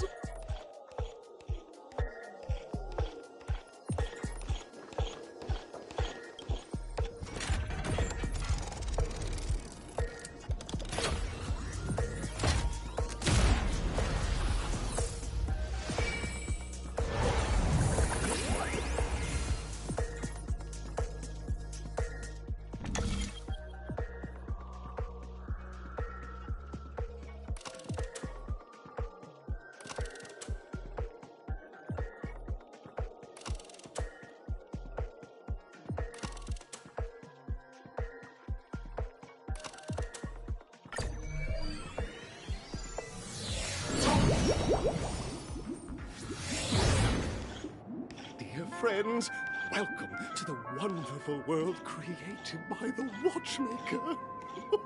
Awaiting you ahead is the titular character from the beloved Clocky animation, Clocky! It's said that the Watchmaker dreamed up the idea of Clocky when he was just a boy. Back then, he was merely an apprentice in a clock shop, and one night, he dreamt that all the broken clocks started sprouting arms and legs. Like a skilled pilot, he steered them towards the right path. As a classic figure who grew up with many, Clocky truly shaped a generation, solidifying the Watchmaker's pivotal role in popular culture. Contestants, may you have a wonderful time with Clocky. The trial of time. I hope it won't waste too much of our time.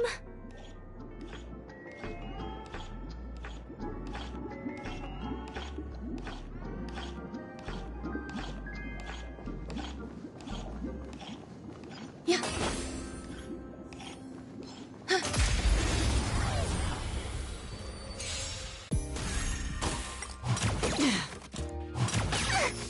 Destined for oblivion. Eternal. Get them! Again. On the still waters of oblivion. I weep for the departed. It too shall fall.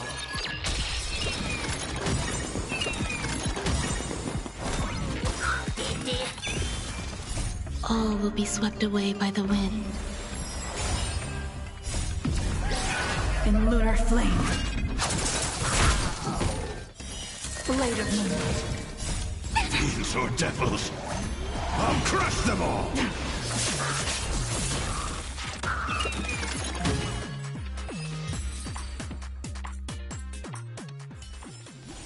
Life. A true marvel.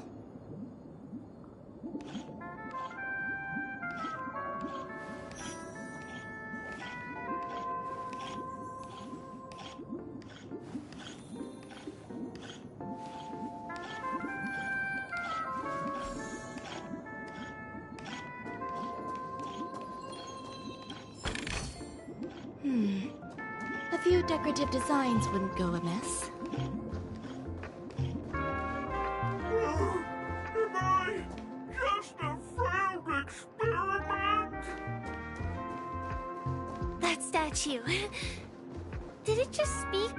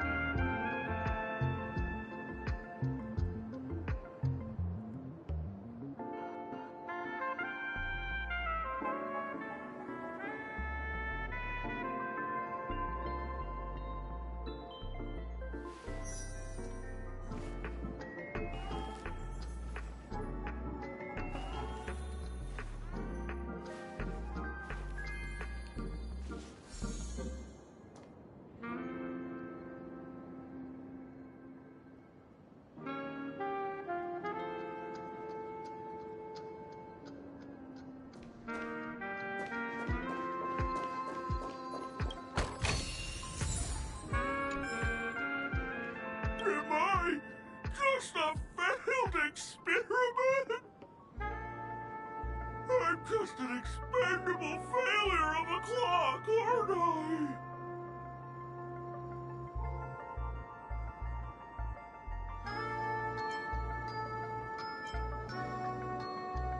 I know that this may sound like an exaggeration, but Penacony is actually in danger right now.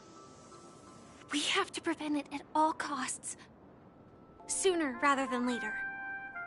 Oh, another group of opportunistic challengers. Sorry, though I may be a failure of a clock, I still have my principles. You guys are just like the other challengers. You want to enter my inner self? Then please be my guest. But you won't find anything worthwhile. I'm just a failed piece.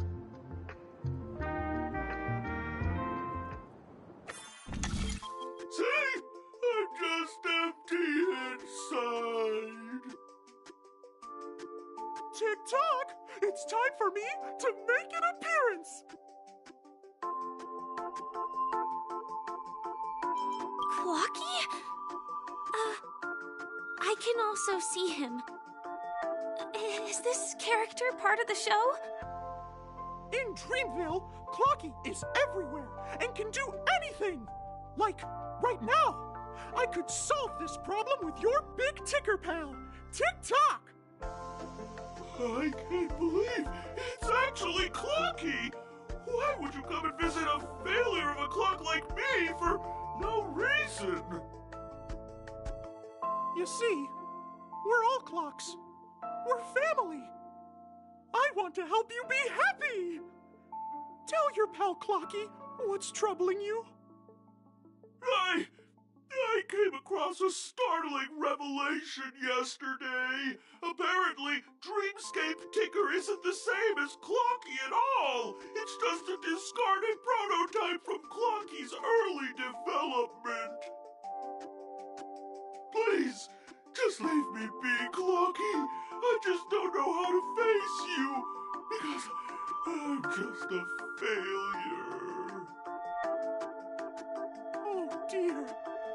Seeing it like this is utterly heart-wrenching. But fear not.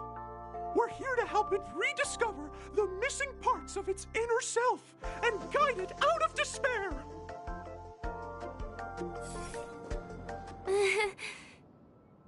I guess even troop members can experience existential crises. Don't worry, miss. I've already pinpointed its missing parts. Over here, my friends. Better use that hamster ball knight speed.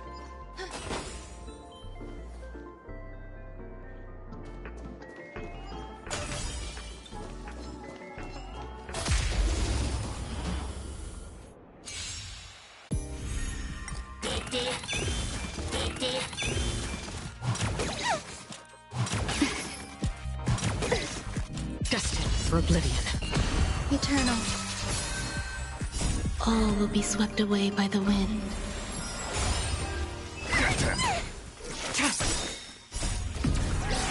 In lunar flame. Blade of moonlight. I weep for the departed. It too shall fall.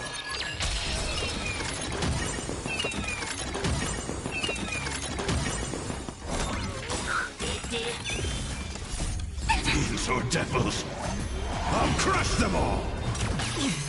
On the still waters of oblivion.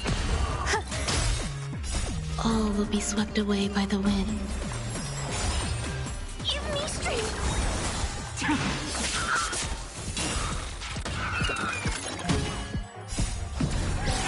In lunar flame.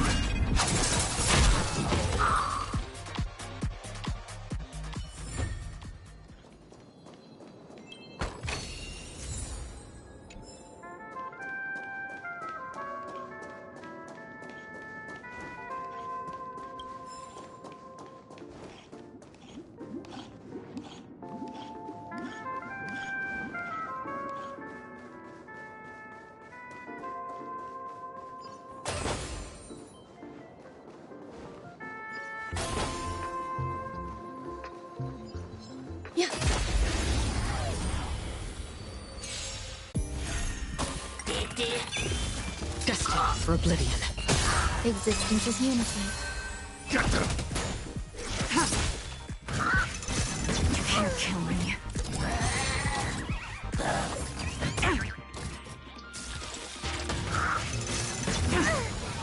On the still waters of Oblivion, I weep for the departed. It too shall fall.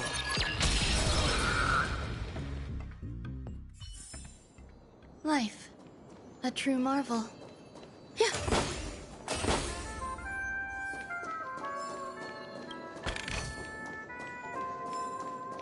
This must be one of the missing parts that Big Tigger needs. That's great! We're here! There's a missing part on the opposite side. But how do we get over there? There's also a dream side left here by a Dreamweaver. We're running out of time. We'll have to use it if necessary.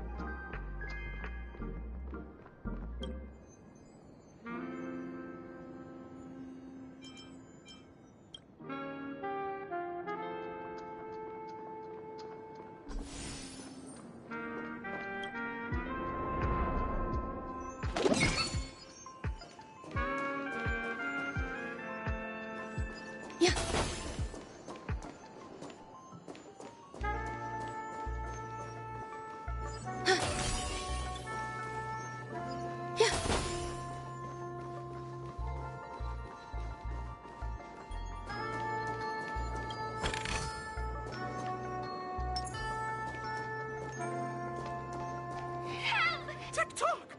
Do I hear... Tweet! Help, help, help! Tweet! This fella's body is boiling hot! Tweet! Is anyone there? Tweet! I can't take it anymore! Tweet! Oh dear! It's an origami bird! What's it doing in Beyond Overcook's tail? Is that Cookie? Tweet! Please save me! Tweet! I'm being roasted alive! Tweet! A roasted bird? Oh! This is horrible! Let's save it, quickly!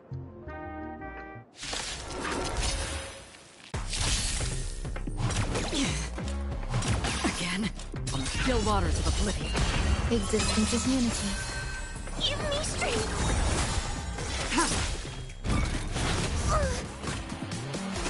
Can't kill me.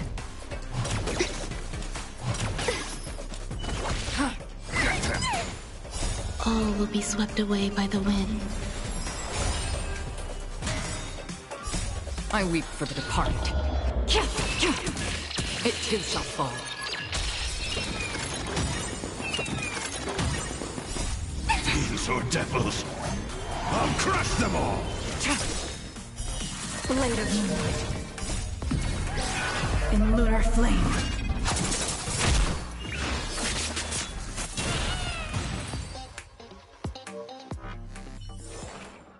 Another blood debt repaid. Thank you, guys! Tweet! I feel I'm about 70% cooked! Tweet! Thank goodness you're okay! But why did you burrow yourself into that fella's tail? Because that fella stole one of Mr. Big Tigger's pots! Tweet! I wanted to help retrieve it, but I accidentally got myself stuck in the oven! Tweet! Go ahead and get it, but be careful! It's hot! Tweet! An inner self fragment belonging to the Sweet Dreams troupe? This is just too surreal.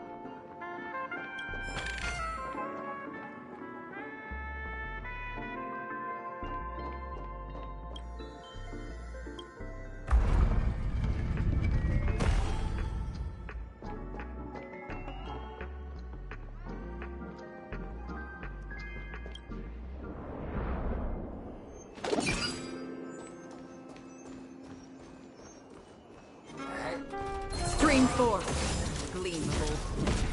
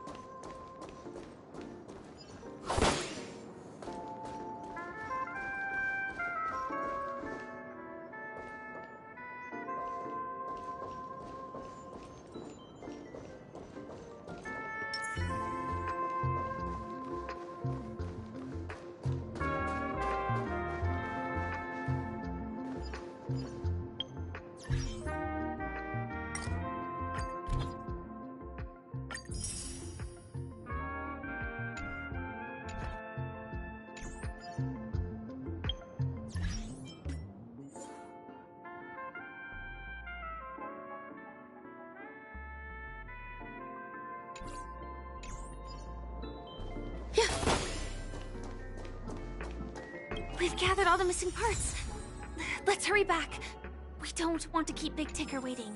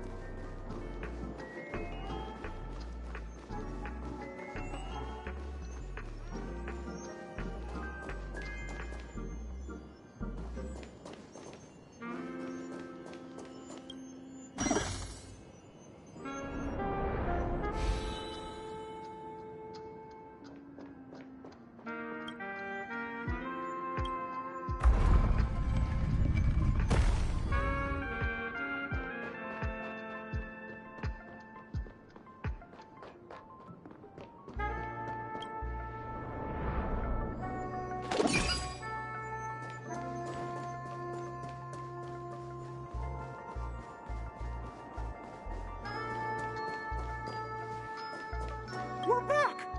As long as you have these, you'll be able to find closure. Tick-tock! Wow! This sudden surge of joy! It's working! Tick-tock! Next, we just need to enter its emoscape, help connect its pathways, and we're done!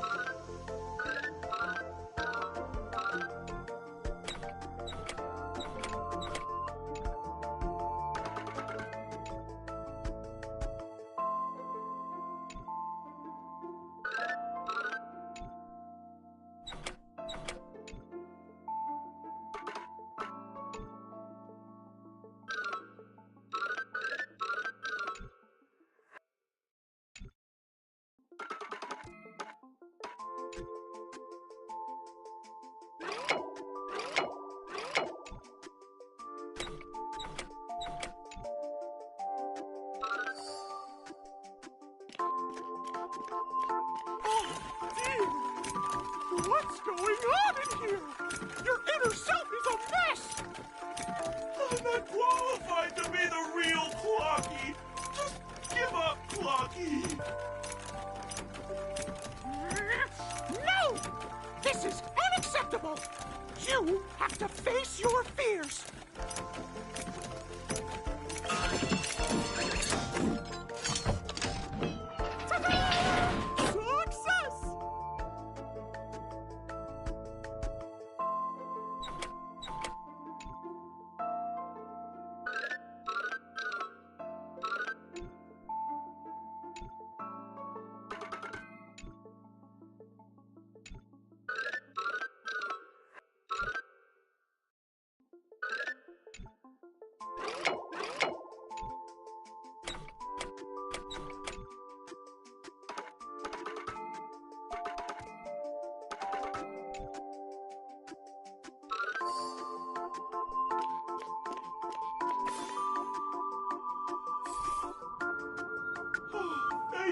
Clocky. If not for you, I'd never be able to connect with people like this.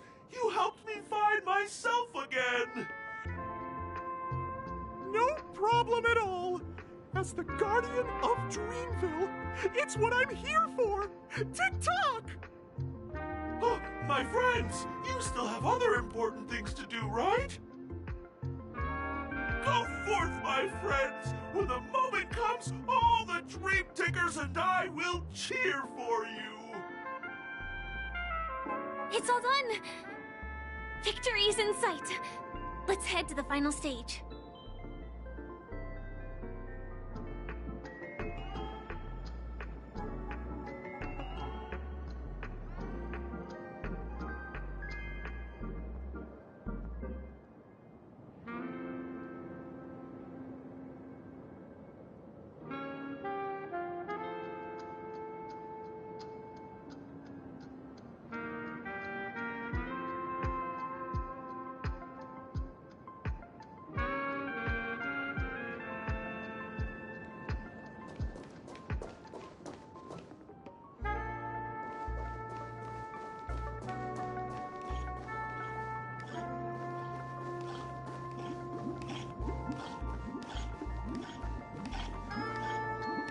Congratulations to both of you! Oh, you've overcome all obstacles and proven yourselves.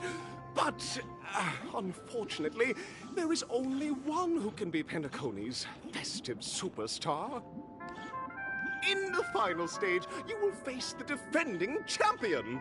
If you fail, you will lose the opportunity to become the festive superstar. Welcome to the 33rd Scorched Sand Festival's third stage in the 20th season, sponsored by Soul Glad Enterprises, Superstar Showdown!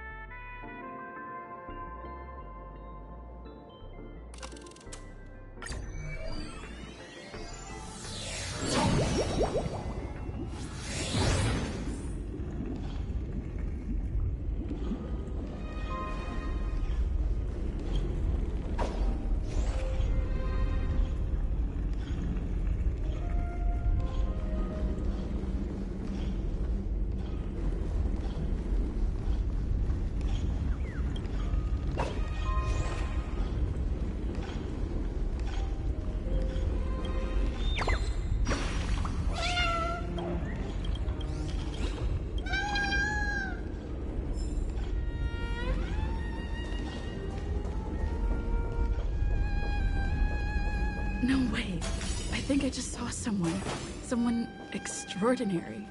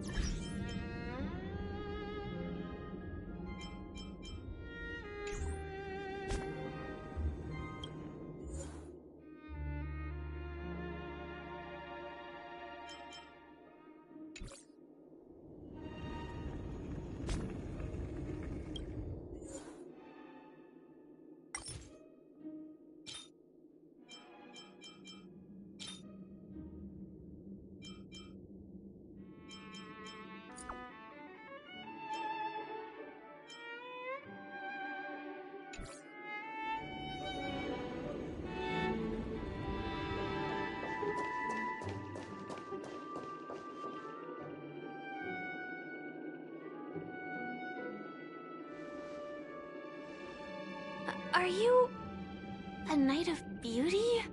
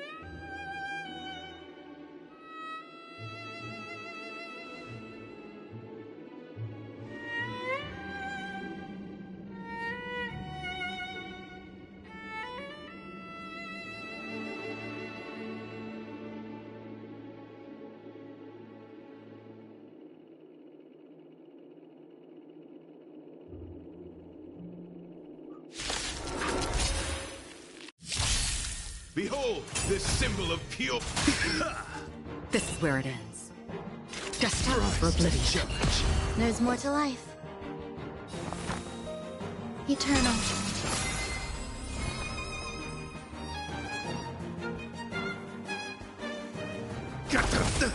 Stand down.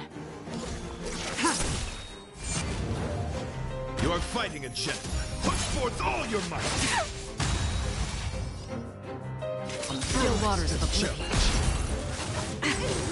Some value, I suppose. Existence is unity. Every petal in life, all will be swept away by the wind. I weep for the departed. It too shall fall.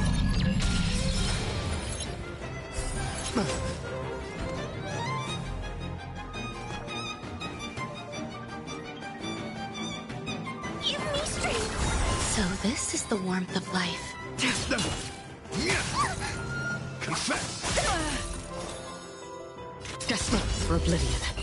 There's more to life. Protect me! Protect me! Bear witness to us. Don't come any... Fiends or devils, I'll crush them all. Tedious. All will be revealed. In lunar flame. Blade of moonlight.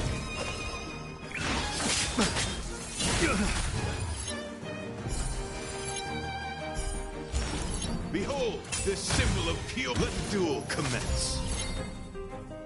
On the still waters of oblivion. Some value, I suppose.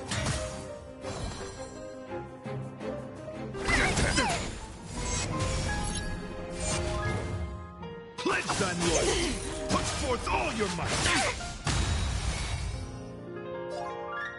Destined for oblivion. Nowhere to run.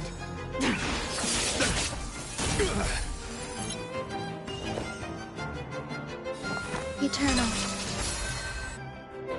Every petal, all will be swept away by the wind.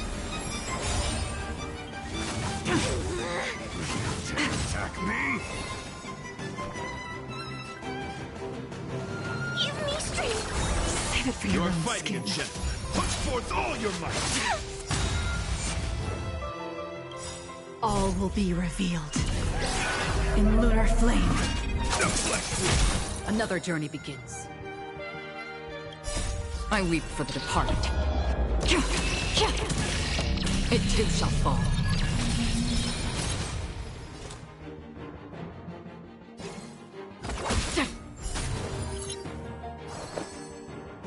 Existence is unity. Stand down. Don't come... Fiends or devils, I'll crush them all. Blade of moonlight.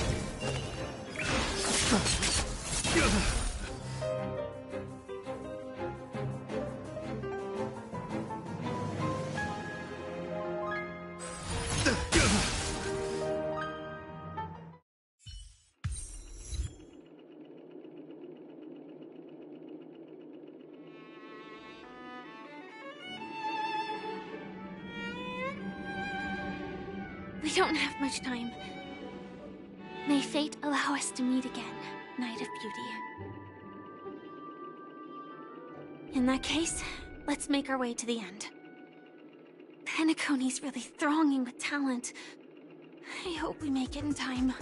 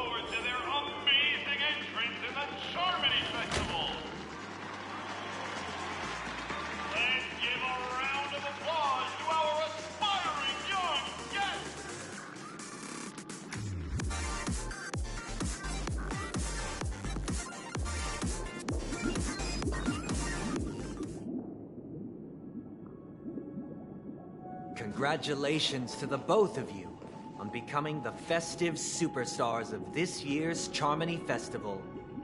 Before entering the Grand Theater, I, on behalf of the organizers, extend my sincere congratulations to you, wishing you joy under their radiance.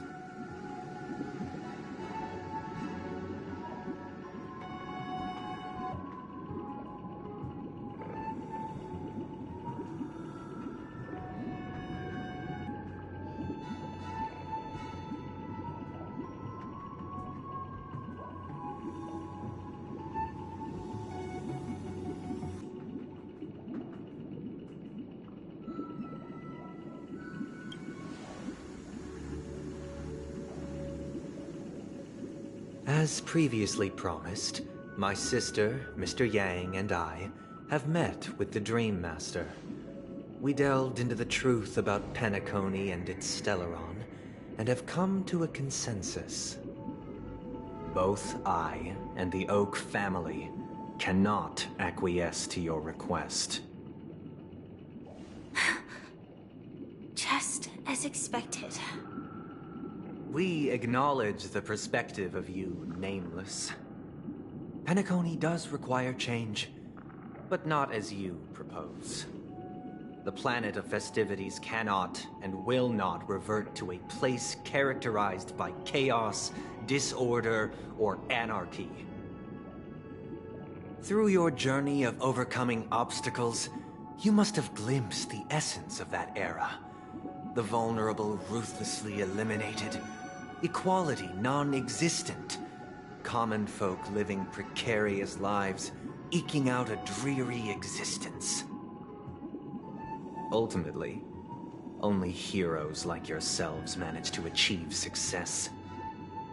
But I would dare ask, if you did not possess the special status of having a Stellaron, and you were but an anonymous and frail member among the masses, which Penacony would you prefer?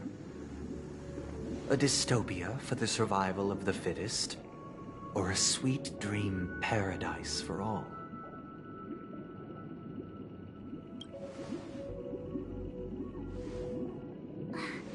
That's not the point! Don't let him mislead you! Mr. Sunday, even if the members of the Oak family can't fully agree on what to do about the Stellaron, now's not exactly the time to be holding an extensive discourse about Penacony's past and future, is it? The Stellaron issue concerns the life and death of everyone on Penacony. If anyone has a better suggestion, the crew is more than willing to listen.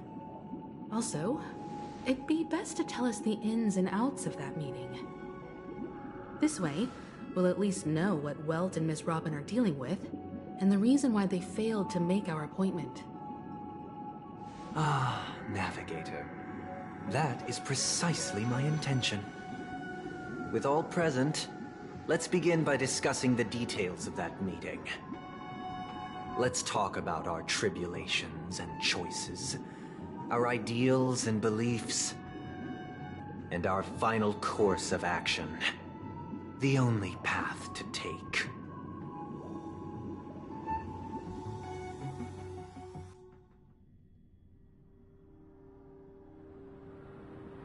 You mean to say that for the longest time, there have been scoundrels who would use the Charmony Festival that I have bequeathed to the masses as a tool to realize their ambition? Indeed, Dream Master. Once the Charmony Festival begins, the Stellaron's powers, along with the song, will be broadcast across the entire planet of Penacony. And then everyone in their dreams will be unable to awaken. This is indeed surprising to me. The dreamscape is maintained by the collective effort of the 5 families. If someone were to use the Charmony Festival to recklessly disseminate the power of the Stellaron, this individual must hold a position of great authority. Do you have any suspects?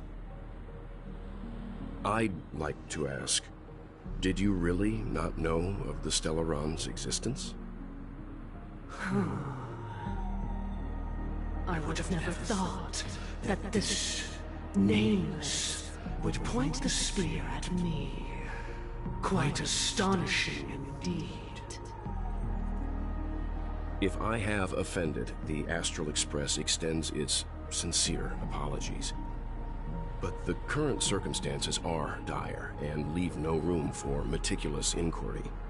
We're doing this out of concern for the Dreamscape's safety. So, if you could, please alleviate our concerns. Dream Master, it's just to prove that the Charmony Festival has nothing to do with the Stellaron. If we're being overly cautious, I will return to the stage to offer tribute in song, just per the arrangement.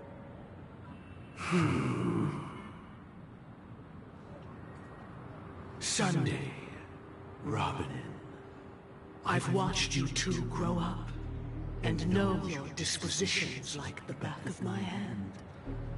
Both of you, right now, can surely be lauded as their most devout advocates. I already know your resolve. The magnitude of this matter is enormous, and cannot be taken lightly. Since Mr. Yang has asked with such earnestness, I will personally respond in kind. If there is a need, the entire Oak family will be mobilized to heed your call. Someday, might I ask you to beseech them to cast their light unto me, and question me in their stead, so that no lies may be concealed? I will do as you command. Robin, could I entrust you to be present as a witness, to document the truth, and to proclaim my innocence, so that all slander may be utterly dispelled? I will do as you command. May thy will be carried out on earth, just as it is in the heavens. Oh, triple-faced soul, please sear his tongue and palms with a hot iron, so that he will not be able to fabricate lies and make false vows. Let us begin. There is nothing else to prepare. Understood. Question. Have you devoted your life to your god, never worshipping other gods? Naturally. Do you love your god as you do yourself, always heeding their admonishments? Naturally. Have you strayed from the path expected by your god, betraying their name? Never. Have you ever been inordinate with your asks of your god, coveting more than the foundation of the creation itself? Never. Then, a final question. Do you swear to fulfill all vows, past, present, and future? With the Aeon as my witness, if I do not deliver on my words, or if I renege on my vows, may I be cursed in accordance with divine law. They have seen your faith, and have endorsed your faith. With this, it can be evidenced... Just a moment. What is it, Mr. Yang? I have another question I hope to have answered. To my understanding, the family's harmony and prosperity have never relied on so-called divine laws. The god you both mentioned, are they truly Xipe? Mr. Yang should know that those belonging to the family toil together as if they were kin, embracing solidarity and unity under their light. All duplicity is laid bare before the harmony. Such a delicate and complex symphony. Which other god could perfectly harmonize this, if not for the Great One, Xipe? Perfectly harmonize. Therein lies the problem. It isn't an outsider lurking in the shadows who changed the harmony, but a dissonance that has surreptitiously emerged from within this very symphony itself. In the distant past, there existed an Aeon. With one flick of the wrist, they crafted the laws of the cosmos. Their followers formed the Beyond the Sky Choir, spreading solemn and reverent hymns throughout the universe. Later, they fell. The route traversed by this Aeon clashed with the harmony, ultimately being absorbed and fused into it. The chorus that once reverberated across worlds fell silent, and when it echoed anew, it was transformed into the hymn of harmony. Though an Aeon may perish, paths with no masters still linger. In the all-forgiving harmony, echoes of bygone dissonance may subtly arise. Mr. Yang. Being overly astute can be a detriment. Especially when you find yourself alone and without allies. So this is how it is. For the sake of our grand cause, Sunday, please afford these two an opportunity to rest. What?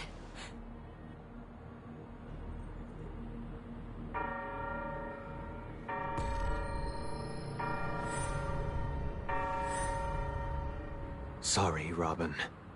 It's just you. I did not wish for you to know this. It's a pity that things have turned out this way. So, this is the true reason I can't sing? The shadow that envelops Penacony is actually... We were never children of the harmony. Our ideal paradise could not have been crafted by Xipe. True bliss can only be guaranteed by the one who transcends the many. Within the foundation of law, humanity establishes civilization, and through harmony, we obtain order.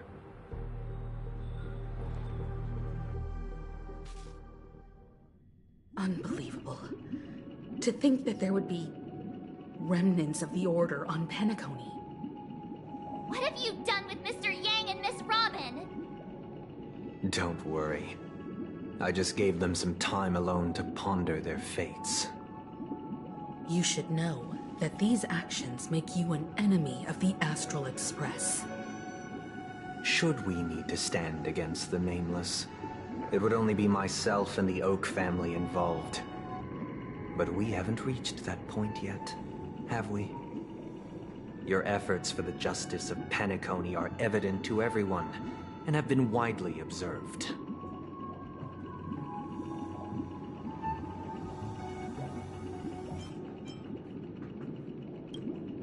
Oh, I intend to.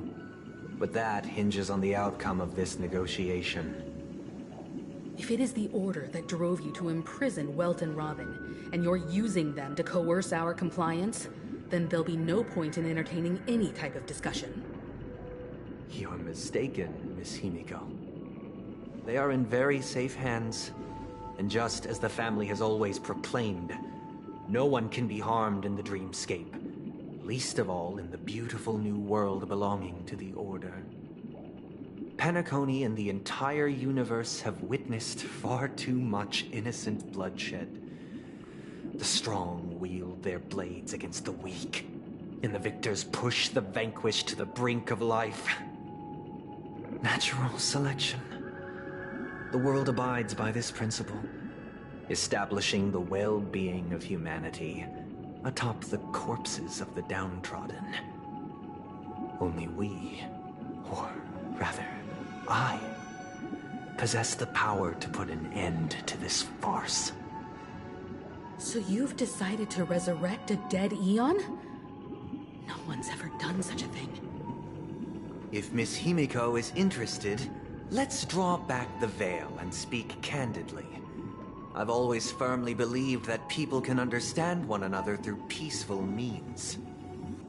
I'm willing to divulge the unembellished truth as to the intentions of the Order's Pathstriders, so that you will make better judgment for the Astral Express, for Penacony, and for this stretch of the universe. Words can hardly do justice to the beauty of that ideal. So, come with me, everyone. Let us retrace our steps and see once again where this road leads. Huh? Where'd he go? Welcome. This isn't any location in Penacony's dreamscape. It's my inner world. The reason the scenery before you remains unchanged is because your consciousness has drawn on similar concepts to fill in the gaps.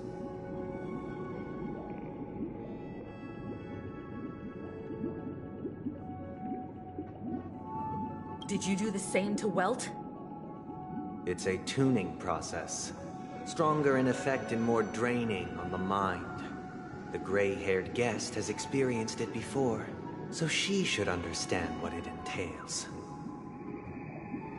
Tuning allows you to intuitively grasp my feelings, which also means that I cannot hide anything from you. Now, everyone, please look at the huge screen. The road we once took begins here. From this point on, you will witness the numerous decisions I've faced. I've selected a portion of these to share with you. I believe after going through similar predicaments, you'll be able to better understand my thoughts. Let's begin. The first decision. A story about a baby bird. This story happened when Robin and I were very young.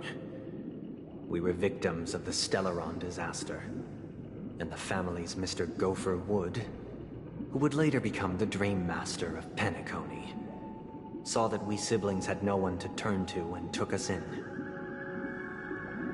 Later on, Robin and I lived a time with nary a care in the world.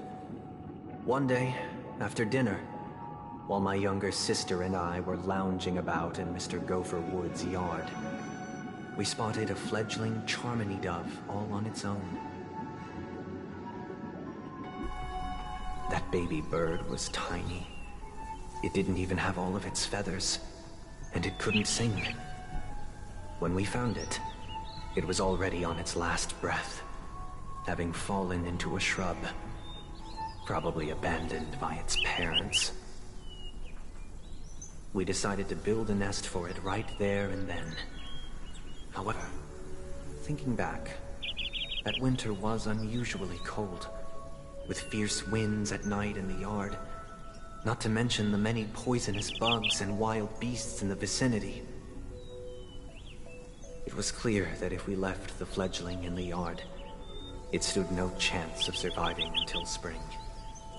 So, I suggested we take it inside, place it on the shelf by the window, and asked the adults to fashion a cage for it.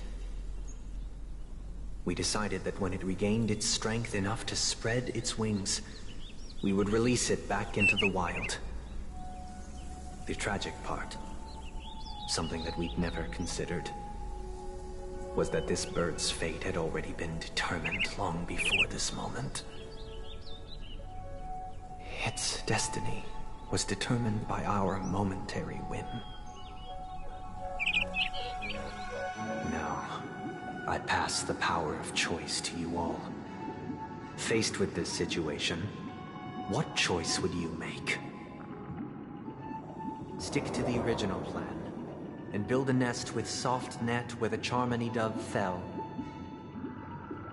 Or build a cage for it, and feed it, giving it the utmost care from within the warmth of a home.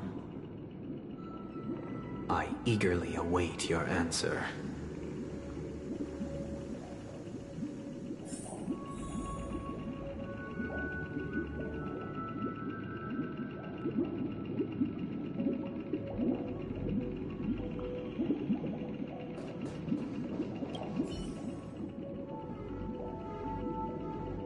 That guy just casually throws this kind of question at us? What exactly is his deal?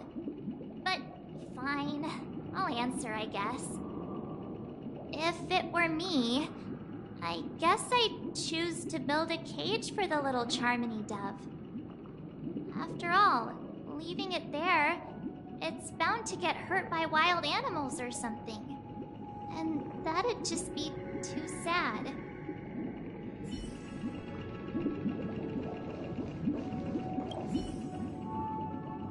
It looks like he really has no intention of imprisoning us. If it's just a quiz, I suppose it's fine to humor him. Back to the question.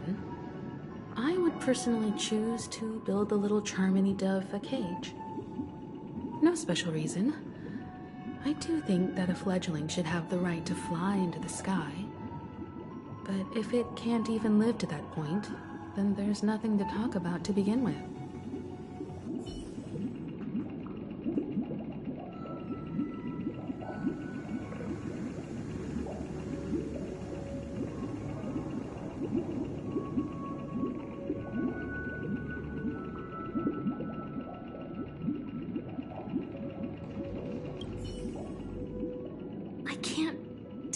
His intentions right now, but based solely on that question, I would probably choose to build that dove a cage.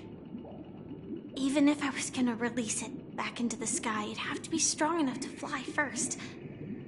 If I left it where I found it, I fear it'd never get the chance to fly ever again.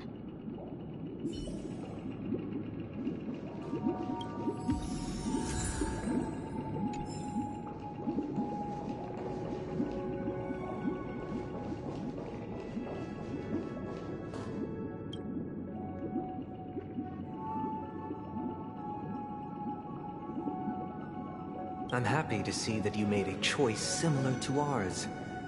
If your mind is made up, let me reveal the outcome of this choice. We passionately nursed it back to health, preparing only the best food for it every day. We even preened its feathers. Later, on the day that Robin left Penacony, we opened the cage door and let it fly back into the sky. I watched it for a long while by the window, probably about 3 or so days. In those 3 long days, the little Charmony dove tried again and again to spread its wings to fly into the sky, but fell to the ground, only to keep trying. Finally, on the 137th attempt, it succeeded. But its attempt did not go perfectly. After flying unsteadily for a while, it fell to the ground, unable to grasp the direction of the air currents. The fall shattered its wings. It writhed helplessly in my embrace. But it was all for naught, finally succumbing to a painful demise. And in that instant, our tender care, our given love and hopes, they all became the inevitable push that sent it to its death. I deeply regret the choices we made.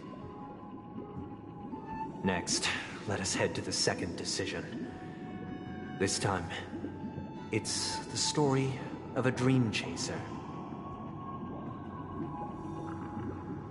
This story happened when I was appointed as Bronze Melodia, A position exclusive to the Oak family, charged with listening to the problems and vexations of Dreamscape residents, and providing them with the relevant guidance. It was during that period that I had the opportunity to hear voices from all corners of the Dreamscape. Joy, sorrow, arrogance, regret. The complex tapestry of human nature that formed the world. And I was fortunate to catch a glimpse of it. He was a dream chaser, and an illegal stowaway. Just like the rest of them, he came to Penacony in search of a better life, except that, to most people, the price he paid, I suppose you could say it was everything. He told me I sold everything I could at home. The house, the land, even his 2 children. He said he could not afford to raise them, and that at least they could eat if they lived as slaves. He had a plan in place. He would buy back his children once he had made his fortune, and enjoy Penacony's beautiful dream with them. Alas, his plan to smuggle himself was somewhat clumsy, and he was sniffed out by those pig-headed hounds. After hearing the Dream Chaser's story, I immediately appealed to the Bloodhound family to cease their pursuit. That way, at least he could live peacefully. But I was still too naive to the ways of the world. I did not anticipate that what I thought was a kind gesture would later lead to dire consequences. I'll tell you the outcome soon. For now, I'd like you all to make a choice. Will you do as I did, and try to convince the Bloodhound family to stop their pursuit, so that the Dream Chaser may live peacefully and realize his wishes? Or will you remain silent, leaving him to languish while the hounds are hot on his heels, until his inevitable judgment arrives? I look forward to everyone's decisions. Who knows? Perhaps they might even alter the outcome of this tragedy.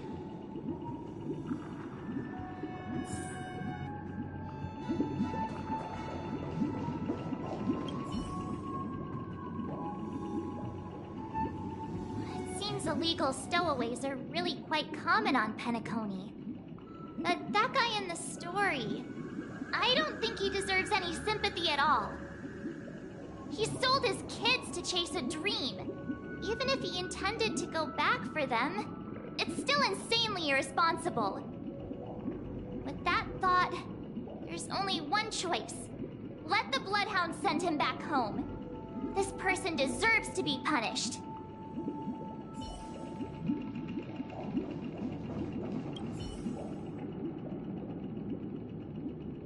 A Dream Chaser story. If I acted out of kindness, I would probably ask the Bloodhounds to stop their pursuit and lend him a hand. But what cruel repercussion would this choice result in? I think Sunday must have been deeply impressed by the limitations of the strong defending the weak through this incident.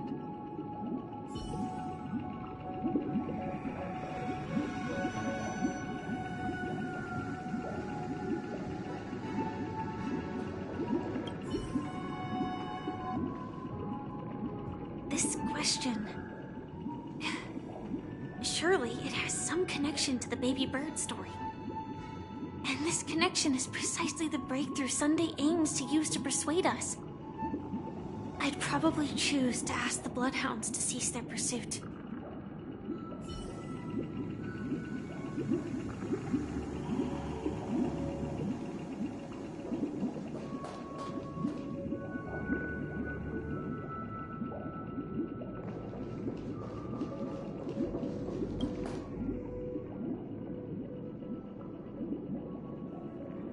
I'm honored to witness you arriving at the same decision.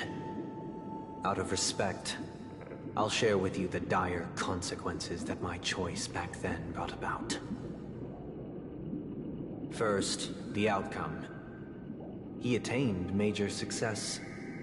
After avoiding capture, he ran a business for a few years, very quickly making a name for himself, elevating his status. He might not have become a tycoon like old Ahti, but he was considered a character of excellent repute. Now then, did he realize the wish he set out to achieve? No. The real world, where the Hounds were going to permanently exile him, and I was the accompanying Bronze Melodia. The mission was simple. Listen to the criminal's repentance. He told me the reason he was in this predicament was because he conspired to usurp the head of the Alfalfa family. When I asked him about his 2 children, he instead responded with a question. What children? In the end, my heart aligned with the Harmony, and the good deed I dared to undertake held no value, turning instead into a wrongdoing. It created a lamentable oppressor and countless oppressed individuals. As to your choice, I once again offer my heartfelt apologies. Next comes the third and final decision. And the story this time is my own. This story happened the day I was appointed the Oak family head. At that time, Mr. Gopherwood was the current Dream Master, and as per his wish, we had a private conversation. What surprised me was that the Dream Master had only come to deliver a letter to me. He let me read its contents, and it was a letter from my sister. The letter contained the usual pleasantries, anecdotes from her travels, nothing out of the ordinary. Just as I started wondering how this letter related to our discussion, the Dream Master began to speak.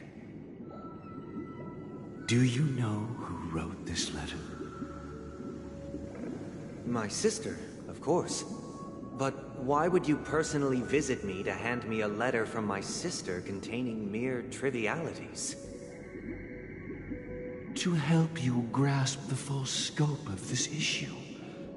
Do you know where Robin is at this moment? From what the letter indicates, she must be in Caspelina 8, correct? She's touring there right now. Correct. Has she mentioned anything about a stray bullet? A stray bullet? What? A war has broken out on that planet. It is because of this very reason that Robin chose this destination. To spread the word of the Harmony, and to save the lives of that planet she personally made for the front lines. She hoped to ease the people's suffering with song, and was willing to brave mortal danger to deliver the IPC's medical supplies. Unfortunately, stray bullets show no such compassion. Is she all right? If the operation was successful, she should probably be recovering in the field hospital. By the eon above, the bullet struck her neck directly, yet possibly as a reward for her consistent deeds of harmony. It didn't hit any vital arteries. Once you've attended to your outstanding tasks, it'd be advisable to write her back as soon as possible. Those damned savages! I'll pack my bags right away. My gratitude for bringing this to my attention, Mr. Gopherwood. Now you understand why she always wears such elaborate neck ornaments, don't you? How could this happen? Miss Robin. It's all in the past, so please don't worry. I share this in the meager hope that you will understand the harmonies, limitations, and predicament. As grandiose as the strong defending the weak sounds, many times, it is nothing more than wishful thinking. Likewise, I've prepared one last question, one last choice. But rest assured, this choice will not have any grave consequences. Because this is merely a figment of imagination, a nightmare that has haunted me through countless nights. If you ever had the opportunity to make a choice like I did, would you still support Robin's journey on the path of harmony?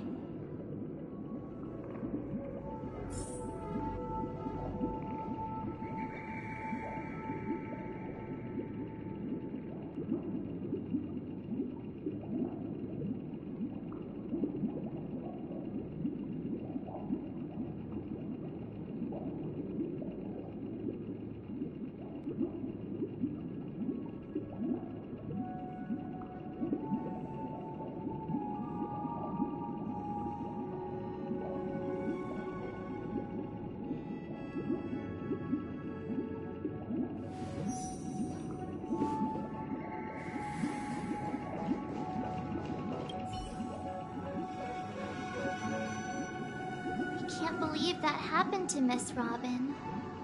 The strong defending the weak is a great mantra, but if I had to pay such a price,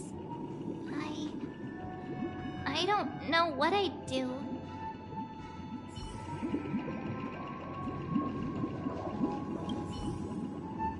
I often feel like I've dreamt of similar scenes on certain nights. In the dream, I see blurry faces. I don't know who they are, but I sympathize with all of them, fighting for survival against some unfathomable force. Their confusion and fear are lucid to me, but I also remember they chose never to give up. Just like Miss Robin. If Mr. Sunday's question leaves you puzzled, you should find the answer from your own experiences. With each trailblaze, dangers and tribulations will surely follow. But would you ever back away? Would you stop March and Don Hung from reaching their next destination? I believe you have an answer of your own in your heart.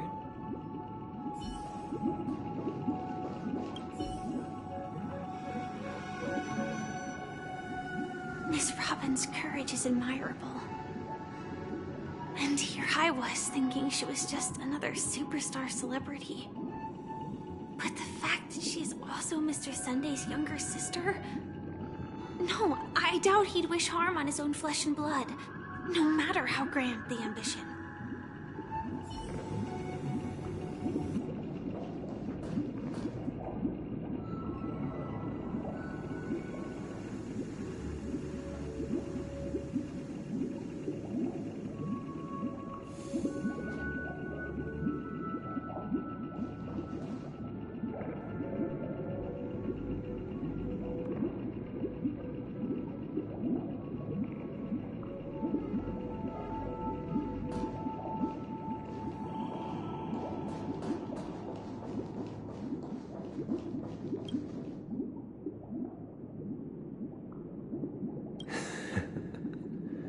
I see. I am now aware of everyone's stances. Raising these questions merely serves to illustrate one point. The plight of Penacony cannot be salvaged by the harmony. The true foundation for a sweet dream paradise can only be established through the order where the strong govern the weak. I know the suffering of being tormented, the turmoil of losing your way, how sorrow and even despair set in when matters don't work out. All of this causes me unending pain, because this is not what happiness is at all. We must teach the weak how to live a happy life. And this life isn't some noble propriety that the upper crust preaches, but in definitive terms, a way of survival that belongs to everyone. So what is your definition of living a happy life? Good question. Human consciousness is fundamentally an illusion, a cage known as self-worth. People lured in by this illusion make mistakes, yet still ask that external influences bear the burden. When one mistake after the next permeates the masses, they become impossible to trace. Thus, the amassing of these individual cages culminate to form a prison, a place dictated only by the rule of survival of the fittest. Nature is always accompanied by predation and sacrifice. Its antithesis is known as order. That is what I want to do. Unite people's happiness under the banner of order. They won't need to make bitter choices any longer, nor face the weaknesses of humanity. They can cast aside their primal instincts to build a haven for mankind. Simply describing thoughts is far too abstract, so allow me to provide a simple example. As you all may know, there are societal norms like weekends and long weekends that exist on some worlds. During these hard-earned rest days, people are given the chance to extricate themselves from the stresses of everyday life, allowing a certain tranquility to return to their souls. And it is only on these days that people do not have to adhere to the law where the strong prey on the weak. They can live out their lives happily during these brief intermissions. It's just a pity that 2 or 3 days are still too fleeting compared to the span of a lifetime. From where I stand, society's ideal system should be 7 rest days. Following Sunday, there should ensue a second, a third, and indeed an infinite procession of Sundays. This should be the face of the new world. Idyllic, eternal, peaceful days. And thus, every person can return to their base selves in this utopia. Some gaze in reverence at the stars, pouring their whole beings into calculating the distance between us and the isolated world of Pagana. Meanwhile, some seek refuge in quiet corners, holding one another, unencumbered by the chains of unwelcome obligations. There would be no need to bear the hardships of reality. Only in this way can humanity face the inevitable end with the purest of spirit, living a life of dignity. This is what it is to live in bliss. Miss Firefly, you who are stricken with entropy loss syndrome, you of all would surely understand this.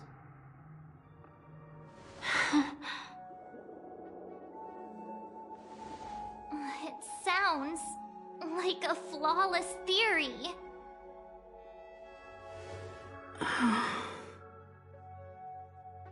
But what is the price to attain all this? The cost is minute, merely a personal and eternal sacrifice. If this paradise is to be maintained for everyone, someone must remain trapped in solitary awakening until the end of the cosmos. Awakening. Which means that this so-called paradise is still a dream. Stepping into this paradise means forsaking reality, correct? It is not forsaking, but transcending. Flesh, blood, sorrow, weakness. If the physical is the root of spiritual suffering, it is only logical that we defeat it. But in this supposed bliss, people won't have defeated their demons. The chance to overcome their tribulations would be forever lost to them. In other words, it is an escape. That's another way of understanding it. But there is no shame in escape. On the contrary, the seeds of escape exist in everyone's hearts. Don't you agree, Miss Firefly? And as to why we sleep, it is because we are afraid to awaken from our dreams. But this is not in conflict with the grand plan. Only in acknowledging this can we truly understand the frailty of human nature, and from there, show compassion and protection.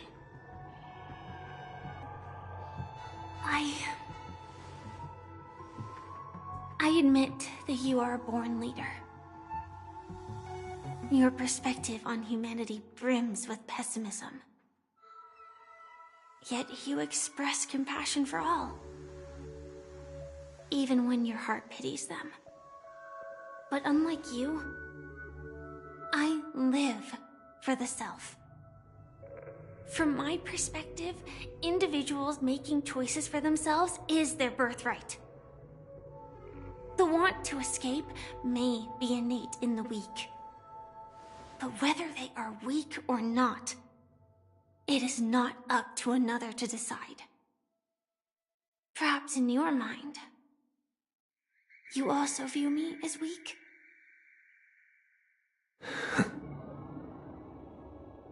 Because I don't think so. Since Miss Firefly has said her piece, the Astral Express will also naturally give you our answer. We'll leave it to you, just as Mr. McHale instructed before. Tell him our choice.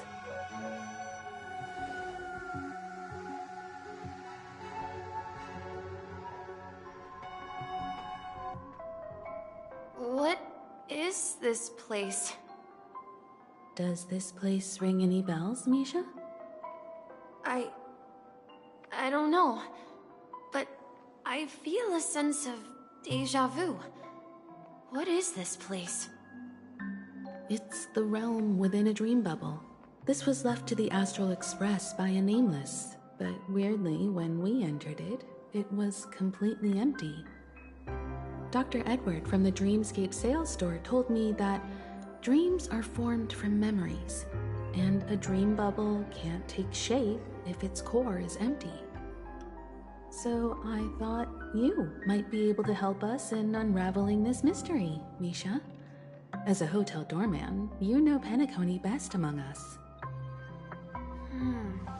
I don't know much about dream bubbles, but if you want to figure out what this mansion is, I'll do my best. I'm counting on you then. Himeko, I still don't get it. Why were you so sure that Misha had a connection with this dream bubble? I wasn't sure. It was just a hunch. But since Misha feels familiar with this place, my hunch might be correct.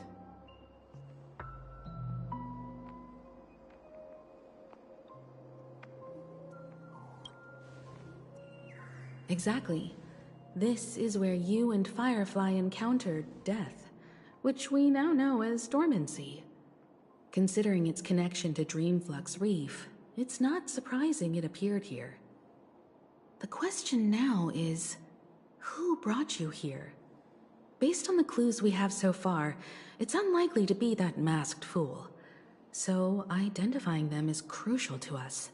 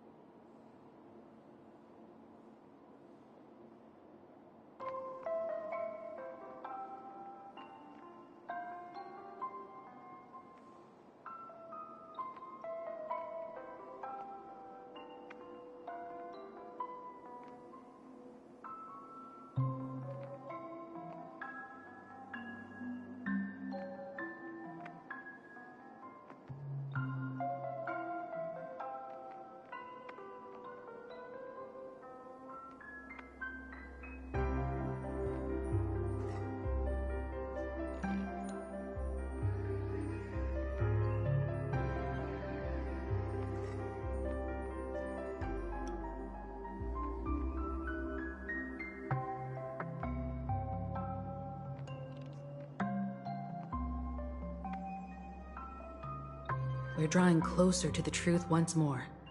Let's give Misha some time, as I believe he'll unveil the secret of this dream bubble. All right, but there are doors all over the place. Which one should we choose? Do you have any idea, Misha? I guess... maybe this way?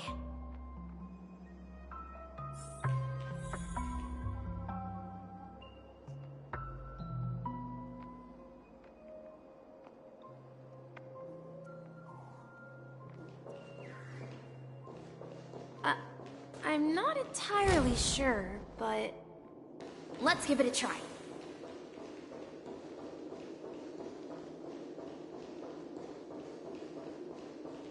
Wait, you managed to choose the right door on your first try? Weird. This place is quite different from the hotel. But I feel like I've been here before, and even lived here for a while. If I remember correctly, there should be a fireplace down that hallway. Clocky and I used to sit by the fire, listening to the crackling of firewood. And the room on the other side was the toy room. I loved spreading out all the toys from the box on the floor and making up stories for each of them. Hold on. This doesn't make sense. Didn't I grow up in Dreamflux Reef? So, what is this place? This could be a case of amnesia. But don't worry, Misha. It's common for everyone to forget certain aspects of the past. Those memories haven't vanished. They're just lying in the depths of your mind. We can surely get them back. Since this place seems familiar to you, why don't we explore a few more rooms and see if you can recall anything more? Yeah, then let's check out the rooms I just mentioned.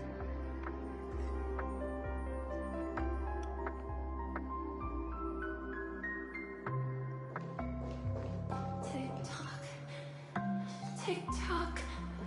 Is it something very important?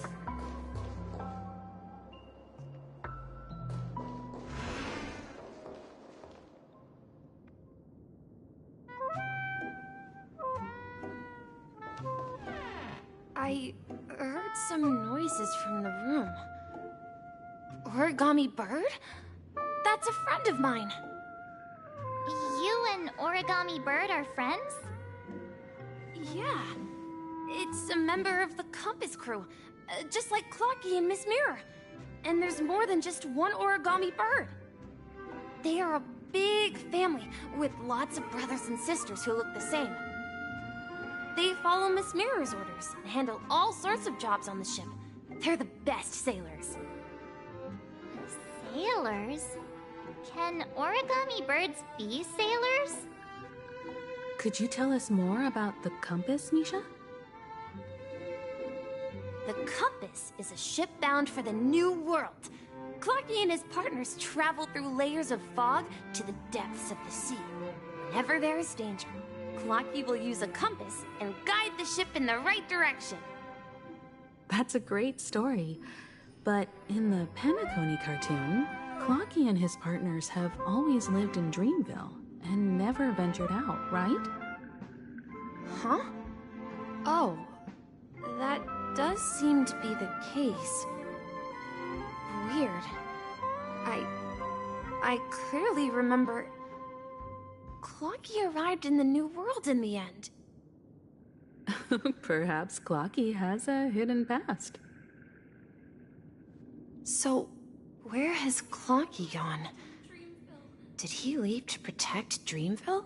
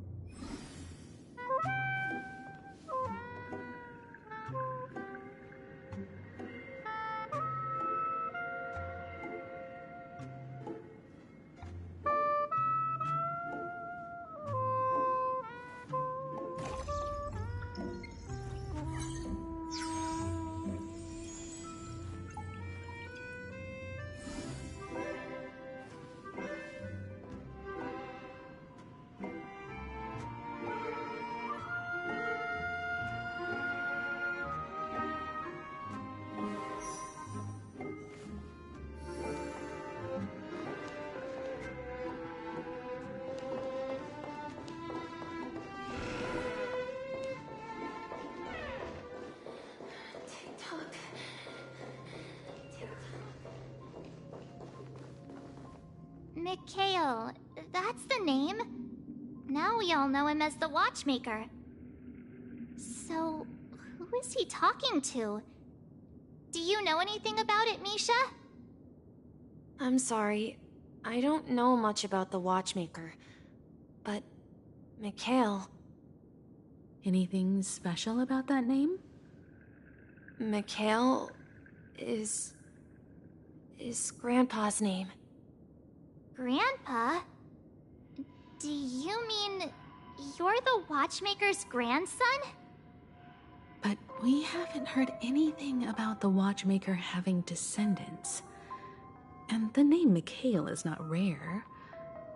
Perhaps it's merely a coincidence. Could you tell us more about your grandpa, Mikhail? Yeah, sure. He was a seafarer who fearlessly ventured into mysterious seas and storms. He was always on the sea and had lots of friends who accompanied him on his travels. He didn't want me to call him Grandpa because that would make him sound old. He believed he was still young. The name Mikhail was given to him by his parents, Mihaly and Elise, both renowned seafarers.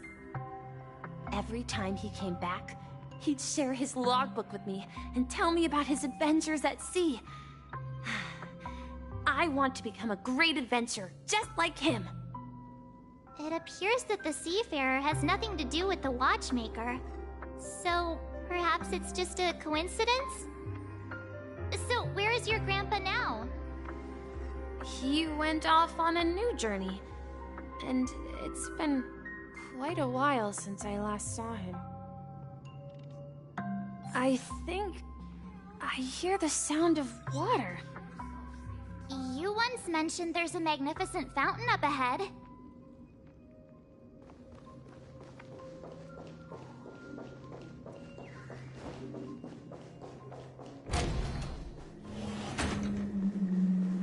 Look, there it is!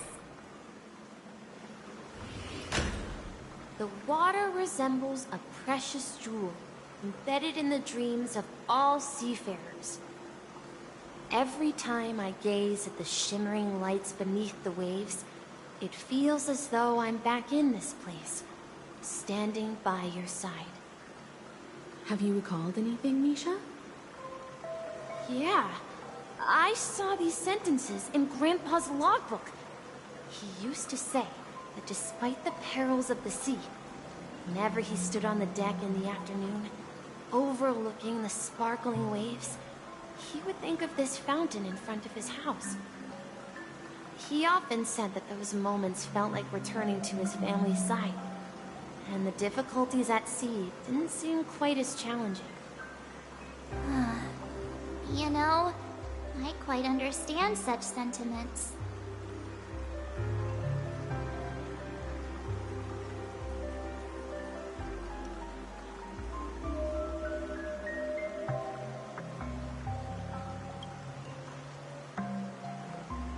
Hey, don't tease! I was just being a bit sentimental. Perhaps every adventurer far from home carries a fountain within their soul. Even though the other side of the sea remains shrouded in the unknown, the fountain in front of his house serves as a compass, leading him back to his cherished ones. Yeah, while Grandpa was at home, we would stand by the fountain and place the compass, a toy boat that I made, into the pool. Back then, I would ask him when I could go on adventures like him, and he would always laugh and say I was still too young. It seems this Mikhail is truly a seafarer and has nothing to do with the Watchmaker. Yeah. Based on Misha's recollections, the scenes in the dream bubble appear to be his childhood memories. But this raises more questions. According to Misha, he was clearly born on an oceanic planet and led an ordinary life, with no connection to Penacony at all. Could this be some sort of metaphor? Perhaps the sea refers to the memory zone. I'm sorry. I don't know, but My memories keep pouring out uncontrollably, like water flowing from a fountain. Perhaps I'll remember more things if we go further. I wish to share your burden. We're going to the opposite side, right? No, we should turn left here.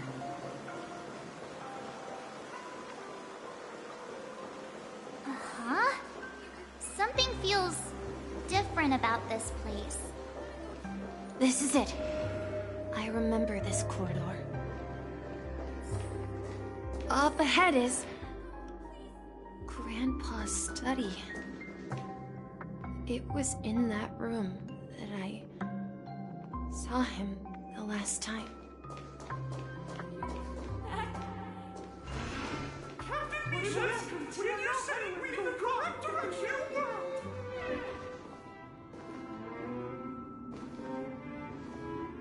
The atmosphere in this room feels totally different. Misha, you finally come! Clocky, you're here! Yeah. This is the room where we first met each other. Are those books on the bookshelf logbooks left behind by that seafarer? Yeah.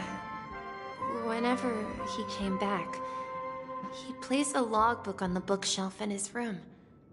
They contain records of his expeditions to every corner of the world. He described our world as a fountain. At some point, the sea started to gradually swallow up the land where people lived. To ensure that everyone had land to settle on, he had to continue exploring the sea and search for the source of the rising seawater. On that day, he called me to his study, telling me that he was embarking on another journey. However, I could sense the gravity in his expression. It was the same look I had seen on my father's face before his final voyage. I asked him if I could go with him, but he said that my adventure lay elsewhere and told me to stay home and patiently await a certain sound at the door. What sound? He told me about a vast ocean in the sky. An ocean of stars. He spoke of a train that transports children with a desire to venture far away, traversing the sea of stars without ever stopping. He said that he knew the crew on the train, and that he had asked them to take me along. He said the journey I had always dreamed of would start there. A train? Could it be? It's the Astral Express. I remember now. Grandpa's friends are a group of nameless who came to this world to resolve a disaster caused by a star. Then, he gave his pocket watch to me.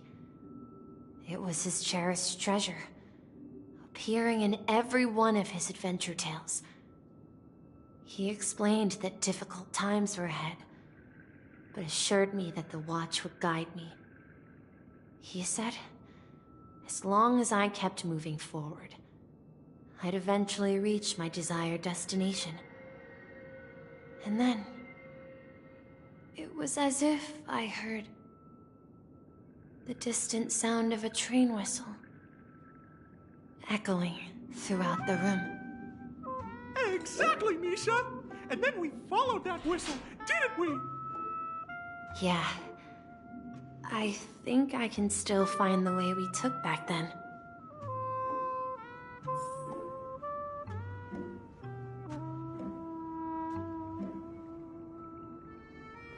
This is the dream jigsaw, right? So we're supposed to find the exit. But where can we find the last piece? Do you remember? You said you obtained a mysterious shard when you stumbled into this place. Hey, the shape seems to match. So this shard is also connected to Misha? Looks like we're just one step from revealing the truth.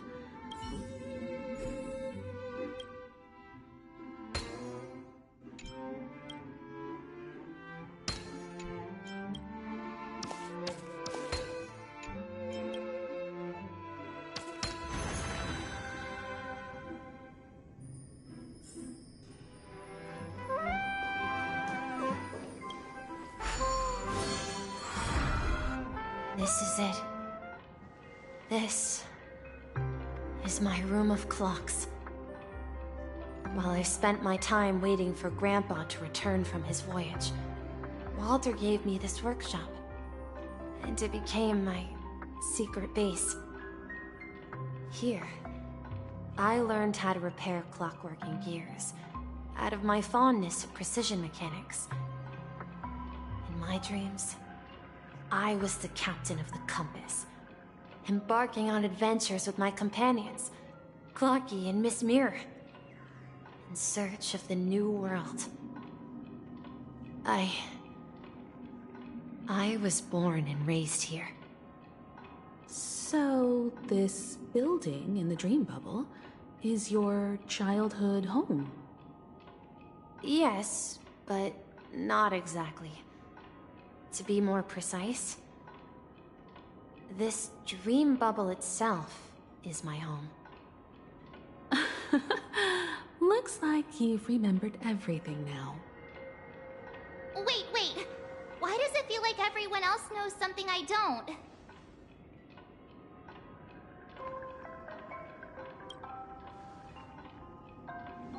March, do you remember when she mentioned a Clocky that only she could see? Yeah, the little guy here, right? But we all saw him in Dreamflux Reef, right? And Mr. Yang even greeted him. Looks like everyone on the Astral Express has a childlike spirit. The answer lies in the Astral Express. Her experience shows that neither Firefly nor Acheron can see this Clocky. And when we were in Dreamflux Reef, you may have noticed that for some reason, nobody outside of the crew had ever talked with Clocky.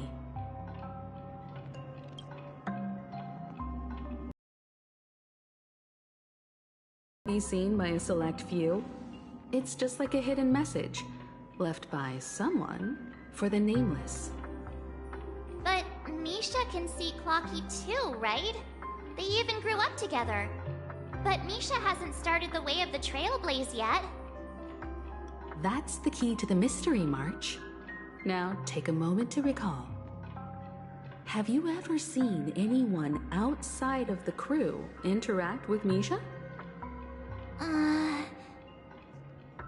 Wait. No way! That's the answer, March 7th. This dream bubble is the place where I was born. And I'm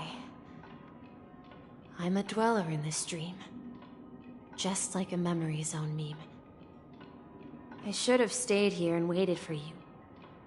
But when reality and memories merged, I unconsciously pushed open that door and left the bubble with Clocky. So it's not that the Watchmaker's dream bubble is empty, but rather the stuff inside ran away? And the whistle you heard, was the sound of the Express arriving at Penacony? That's one way to see it, but I believe there's a longer story behind all this. It's best for Misha himself to explain all the details. How about we start with your name? Now, should we call you Misha, or...? Thank you all for helping me rediscover my true self. Now, please allow me to reintroduce myself. I was born on Lushaka, in the Presmere system, adopted by seafarers Mikhail and Char. They gave me a treasure, a name that carried their hopes. Mikhail Char Legwork. Or simply, Misha. If you prefer, you can call me by a more familiar name. The Watchmaker. So, you're the Watchmaker himself? Unfortunately, that legendary figure is no more. I am only a reflection of his life. As for the child who has been with you, he's the innocent protagonist of Misha's childhood dream. A friend of Clonky, a young apprentice, and a future mechanic on the Express. And this also marks the beginning of his journey, devoted to the Trailblaze. At the end of the journey, I left this little flame, which I so cherished, in my deepest dreams, hoping to pass it on to the nameless of future generations. However, he somehow left the dream bubble and forgot all about his task. I apologize for all the confusion this caused. Because he was born with a desire to trailblaze, wasn't he? I don't think Misha has forgotten his role as a guide. He remembered it, and that's why he mistakenly appeared as a hotel doorman in her dream from the very beginning. The one who brought our unconscious friend here must have been Misha. If that's the case, we encountered the Watchmaker's legacy from the beginning, didn't we? Well, I have a sarcastic friend who says I always take big detours and end up back where I started. Perhaps that's what every nameless has to go through. But in the end, you found me. I'm sure you're all wondering what my legacy is. I believe my hound has mentioned the Stellaron and my wealth. If I may apologize, the Stellaron part is real. As for my wealth, however, it's nothing more than a baseless rumor. I left my homeland as a child and embarked on the journey of Trailblaze. I traveled to various planets until finally reaching Asdana, where my friends and I built the original Penacony and fought for its future ever since. I've been moving forward all my life, doing what I could to overcome the obstacles in my path. But ultimately, my journey reached its end, and I left behind no possessions worth entrusting. So, if you ask what's left within this worn-out train engine that can be called a legacy, I suppose it's the things that are still burning in the engine's furnace. Now that you're well aware of the current situation of Penacony, I certainly hope that you'll help me get this world back on track. But I'll leave that decision to you, for the path of Trailblaze is never paved by others. All I have for you is a story and 2 gifts. I want to give you my pocket watch. It has accompanied me throughout my long journey, guiding that naive child forward, and has been blessed with the presence of so many great people up to this day. And my hat, too. The one who navigated for me placed it on my head and planted a fanciful thought in my mind. The trailblazing expedition will never end. Now, it's time for you to make your choice. Once you've made up your mind, open that door and enter the long dream of an old man. I'll be waiting for you at the end of this corridor of time. All right, everyone. Let's make a decision. Although I don't think anyone will have any objections.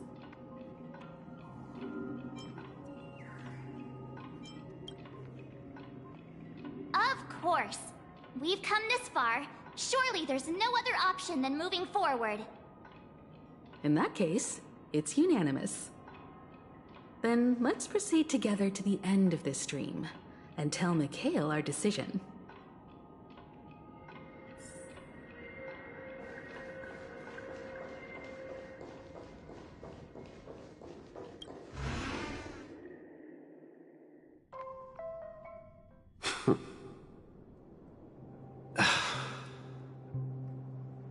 Mikhail, where are you going? Someone has to step up and save Lushaka. So why can't it be me, Misha? Please don't go. And if you must, please take me with you. Don't leave me alone. Even without me, you know how to proceed forward, brave Captain Misha. The compass is waiting for you. Haven't you always wanted to be a better adventurer than me? Now go, board that train and start your journey. Where are you going, Mikhail? I'm going to clean the floor in the parlor car. I've promised the conductor. Wait, first tell me, did you fix this watch? Yeah? I know what it looked like before. Its chain was broken, the back case torn, and the marks on the dial all worn out. How did you manage to fix it? Well, it's hard to explain, but I knew it could be fixed. It's the hands, Mr. Amundsen. Its hands were intact and pointing in the right direction, so I knew there would be a way to fix the rest. I see. You'll work with me from now on. Haven't you always wanted to tinker with this train? You're its mechanic now. As for the conductor, I'll do the talking. But I only know how to fix watches. Don't worry. You've got what it takes. I'll teach you what you need to know. Where are you going, Legwork? It's time to head to our next stop.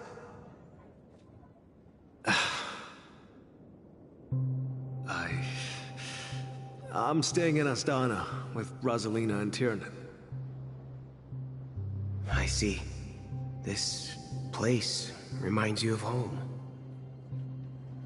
The people of Astana have only achieved a tiny victory, and still have a long way to go towards true freedom.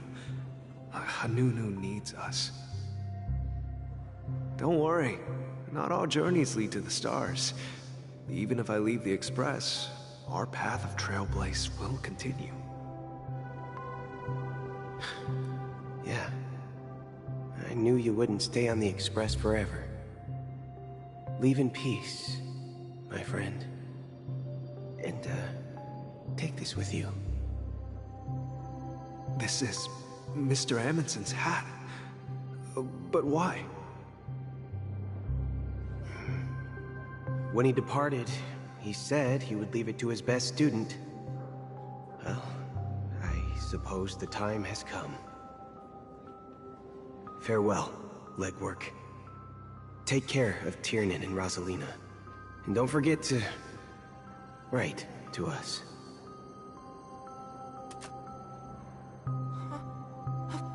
Where are you going, Watchmaker? Don't worry, Micah. Just going on a little trip. Someone has to be at the forefront of the interstellar frontier, and I'm the only former Nameless in Penacony. So why can't it be me? Because you're all we have! Have you forgotten about Tiernan? The cosmos is way more dangerous now. What will happen to Penacony if we lose you too? But what will happen to Penacony if we don't find a way out? Ah, Tiernan. How could I ever forget him? I've spent countless sleepless nights asking myself why I didn't go with him back then. We Nameless won't stop. Don't worry, Micah. It's just a matter of getting back to my old profession. Just wait for me to come back. But if, and it's a big if I don't come back in one piece, then you'll become the next watchmaker. Where are you going, old man? Oh, you're here. Answer my question. What are you up to? Relax, Gallagher. I just came up with a great idea. Wanna hear it? Oh, come on! Aren't all your ideas just ways to get yourself killed? I may be blunt here, but you're the last remaining hero in Penacony. If you die too, the secret of Stellaron will go to the grave with you. Yes, I'm afraid there's no way out in Penacony, so I'll have to consider alternatives beyond Asdana. We'll organize a festival using the Watchmaker's legacy as a facade, and send invitations to the entire cosmos to gather people here. So, a desperate struggle against the family? Desperate? Don't we have you here, my friend? This task is challenging, but what hasn't been challenging for us along the way? Well, whatever you do, remember,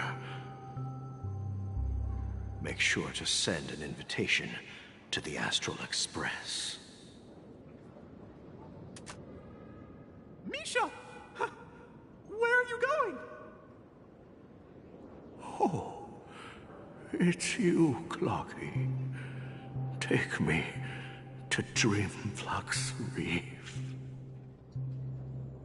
Last night, I had a long dream about the day we met. I want to write down that dream. Write it down? Why? Oh, so I won't forget it. Do you remember how you got your name, Clocky? Of course! You told me that when you were a kid, you lived in a room full of clocks. Those wall clocks and pocket watches grew up with you and were your best friends. Yes, but what I didn't mention was there's a funny misunderstanding behind it. I was a kid, and there was always a special pocket watch in my memories. It was with my grandpa, guiding him on his sea voyages and leading the way in his every adventure story. I wanted to have a pocket watch like that too. And that's when you appeared in my dreams. Yeah. Every night, we boarded the Compass and set sail together. But you know what? It wasn't until the day my grandpa gave it to me that I realized it wasn't a pocket watch at all. It was a compass. So, your name should have been Compassy. And the Watchmaker is just a nameless.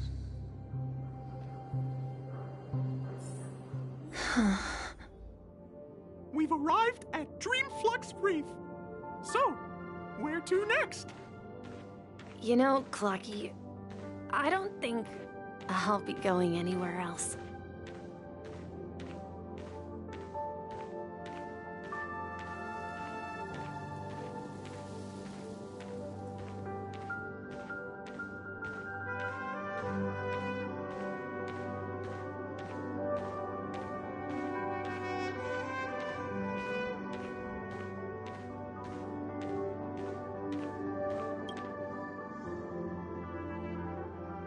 I've traveled far enough. It's time for a little break. Oh. So, we'll set out again. When you're rested? No. I'll stay here. And then... this is where it ends. This is... where it ends? What do you mean, Misha? You told me that the trailblazing expedition would never end. Yeah, that's what I said. So now, it's up to you to decide your next destination. My next destination? What's that supposed to be? I've been following you. Misha? You're acting weird today. If you're feeling down, we can just do what we usually do. With the clockwork. No, I'm not feeling down. As for clockwork, yeah, it resolves all problems in this dream. So, do you know what clockwork actually is? I'm not quite sure. Well, everyone gets lost at times. They may hesitate and doubt which way to go. That happens in this dreamscape and beyond. But don't worry. Everyone goes through moments of uncertainty and hesitation. Eventually, they gather the courage to make bold decisions. Whether it's calming, joyful, angry, or sad, all they need is a little nudge to take that step toward where they truly belong. I'm leaving that little nudge with you, and I hope you'll share it with others. Such is the essence of clockwork, the will of the Trailblaze. Clocky's hands spin around non-stop, indicating confusion, frustration, and weakness. But ultimately, people still need to move forward. Just like your hands, always pointing ahead. This is where my journey ends. From now on, it is your path to walk. Trailblazing means taking paths your predecessors forswore and venturing even further. The Penacony in Mikhail's dreams does not belong to Order.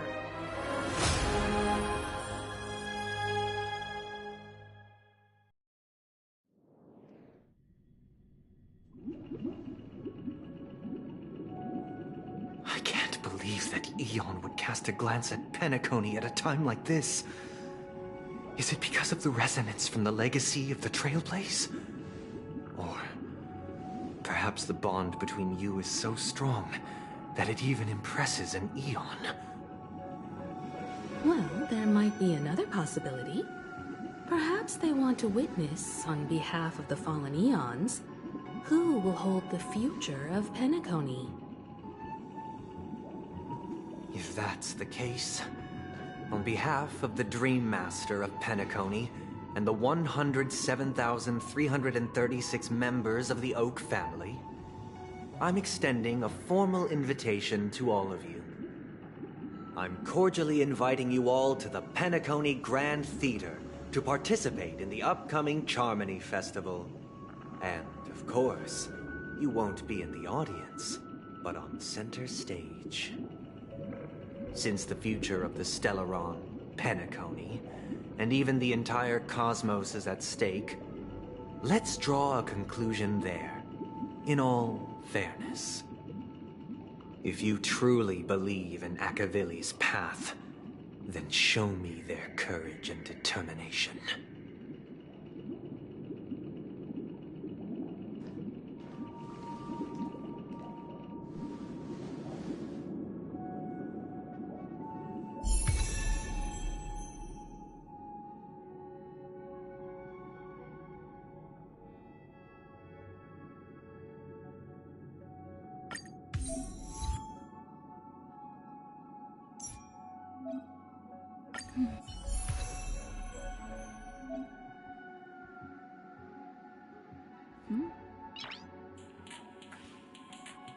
Noise.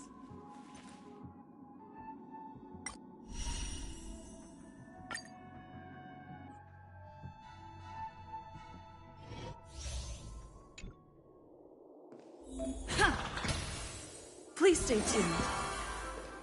Please stay tuned.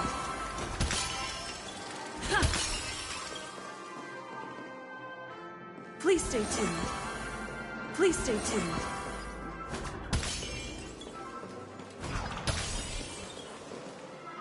Please stay tuned. Please stay tuned. We need a strategy. Please stay tuned.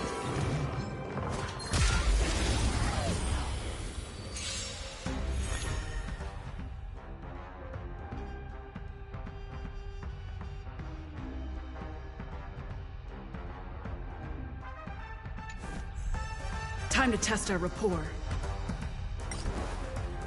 Let's improvise. Commencing support. It's time. In the mood for another beating?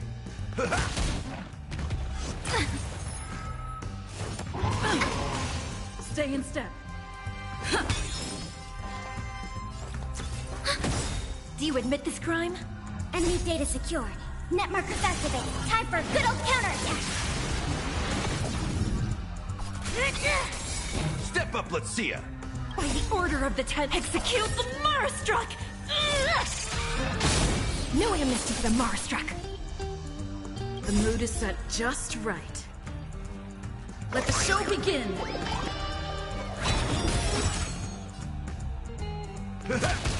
Rhythm get messed up. Dreams do come true. Ready for another? It's time. In the mood for another beating? Nice, like a good, my friends. Indulge yourselves! Let's improvise.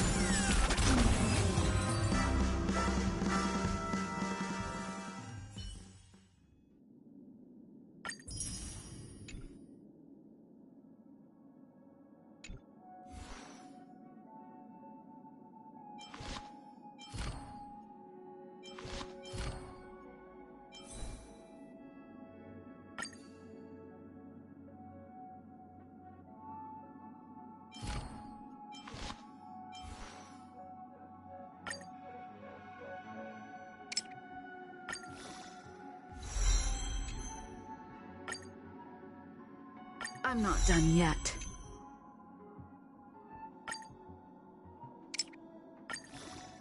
Journeys never end.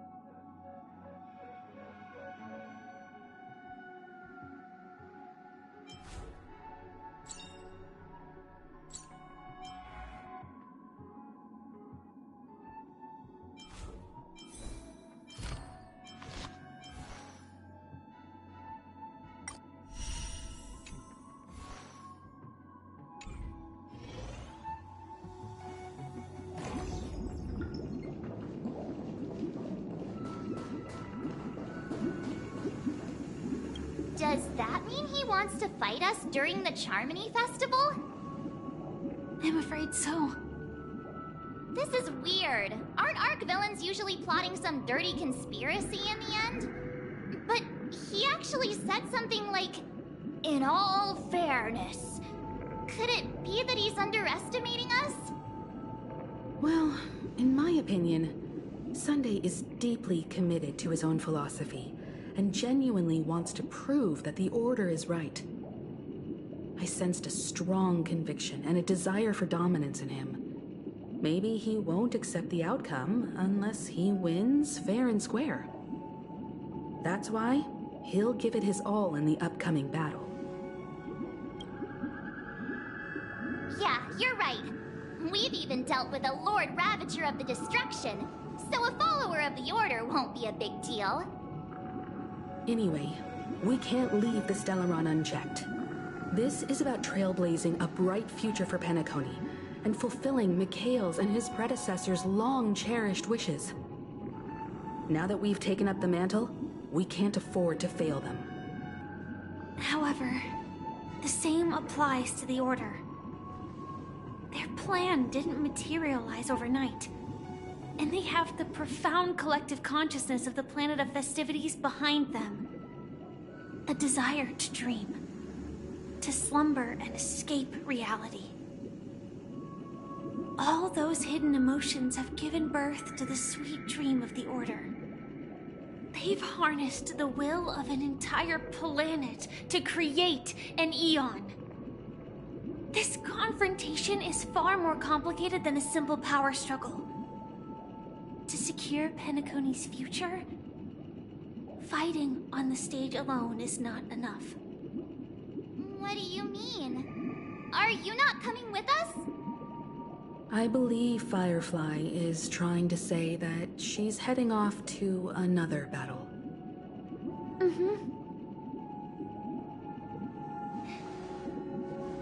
Before I left, the Destiny Slave told me that this journey would bring unforgettable rewards. Even though the script he gave me only had a few lines, I couldn't ignore them. Because one of the lines said, "I'll experience death 3 times in the land of the dreams." 3 times? This can't be serious, right? The first time was a painful death when I was stabbed by the Blade of Dormancy, which led to all subsequent events. The script will always come true, but in a way that will only be revealed when that page is turned. So now I've understood the meaning of my second death. And I am prepared to face it. If all goes well, my efforts will provide crucial support for you. Only by achieving victory in this battle can we secure a future for Penacony. And only then, my third and final death won't come true in the most terrible form. The most terrible form? Does that mean...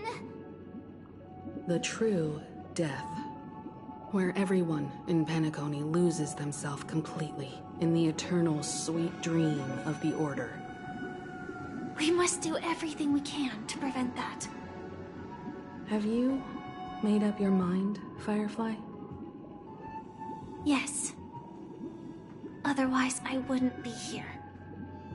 Thank you again for your assistance for the Astral Express. May we meet again, in reality. Yeah. Farewell, everyone. May your trailblazing expedition never end.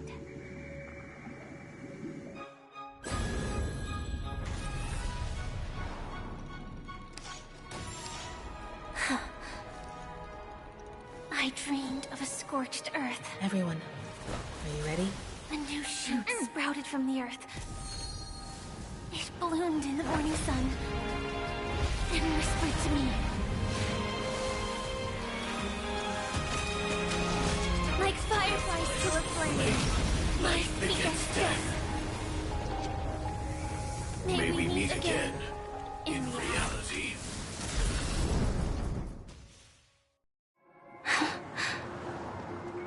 After today, Japella's name will disappear from cosmic history, and the Everflame Mansion will take its place. In the not-too-distant future, you'll receive an invitation. That's your next stop. Land of the Dreams. Penacony. I hope you find whatever you seek there. Be it answers or salvation. You mean my 3 deaths? Silverwolf told me about it. It's such a shame that it's not part of my script. Well, I want to live.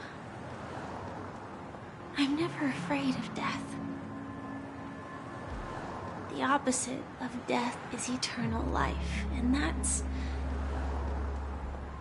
something I'll never desire. People die, and I am no exception. Death is like a script, a fate that cannot be defied. But that's exactly why we have to choose where we want to rest forever. Do you exist just to perish? Are you not the same, Blade? The end you desire is not one dictated by others. If I were to die now, I would only be a weapon. I believe I should die as a human. Though its definition escapes me, isn't this the answer that ordinary people look for their whole lives? A name that can be carved onto their tombstone. The tombstone that belongs to me once bore the inscription, Glamoth's Iron Cavalry. Then it changed to Stellaron Hunter. But one day, it will bear the name Firefly. And all the brilliance she showed at the end of her life.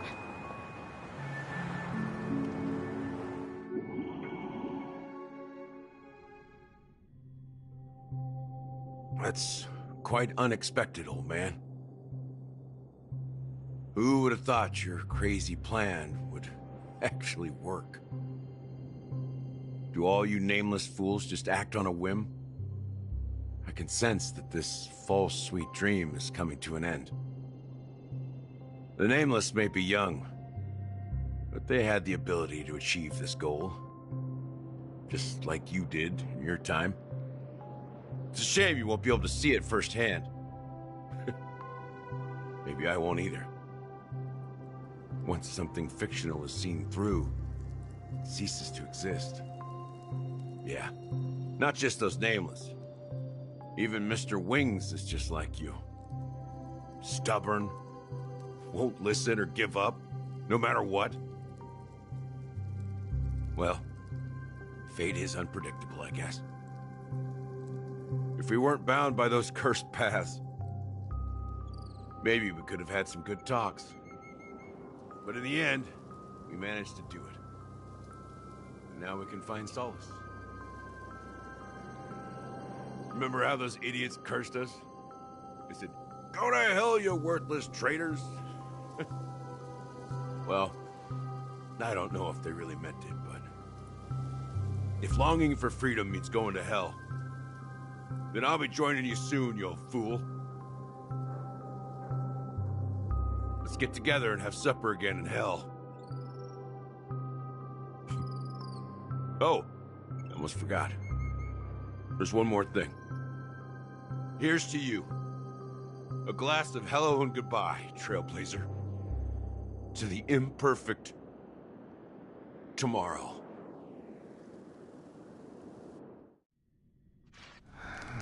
It's warm here, isn't it? Found shelter from the rain, let alone fresh berries in this desolate place. I was just following the scent of life. It's particularly strong in a place like this. It's a shame these berries don't have much flavor. Seriously? In case you didn't know, this fruit is pretty juicy. The only downside is that when you chew it, it becomes extremely spicy.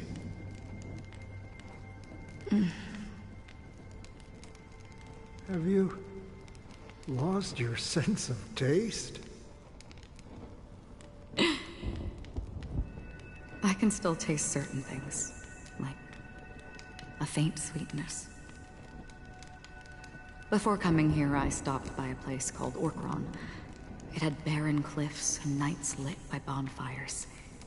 Burgundy snow would fall from the sky, and when it landed on my tongue, it tasted like raspberries.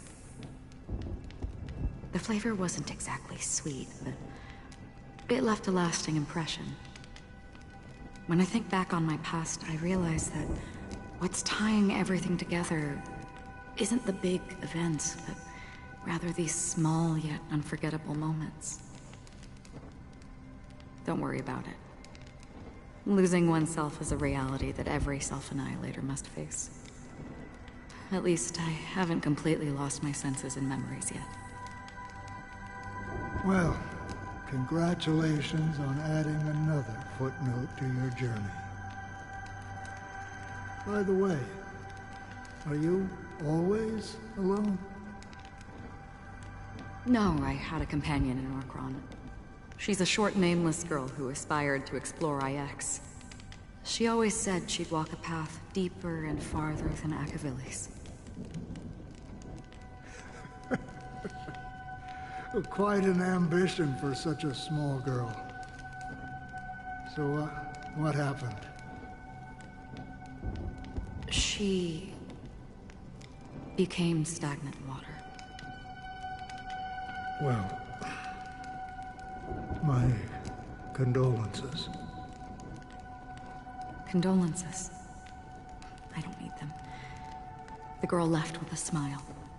She never regretted her choice and most definitely wanted me to say goodbye with a smile.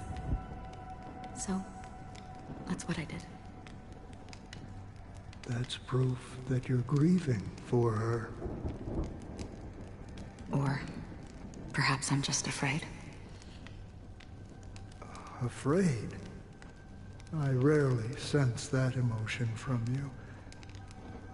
What do you fear? I'm afraid I'll forget the 30 days I spent with her, just like all the other days in my life. Most of them have already washed away with the rain, disappearing into an unseen realm. I fear that those vivid red memories will fade away too. There isn't much color left, and besides this faint, warm red, there's almost nothing. Hard to imagine. A ranger accustomed to bloodshed, destruction, and chaos finding warmth in the red color.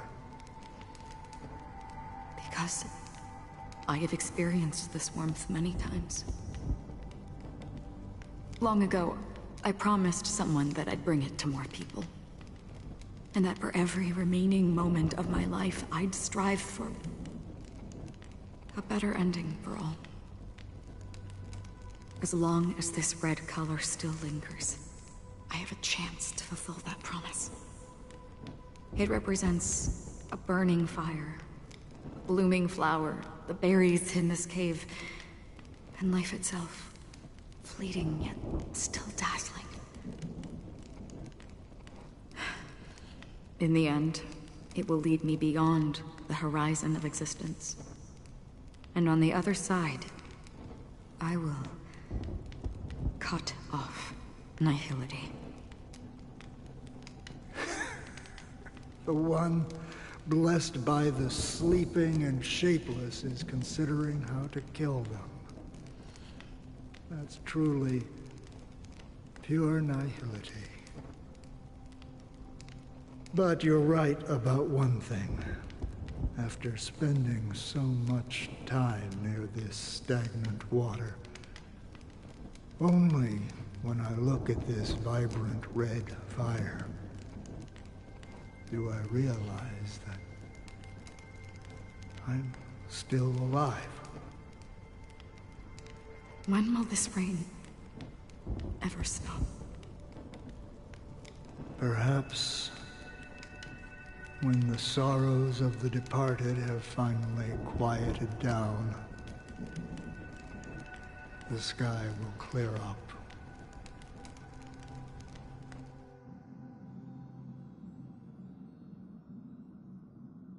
Have you heard of a planet named Biari Scamandros, Dan Heng? It's one of the Paradise Kingdoms under the influence of the Harmony. A sought-after wonderland for the inhabitants of the Dardanu Major and Minor systems. Half an Amber Era ago, the family held an unprecedented festival there. And after that, everyone on the planet became part of the family. Do you think the same thing will happen on Penacony? Yes. Or how else can we explain it? The family deliberately used the Watchmaker's invitation to keep all the Pathstriders here, but banished the Emanator of the Nihility. Because of the Nihility, I'm rarely affected by the power of other paths, but somehow I can unconsciously infiltrate them. Maybe that's the risk they're trying to avoid. I would disagree. Biari Scamandros is not part of the credit system or connected to the Silver Rail. It's nothing more than a remote civilization sheltered by the Harmony. But Penacony is different. If the family messes with Penacony, that would be like declaring war on almost half of the factions in the cosmos. They have no reason to do that. No, they don't. If they truly serve the Harmony, that is.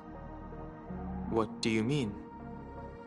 The path in Penacony is impure. The Harmony here has impurities. Do you remember the Ancient Swarm disaster? Tazeront, the propagation, brought endless havoc to the universe, and it eventually evolved into a fierce battle among all eons. 2 paths lost their eons in that war. The propagation, and the order. Coincidentally, their downfall is related to a certain eon. Xipe, the Harmony. Legend has it that they participated in the crusade against the Imperator Insectorum, and devoured Anna the Order for unknown reasons. Holy forgaroni. So you're saying that the 2 leaderless paths are working behind the scenes? But I don't see any descendants of the propagation in Penacony. Could it be that the remnants of Beyond the Sky Choir are hiding within the family, trying to resurrect a fallen eon? I can't say for sure, but they're definitely planning something for the Charmony Festival.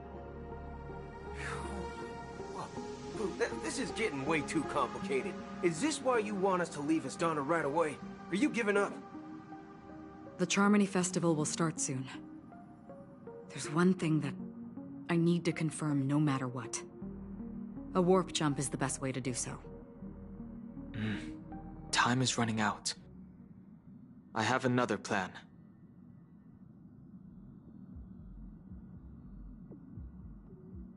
Hold on. Are you thinking of using the Jade Abacus of Allying Oath? Exactly. The assistance from the Lawfu Cloud Knights would be enough. Think it over carefully. You can only use that once in your lifetime. I have considered it thoroughly. My companions are... they're also once-in-a-lifetime treasures.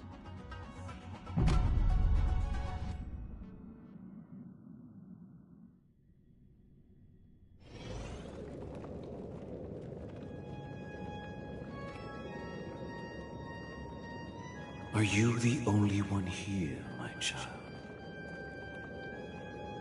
The Nameless is quite the diplomat.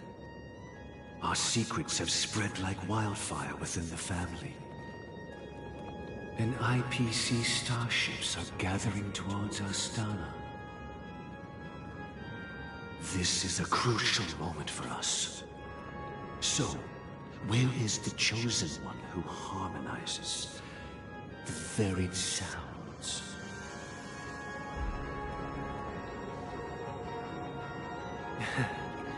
What do you mean, Master?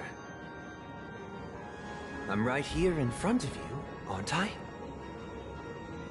You know, she was supposed to be the star of the Charmony Festival in our plan. But the plan has changed. As her brother, I know she doesn't want to sing for the Order, so I'll take her place. You've always been wise beyond your years. I'm sure you understand the consequences of your choice. If you consider this a betrayal, well, there can't be two suns in the sky. I'll step up and take down the other sun if necessary. Do you believe in karma? If karma exists, then everyone has their own karma. You have yours, and I have mine. And my karma has nothing to do with you, Mr. Gopherwood.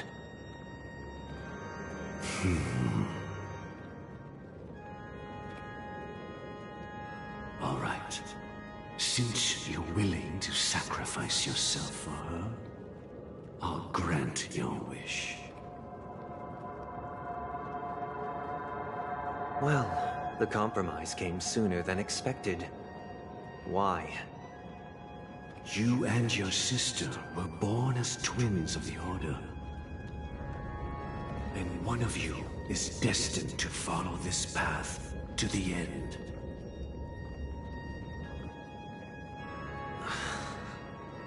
Is this part of your plan?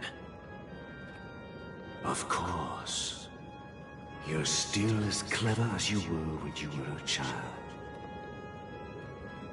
The opening is near.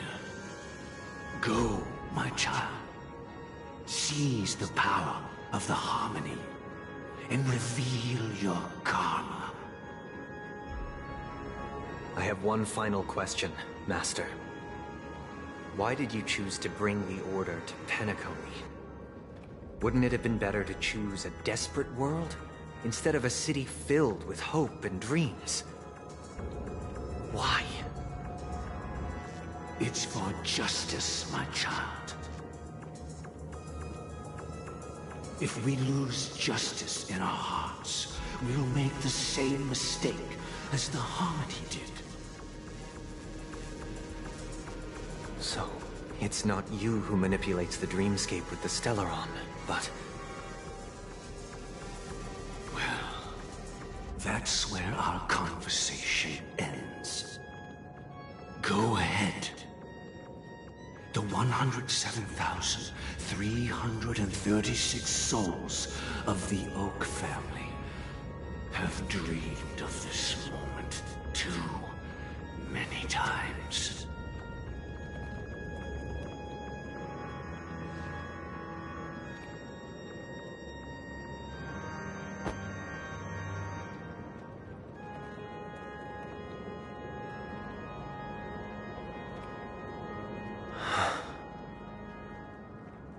I shall ascend to the heavens, becoming the scorching sun. Bathed in my light, my people shall flourish, while all evil shall be eradicated.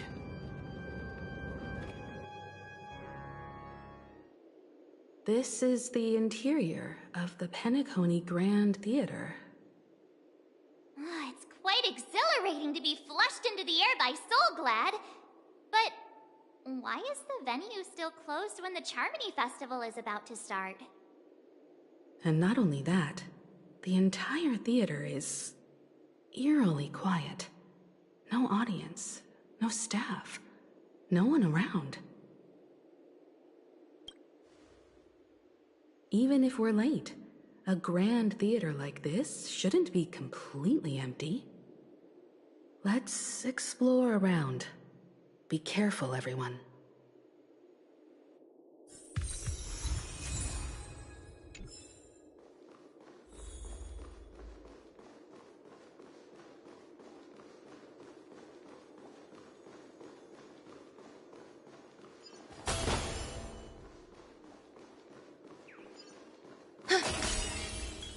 Gosh, the atmosphere here is so creepy and unsettling. Even if there's no audience yet, there should be some staff around. Why is it so silent?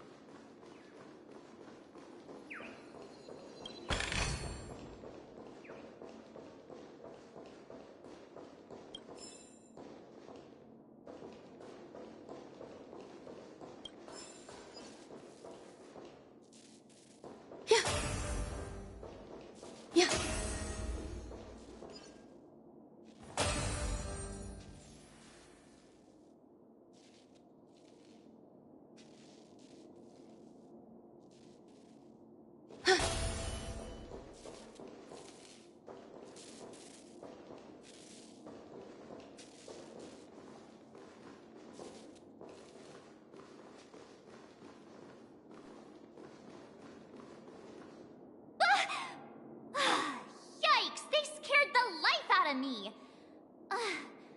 Why are there so many puppets at the ticket office?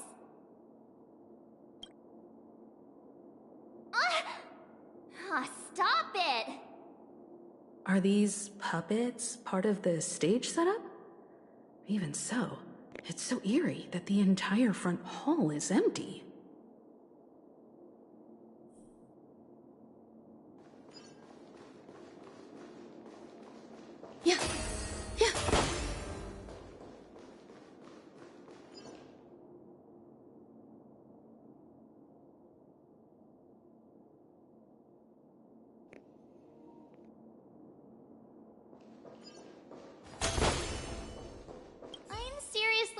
They might start moving. Let's just leave, please.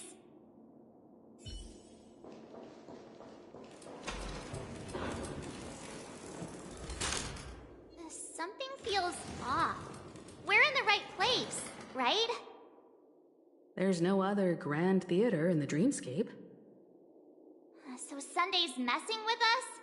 He said we'd have a final showdown on the stage, but why is there no one here? My apologies for the delay, March 7th. You scared me! Where are you now? I'm waiting for you behind the curtain. Following the Asdana tradition, I invite you to enjoy a stage play in 3 acts before the festival begins. History is a mirror reflecting the universe's true essence.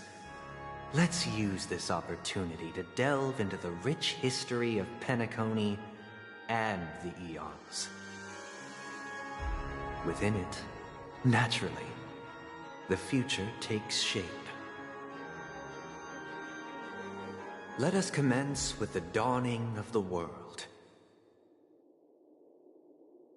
After the Dusk Wars, darkness veiled the sky, and chaos consumed the earth. Enna the Order emerged, destined to restore all existence. That marked the first day. Stream 4. Gleamfold blades.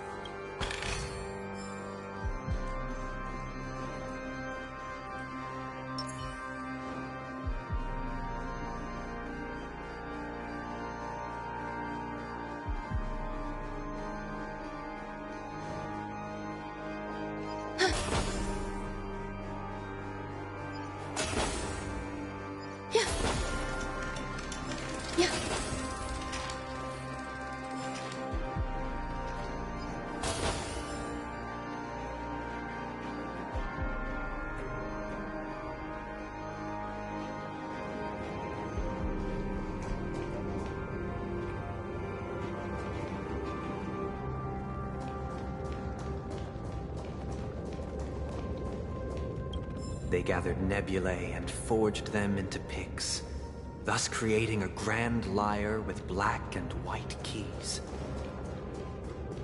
Strike the white keys, and the sun rose. Strike the black keys, and the moon rose. And so, the cycle of day and night arose. That marked the second day.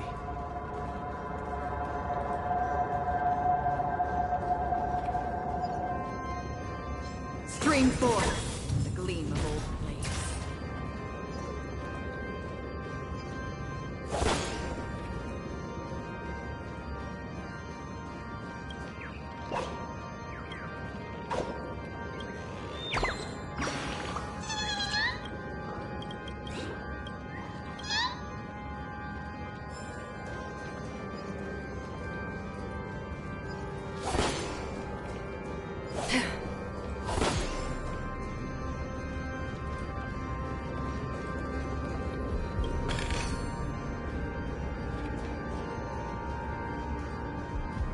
Stream forth the gleam of old blades.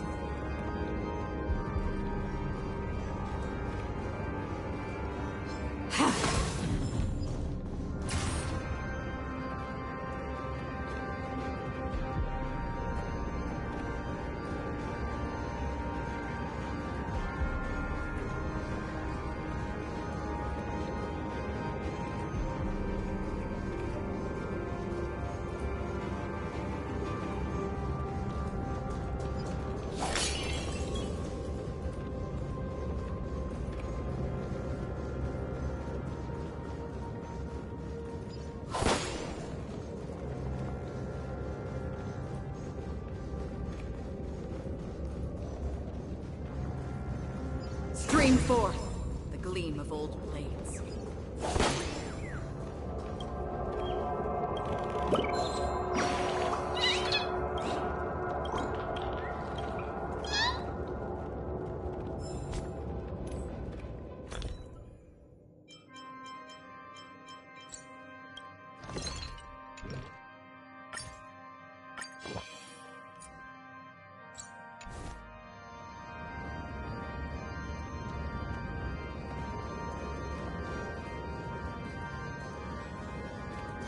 Stream forth the gleam of old blades.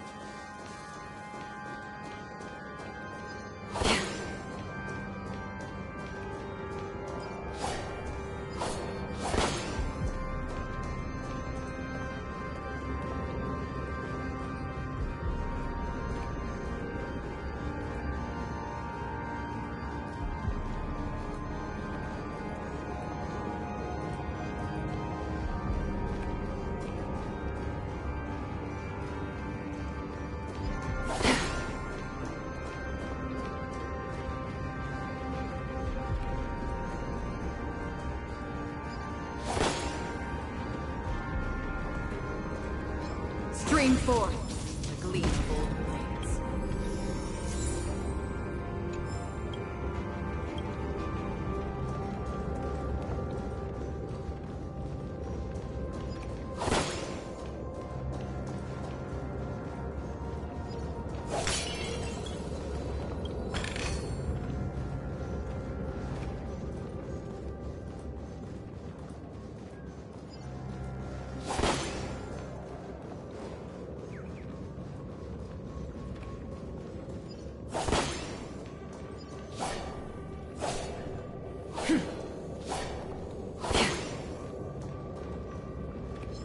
Stream forth the gleam of old blades.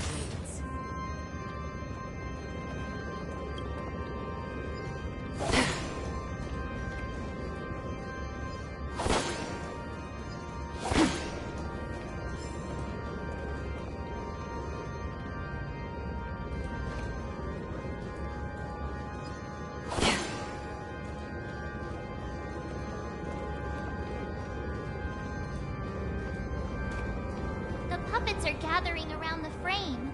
Are they expecting us to enter it?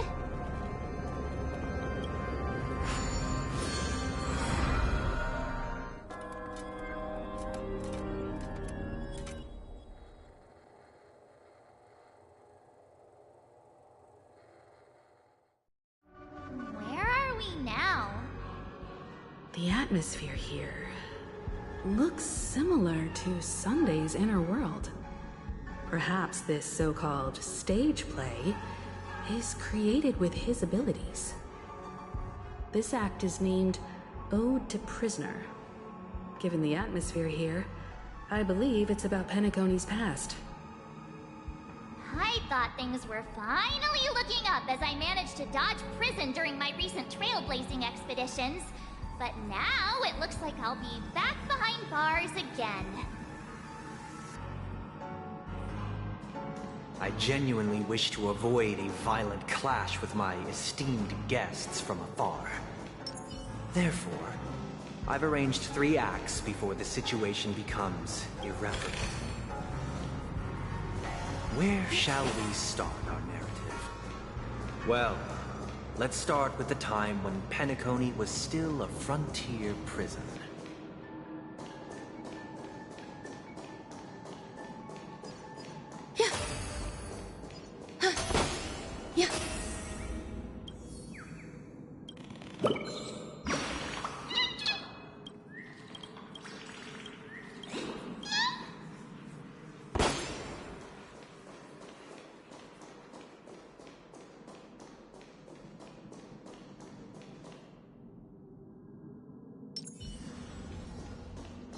Stream forth the gleam of old blades.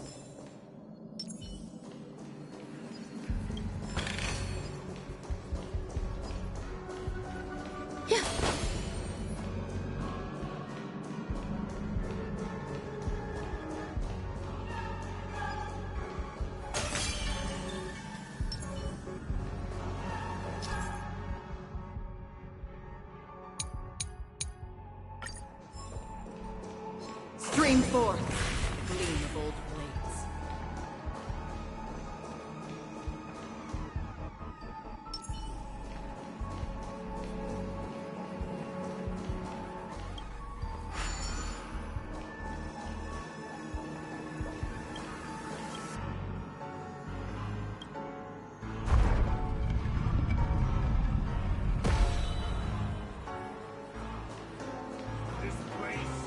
In 2147 AE, a prisoner named Hanunu ignited a struggle for liberty and emerged triumphant.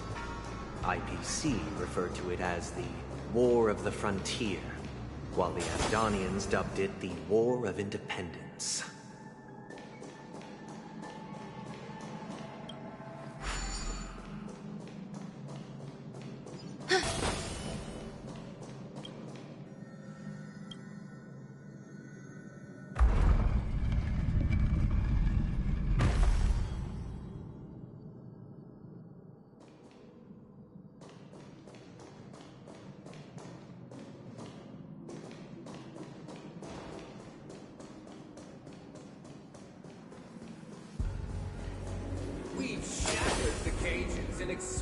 It's true that Hanunu was a legendary hero, but it must be acknowledged that while he bestowed freedom upon the prisoners,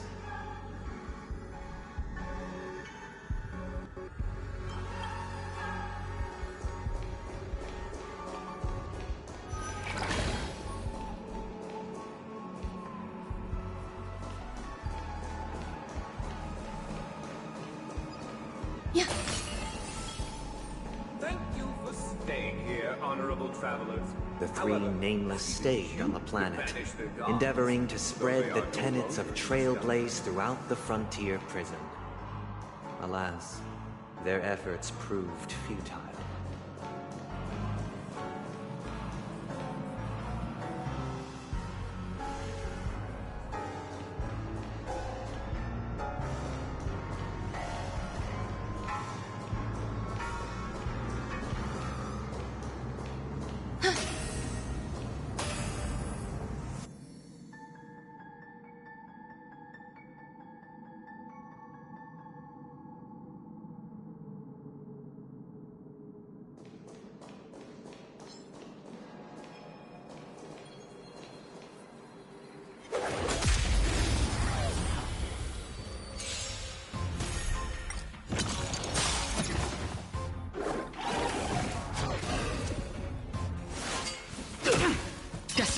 oblivion.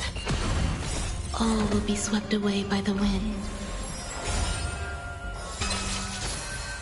Give me strength! In lunar flame. Blade of moonlight.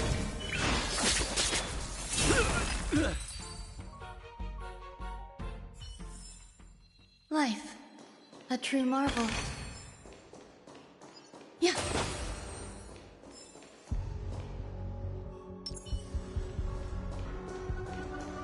Stream forth.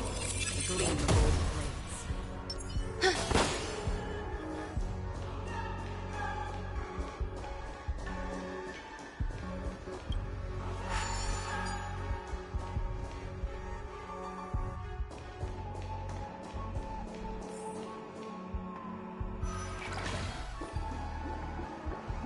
Let's build another prison, not within the... Once again, as Dana was engulfed in war, this time the enemies originating from within.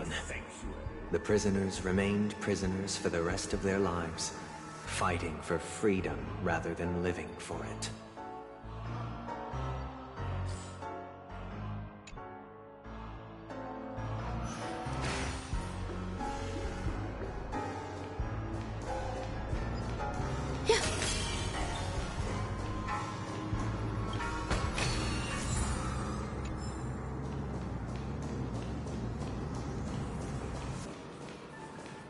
I hope you like this land of freedom on a scorched earth. As you can see, their sentences have long ended, and the IPC guards have long been expelled.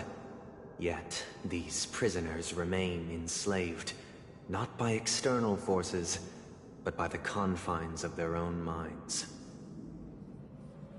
Freedom permeates every corner, except fragile souls. It gives solace only to those who believe in its existence. Prisoners, this is my order. Learn the essence of freedom and teach your fellow prisoners to fight for their lives.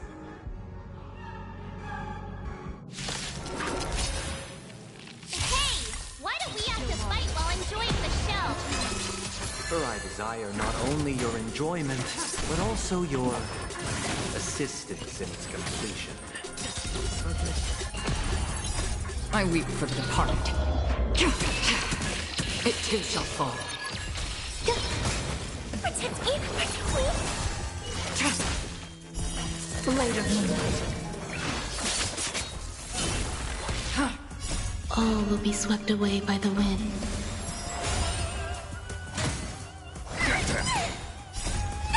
Demons or devils, I'll crush them all!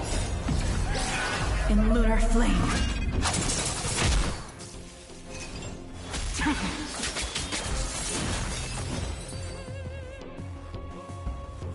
No one can restrain you anymore. You are free. Thus concludes the first act. Amidst a raging war, the frontier prison headed toward becoming Land of the Exiles. This must be how Penacony was constructed. With the aid of outsiders, the prisoners were finally liberated and established the Land of the Exiles. However, it appears that Sunday aims to convey the spiritual plight of the prisoners more than the physical aspects of imprisonment. This show is a bit too literary for my taste. But the battle part is quite easy to understand. Anyway, we've arrived at the exit. Let's go!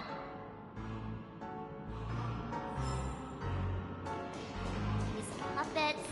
Where are they guiding us this time?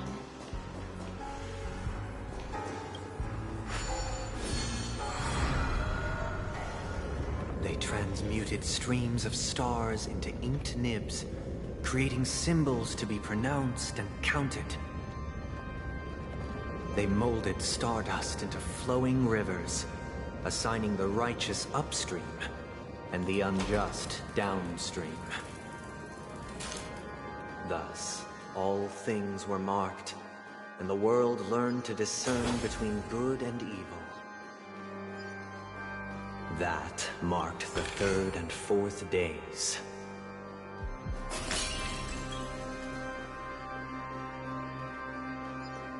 Yeah.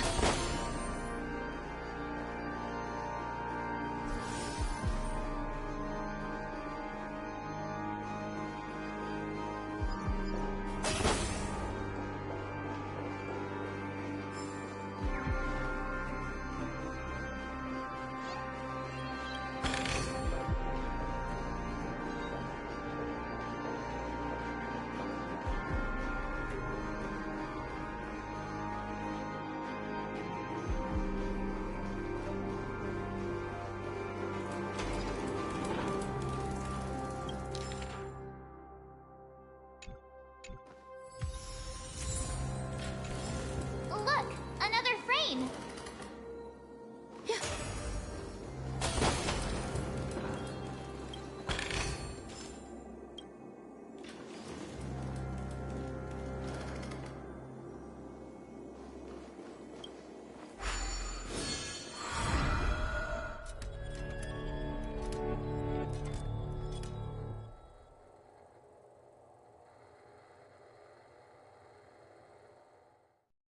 Ode to Fool. This must be the second act. The surroundings are different from before. The stage decorations look a bit tidier now.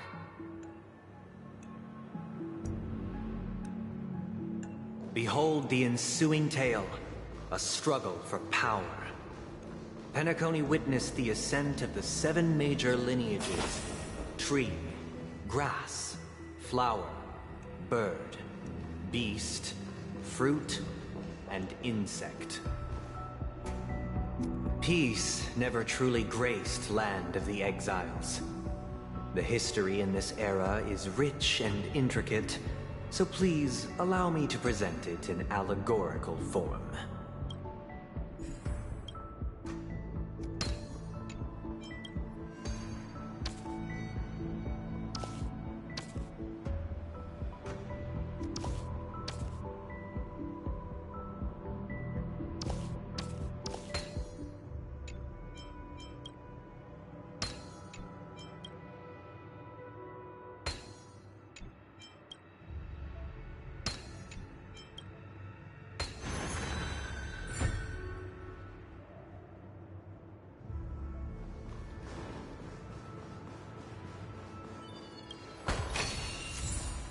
Welcome to this mansion, dear Alsa. Land of the Exiles was in disarray, besieged by both internal and external perils.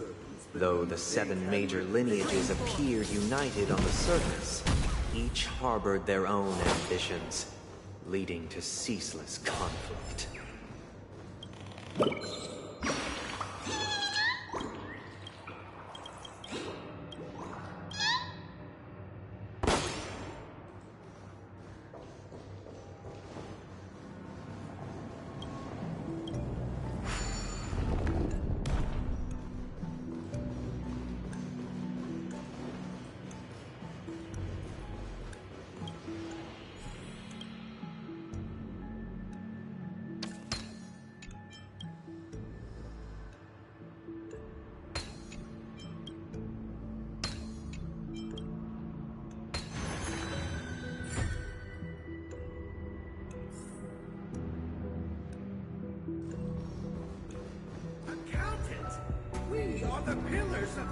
The Black Plum family was the first to fall. They withered away in the White Desert event, orchestrated by the Alfalfa family. Because, my child, you did not serve the old master. The leader of the Alfalfa family sought to defect to the IPC, trading freedom for survival. However, his eldest son slew him in the name of righteousness, and ascended as the new family head.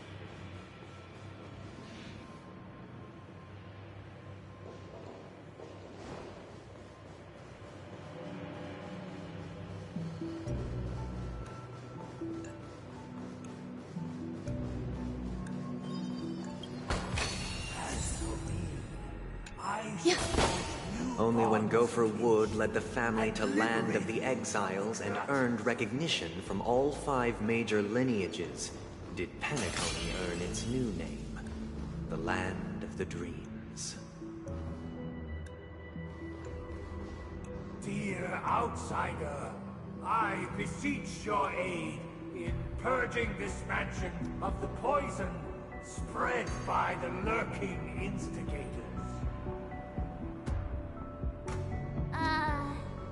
You want us to help you? What do you need? I wish they could regain their reason and cast away the shackles of hypocrisy. This is the second act. Looks like it's about Penacony's journey to becoming the Land of the Dreams, during which the family plays a crucial role.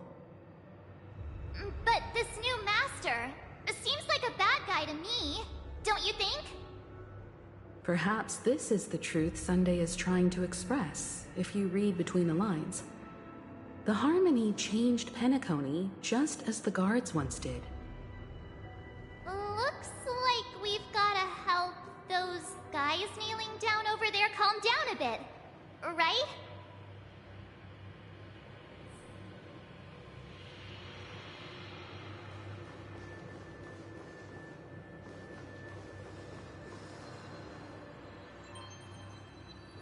Once, I stood as the most loyal guard among all the servants.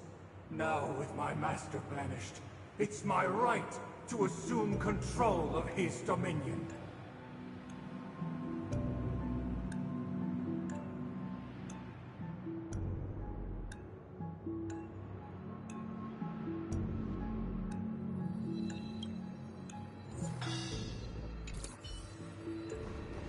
Master is no longer here.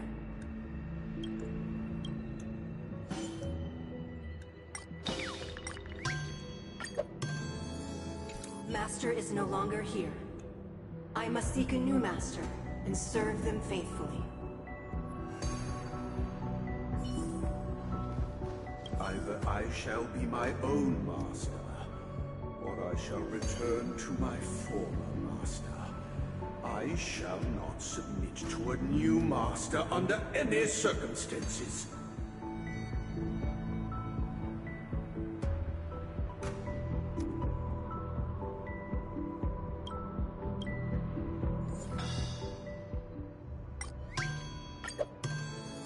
Without a master, who can grant me true freedom?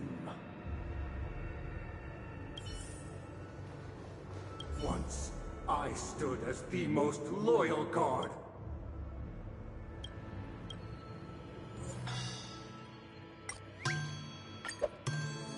My former master has long departed. Master!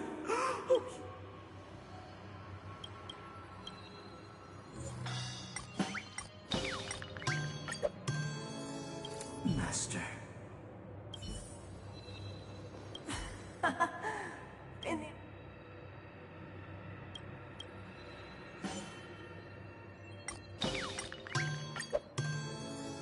I shall sing for my new master, just as their noble voice once resonated throughout the cosmos. Thank you, dear outsiders. My servants have regained their sanity. Heed me, one and all. Your former master shall not return. It is through righteousness and unwavering support for one another that we shall attain true perfection. Cast aside the veils of hypocrisy and embrace one another. Get ready. Looks like another fight is about to begin.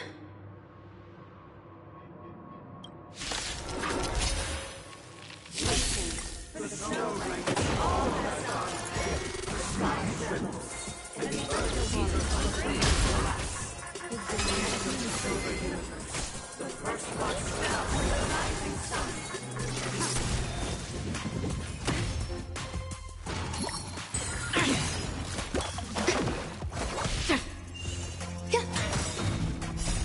I weep for the departed. It too shall fall. Blade of moonlight.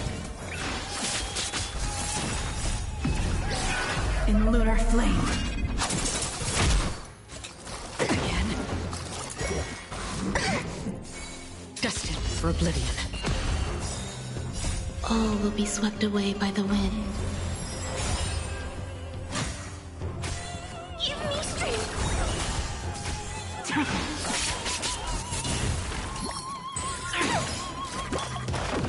On the still waters of oblivion.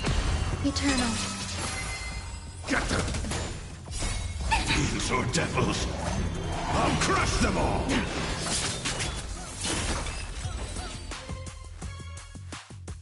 Alas, they remain but slaves till the very end, with the illusion of freedom. Thus concludes the second act. Amidst an illusory harmony, Land of the Exiles charted its course toward becoming the planet of festivities. This is how Penacony fell under the family's control. Since the arrival of the Harmony, the Land of the Exiles has undergone dramatic changes, not all of which have proven beneficial. This guy really loves dramatic scenes. Bet he comes from a whole lineage of stage performers.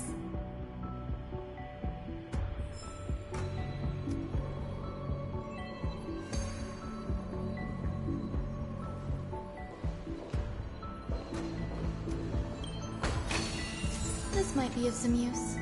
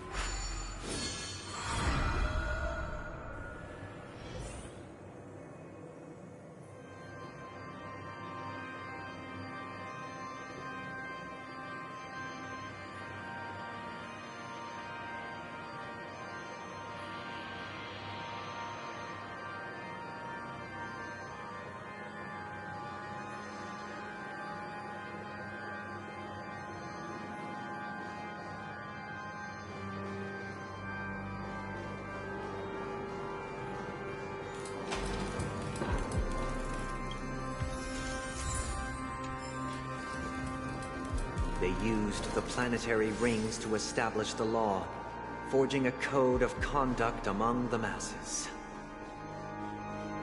A grand lyre with black and white keys served as an instrument, while symbols of articulation and numerical notation took the form of musical notes.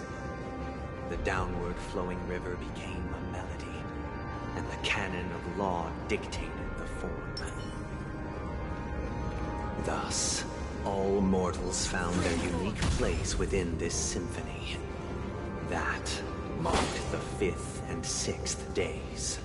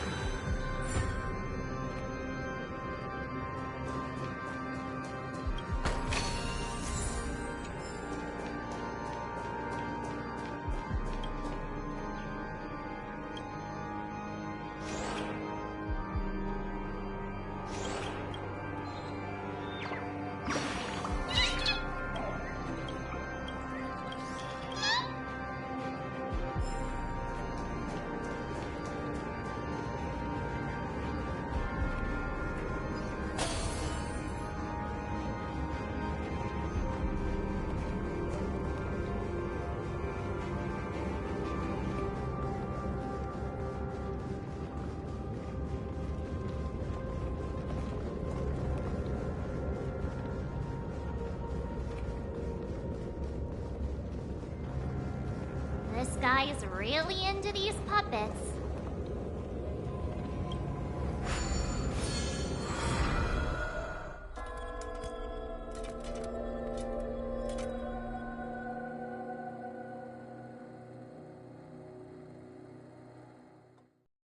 Oh, I get it now. The last scene is all about singing the praises of the Order. And the atmosphere here is completely different from the previous two scenes.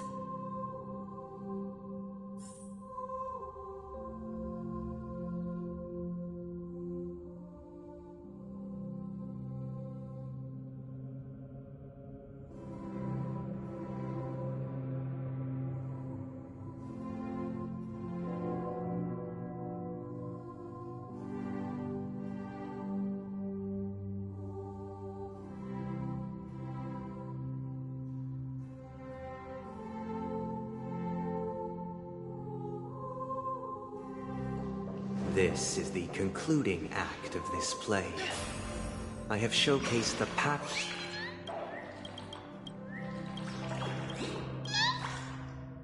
This is the concluding act of this play. I have showcased the past and present of Penacony, hoping that my desire for change resonates within you. And now, I shall reveal its future to you.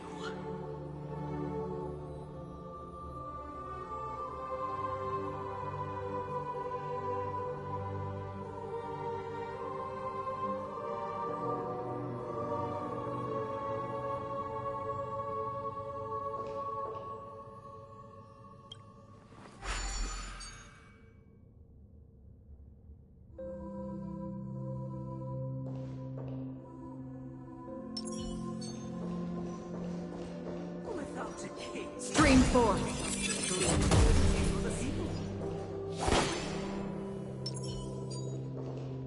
If the people lack foresight, we will make choices on their behalf and bear the responsibility.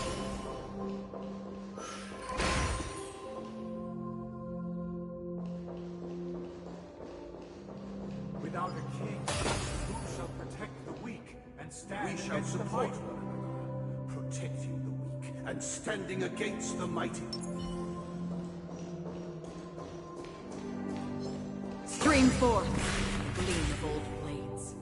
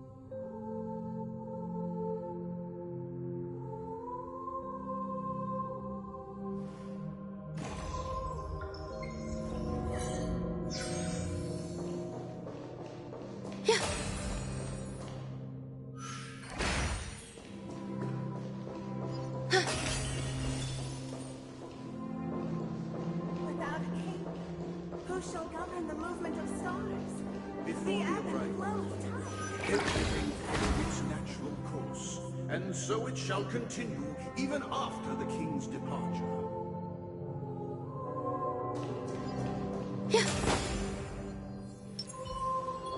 But after the king's departure... Stream forth! For we have become kings of all things.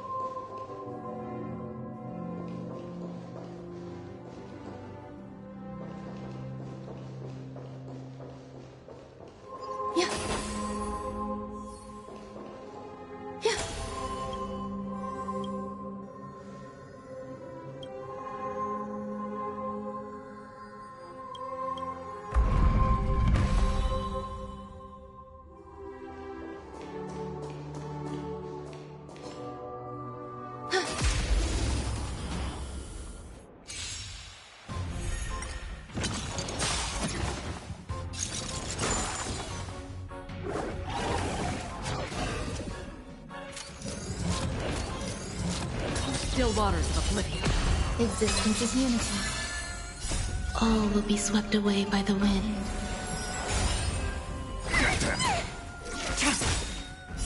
I weep for the departed. It too shall fall.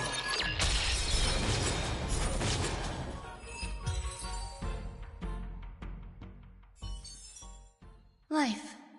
A true marvel.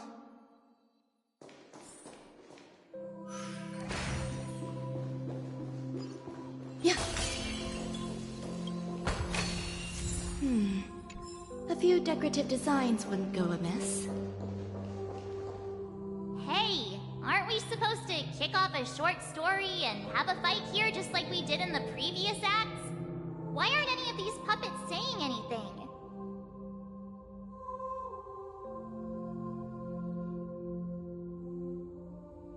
Perhaps we'll need to complete the story ourselves, just like we did before. So, do you think their mind needs tinkering or something?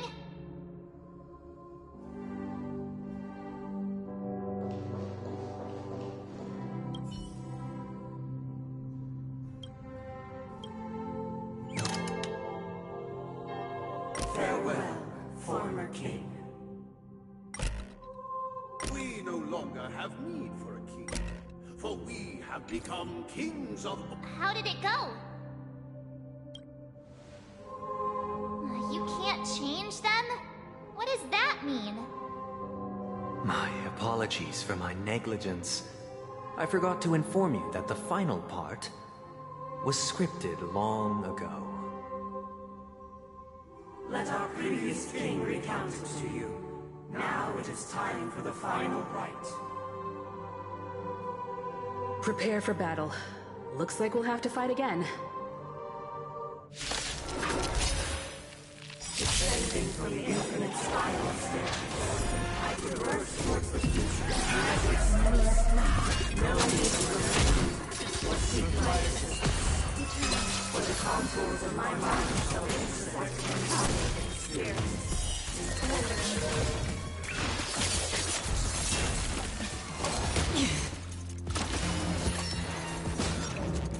Still waters of oblivion. I weep for the departed. It too shall fall. Protect me! Protect me! Fiends or devils! I'll crush them all! All will be swept away by the wind.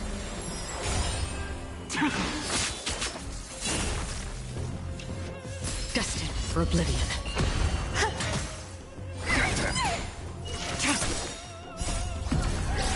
In lunar flame. Blade of moonlight.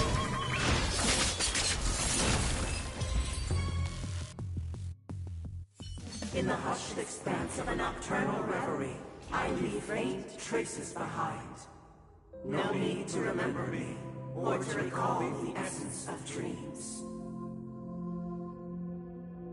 What is mine shall wane, while you shall transcend its delicate nature.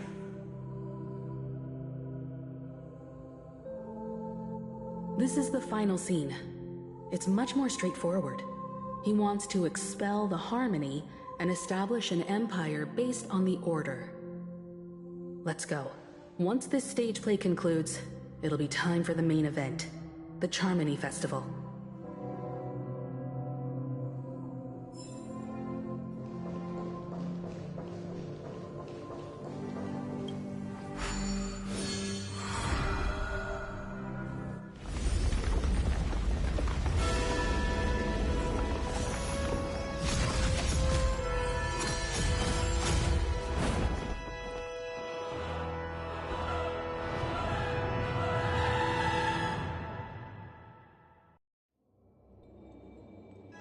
They imbued the world with meaning, perfecting all things in the heavens and on earth. Then, they rested from the labors of creation. Yet, all beings cried out to Enna. Under the banner of the Order, you have defined all things in the cosmos. But this made us realize that we are but puppets in your hands. Thus, on that day, all beings united and cast the Aeon into the abyss of oblivion. This Grand Theater looks totally different.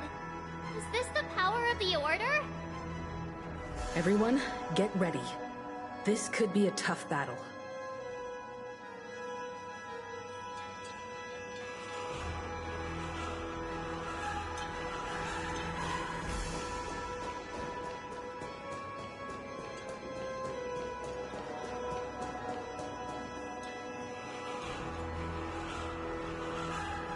That marked the 7th day.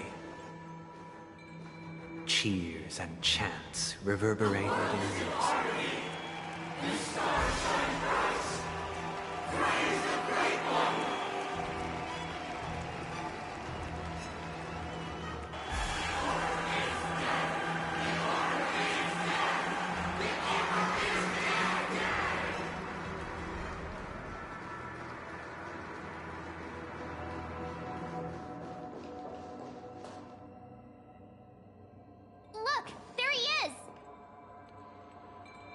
That concludes everything related to the Order.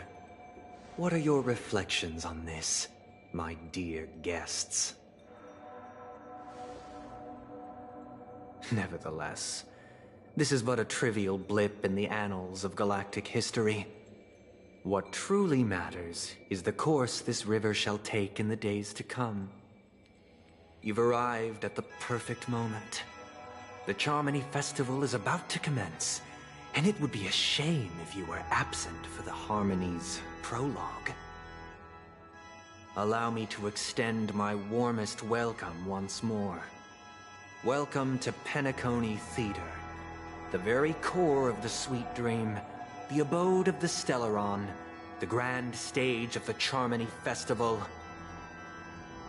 and the very place where the future of Penacony shall be determined through conflict. Your unwavering faith in the Trailblaze is truly impressive. True goodness can only be achieved through faith. Allow me to point out that falling into a permanent slumber is not happiness, especially when those people are driven by someone else's will in their sleep. Do you still believe that the Order only seeks to control the universe as their puppet, Himiko? No matter how perfect your vision of paradise may be, a cage remains a cage. People will never achieve true happiness in a world like that. They would just be toys for the Aeon. It seems you have misunderstood my intentions. Allow me to clarify. My desire is not to resurrect a fallen Aeon, or become one myself.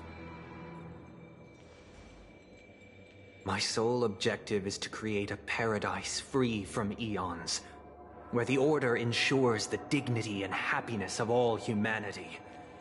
A paradise exclusive to us human beings. That's not the case. If people are to live with dignity, there must be nothing and no one above them. In your so-called paradise, you would be the one reigning supreme. Looks like we won't be able to convince each other. Now that our conflict has been destined, let's unveil our paths and reveal to the universe the true path.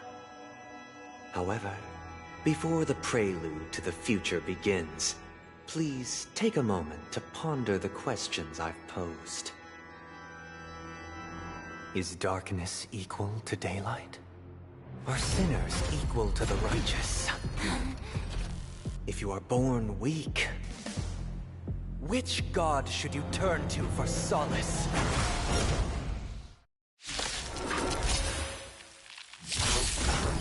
The Aeon with great might. Under the land, you have defied all beings in the cosmos. But this made us realize that we are Enjoying yourself?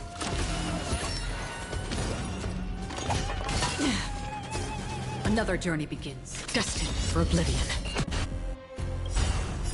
I weep for the departed. It too shall fall. Grace and elegance. Existence is unity. I'm gonna hold everyone back again. Get them! Stand down. Blade of Moonlight.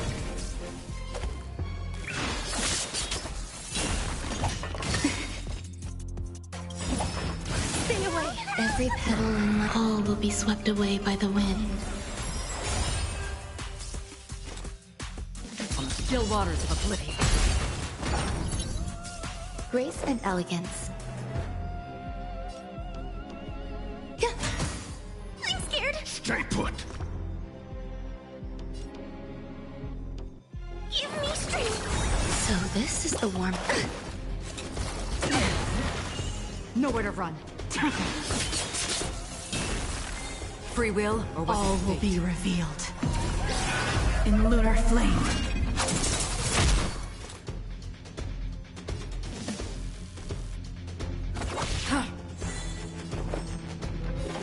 Eternal.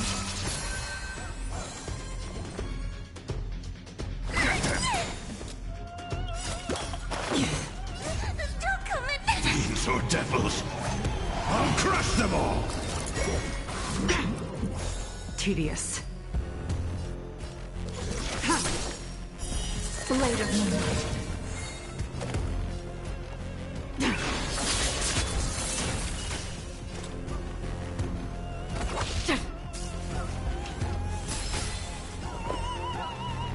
Existence is unity. Every petal and all will be swept away by the wind.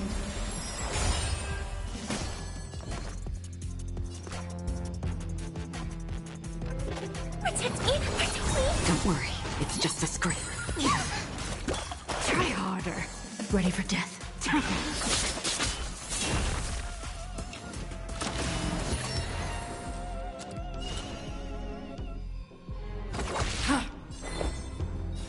Eternal. Get them!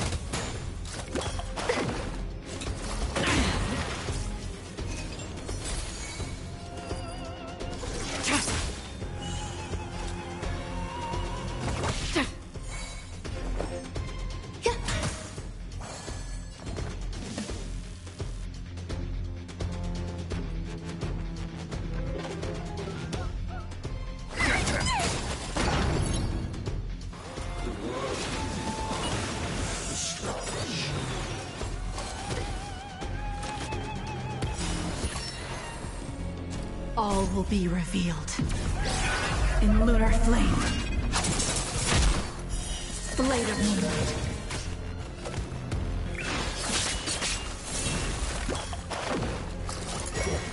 Enjoying yourself? Another journey begins, destined for oblivion. Existence is unity.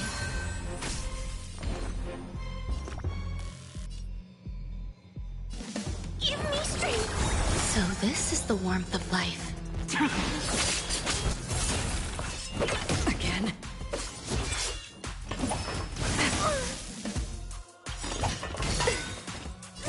Don't come! Fiends or devils! I'll crush them all! Every petal and all will be swept away by the wind. Free will, or was it fate on the still waters of oblivion? I weep for the departed. It too shall fall. Grace and elegance. Protect me! Protect me!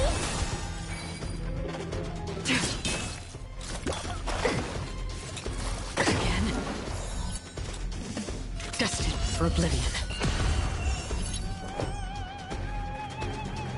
Get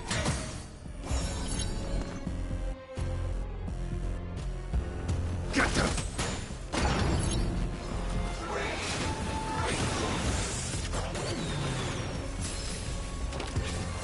Try harder. All will be revealed in lunar flame.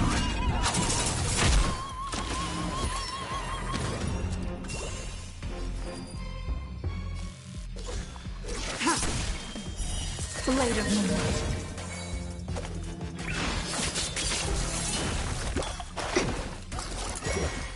Enjoying yourself? Another journey begins on the still waters of oblivion. Some value, I suppose. I'm gonna hold everyone back again! Give me strength! So this is the warmth of life. Nowhere to run.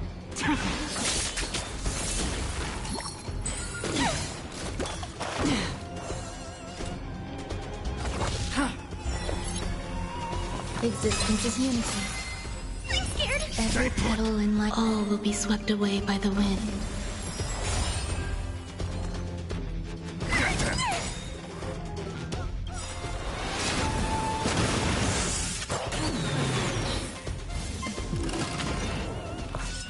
Again.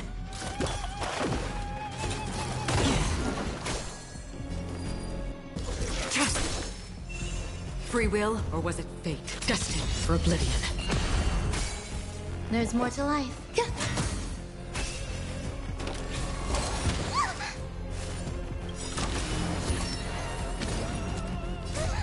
come! Fiends or devils! I'll crush them all! I weep for the departed. It too shall fall.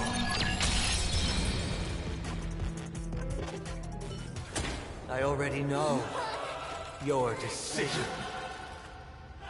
I now permit you to gaze into the sun. On these 107,336 stones, the almighty and powerful springs of harmony are at my disposal! The Supreme Tutor! Harmonious Choir! Dominicus!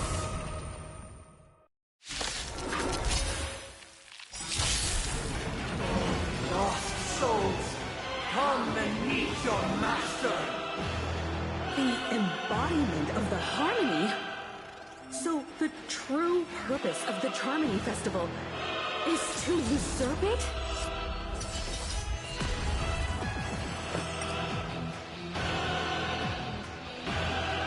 All will be revealed. In lunar flame. Disorderly noise! Existence is unity. I'm scared. Stay put. Get them. Stand down. Ha! Blade of moonlight. Disorderly noise! Again. Try harder. Why is it receptive as you are? Answer me this. Why could the harmony and the order merge into one?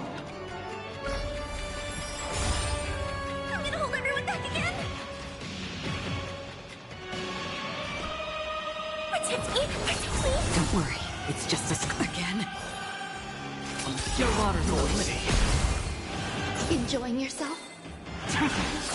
Down noisy because neither side could tolerate discomfort.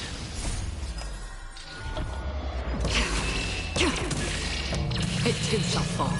I'm feeling like there's another world in front of my eyes. It's the power of tuning. Don't let the song distract you. Free will, or was it fate? Enjoy eternal peace. Tedious. All will be revealed. In lunar flame. Disorderly noise. Blade of moonlight. Down noisy. Get the disorderly noise.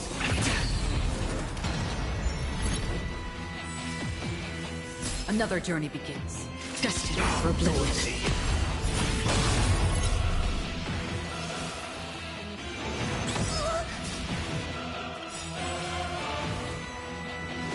Try harder. Don't come any. Fiends or devils, I'll crush them!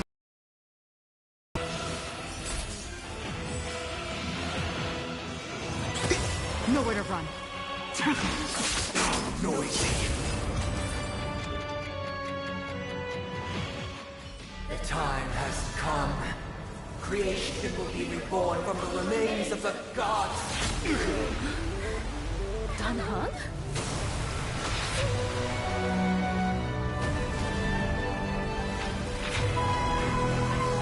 Radiant spirits, heed my word. Show no mercy!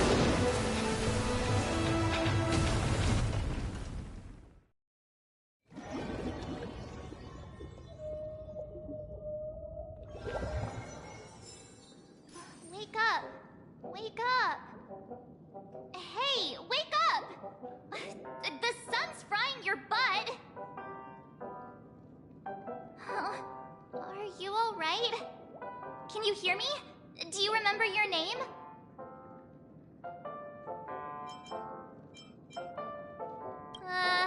Kind of. It was General Qing Yuan who helped us shoot it down. In any case, since you remember what happened just now, well, that's put my mind at ease.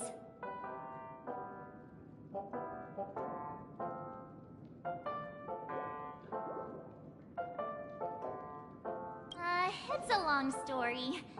Simply put, Dan Heng used the Jade Abacus of Allying Oath when we were in the middle of a fierce battle, and summoned the General to help us just in time. And then we returned to reality. Look, this is your room. Everyone else has also returned from the dreamscape. Himeko and the rest are at the lobby discussing matters with the General. And now that you're awake, we should tell the crew that you're all right. Come with me. Not going to come chat with me, sleepyhead. That voice. Is that Black Swan?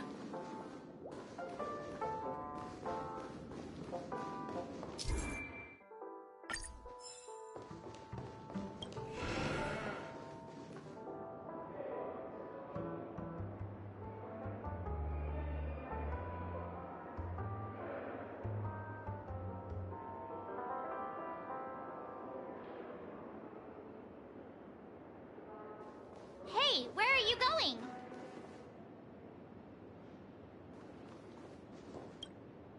Hey, we meet again, sleepyhead. What's Miss Black Swan doing here? Nothing, Miss March. I noticed she was awake and wanted to check to see how she was doing. Though the strike from the General was timely, its destruction was also immense. When emanators collide, ordinary people inevitably suffer. But, luckily for them, the Dreamscape is my home turf. Thankfully, I managed to get everyone out before the Harmonious Choir collapsed. Oh, so that's what happened! Thank you, Miss Black Swan! Don't mention it. After all, I wouldn't want to see such precious memories vanish. You're heading to see your friends, aren't you? Would it bother you if I walked with you for a short while? Of course not.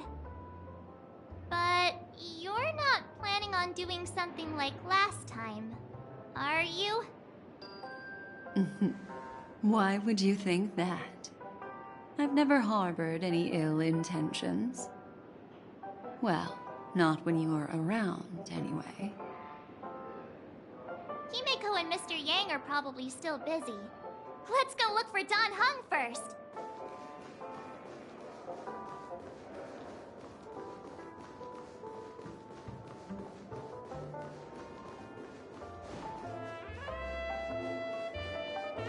Look, he's still talking to that cowboy. You're awake. How do you feel? Well, fork me. You must be that Stellaron they were talking about. Don't worry. She's been up and about for a while now. But hey, Dan Heng, why don't you introduce this cowboy to her first? Allow me to introduce him to you. This is Boothill, a Galaxy Ranger. During our pursuit of a certain person, we crossed paths and just so happened to uncover a shocking plot being concocted by Mr. Sunday. Which is why we sought you out, to help the Astral Express save the world together. No need for thanks. The Galaxy Ranger's principle is correct every injustice one sees. That's how you lot in the Xianzhou put it, right, Dan Heng? More or less.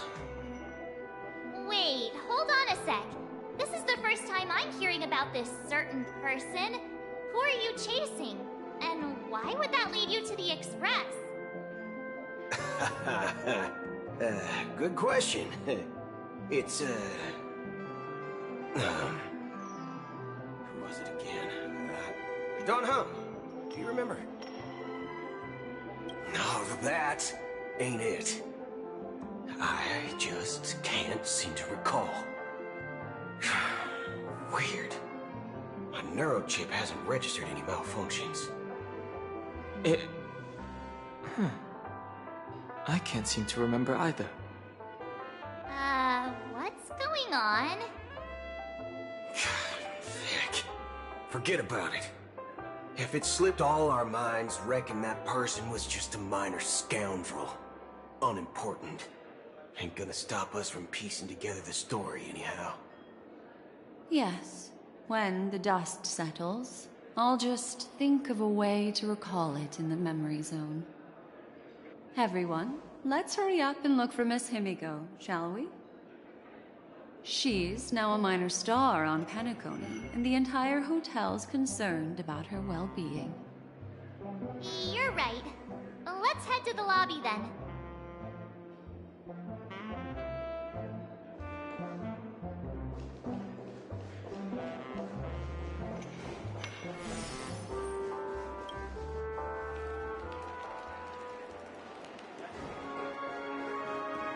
Look, they're with the... That's all right. In these times of conflict for the sake of utmost safety, it is only right that the Alliance steps forward to mediate on behalf of the Astral Express. We must not allow you to take unnecessary risks. Furthermore, despite the IPC's eagerness for success, it prioritizes peace above all.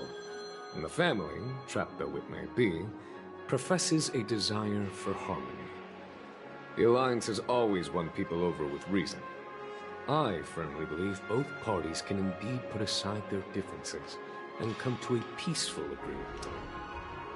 The General possesses a deep understanding of the greater good. With the Xianzhou Alliance mediating, peace for Penacony is within reach. You flatter me. But ultimately, it's been all down to the Express.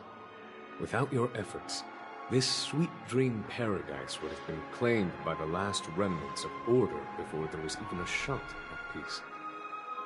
Well, would you look at that? Here comes the big hero.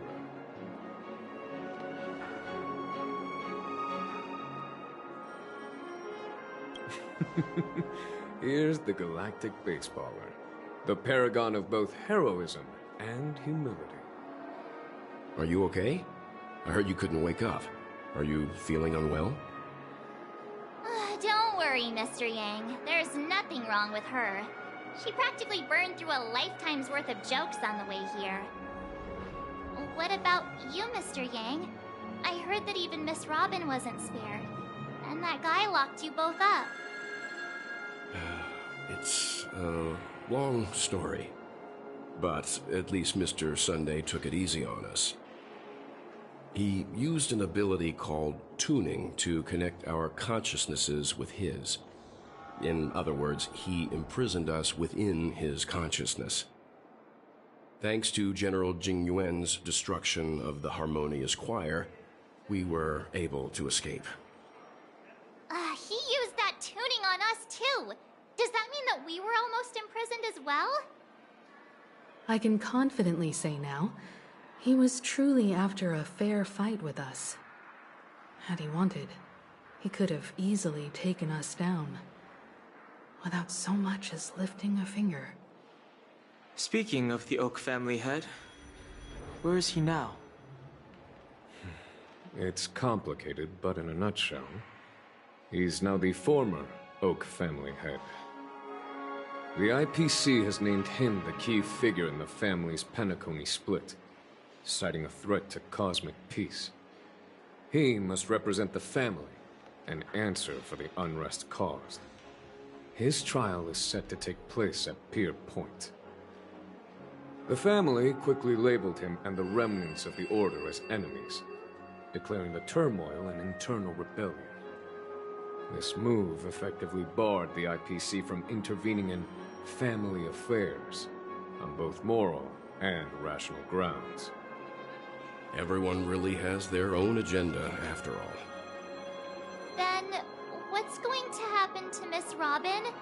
She and Sunday won't be able to deny their involvement in the Charmony Festival. They're siblings, after all. Why the sigh, General?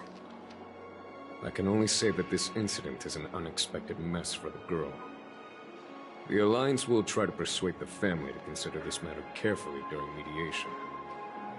It's time, everyone. The IPC's key members and I have agreed to consult one another before the upcoming negotiation. Do any of you wish to sit in? Given the General's invitation and the matter's significance to the universe, the crew will naturally accept. However, if the IPC has any reservations... Why, of course you're welcome. They've mentioned that your team is a trusted ally of the IPC in Penacony, so there's no reason not to welcome you. Besides, if there can be reliable observers from the Astral Express present, discussions will go more smoothly. So, what do you all think? Well then, we shall oblige. I'm kind of allergic to those types of situations. I think I'll just head back to my room and start packing. Not to worry. Himiko and I will take care of things. I'm afraid I'll also have to return to the Express first. The conductor is worried about us. It's best I go and explain the situation. Thank you.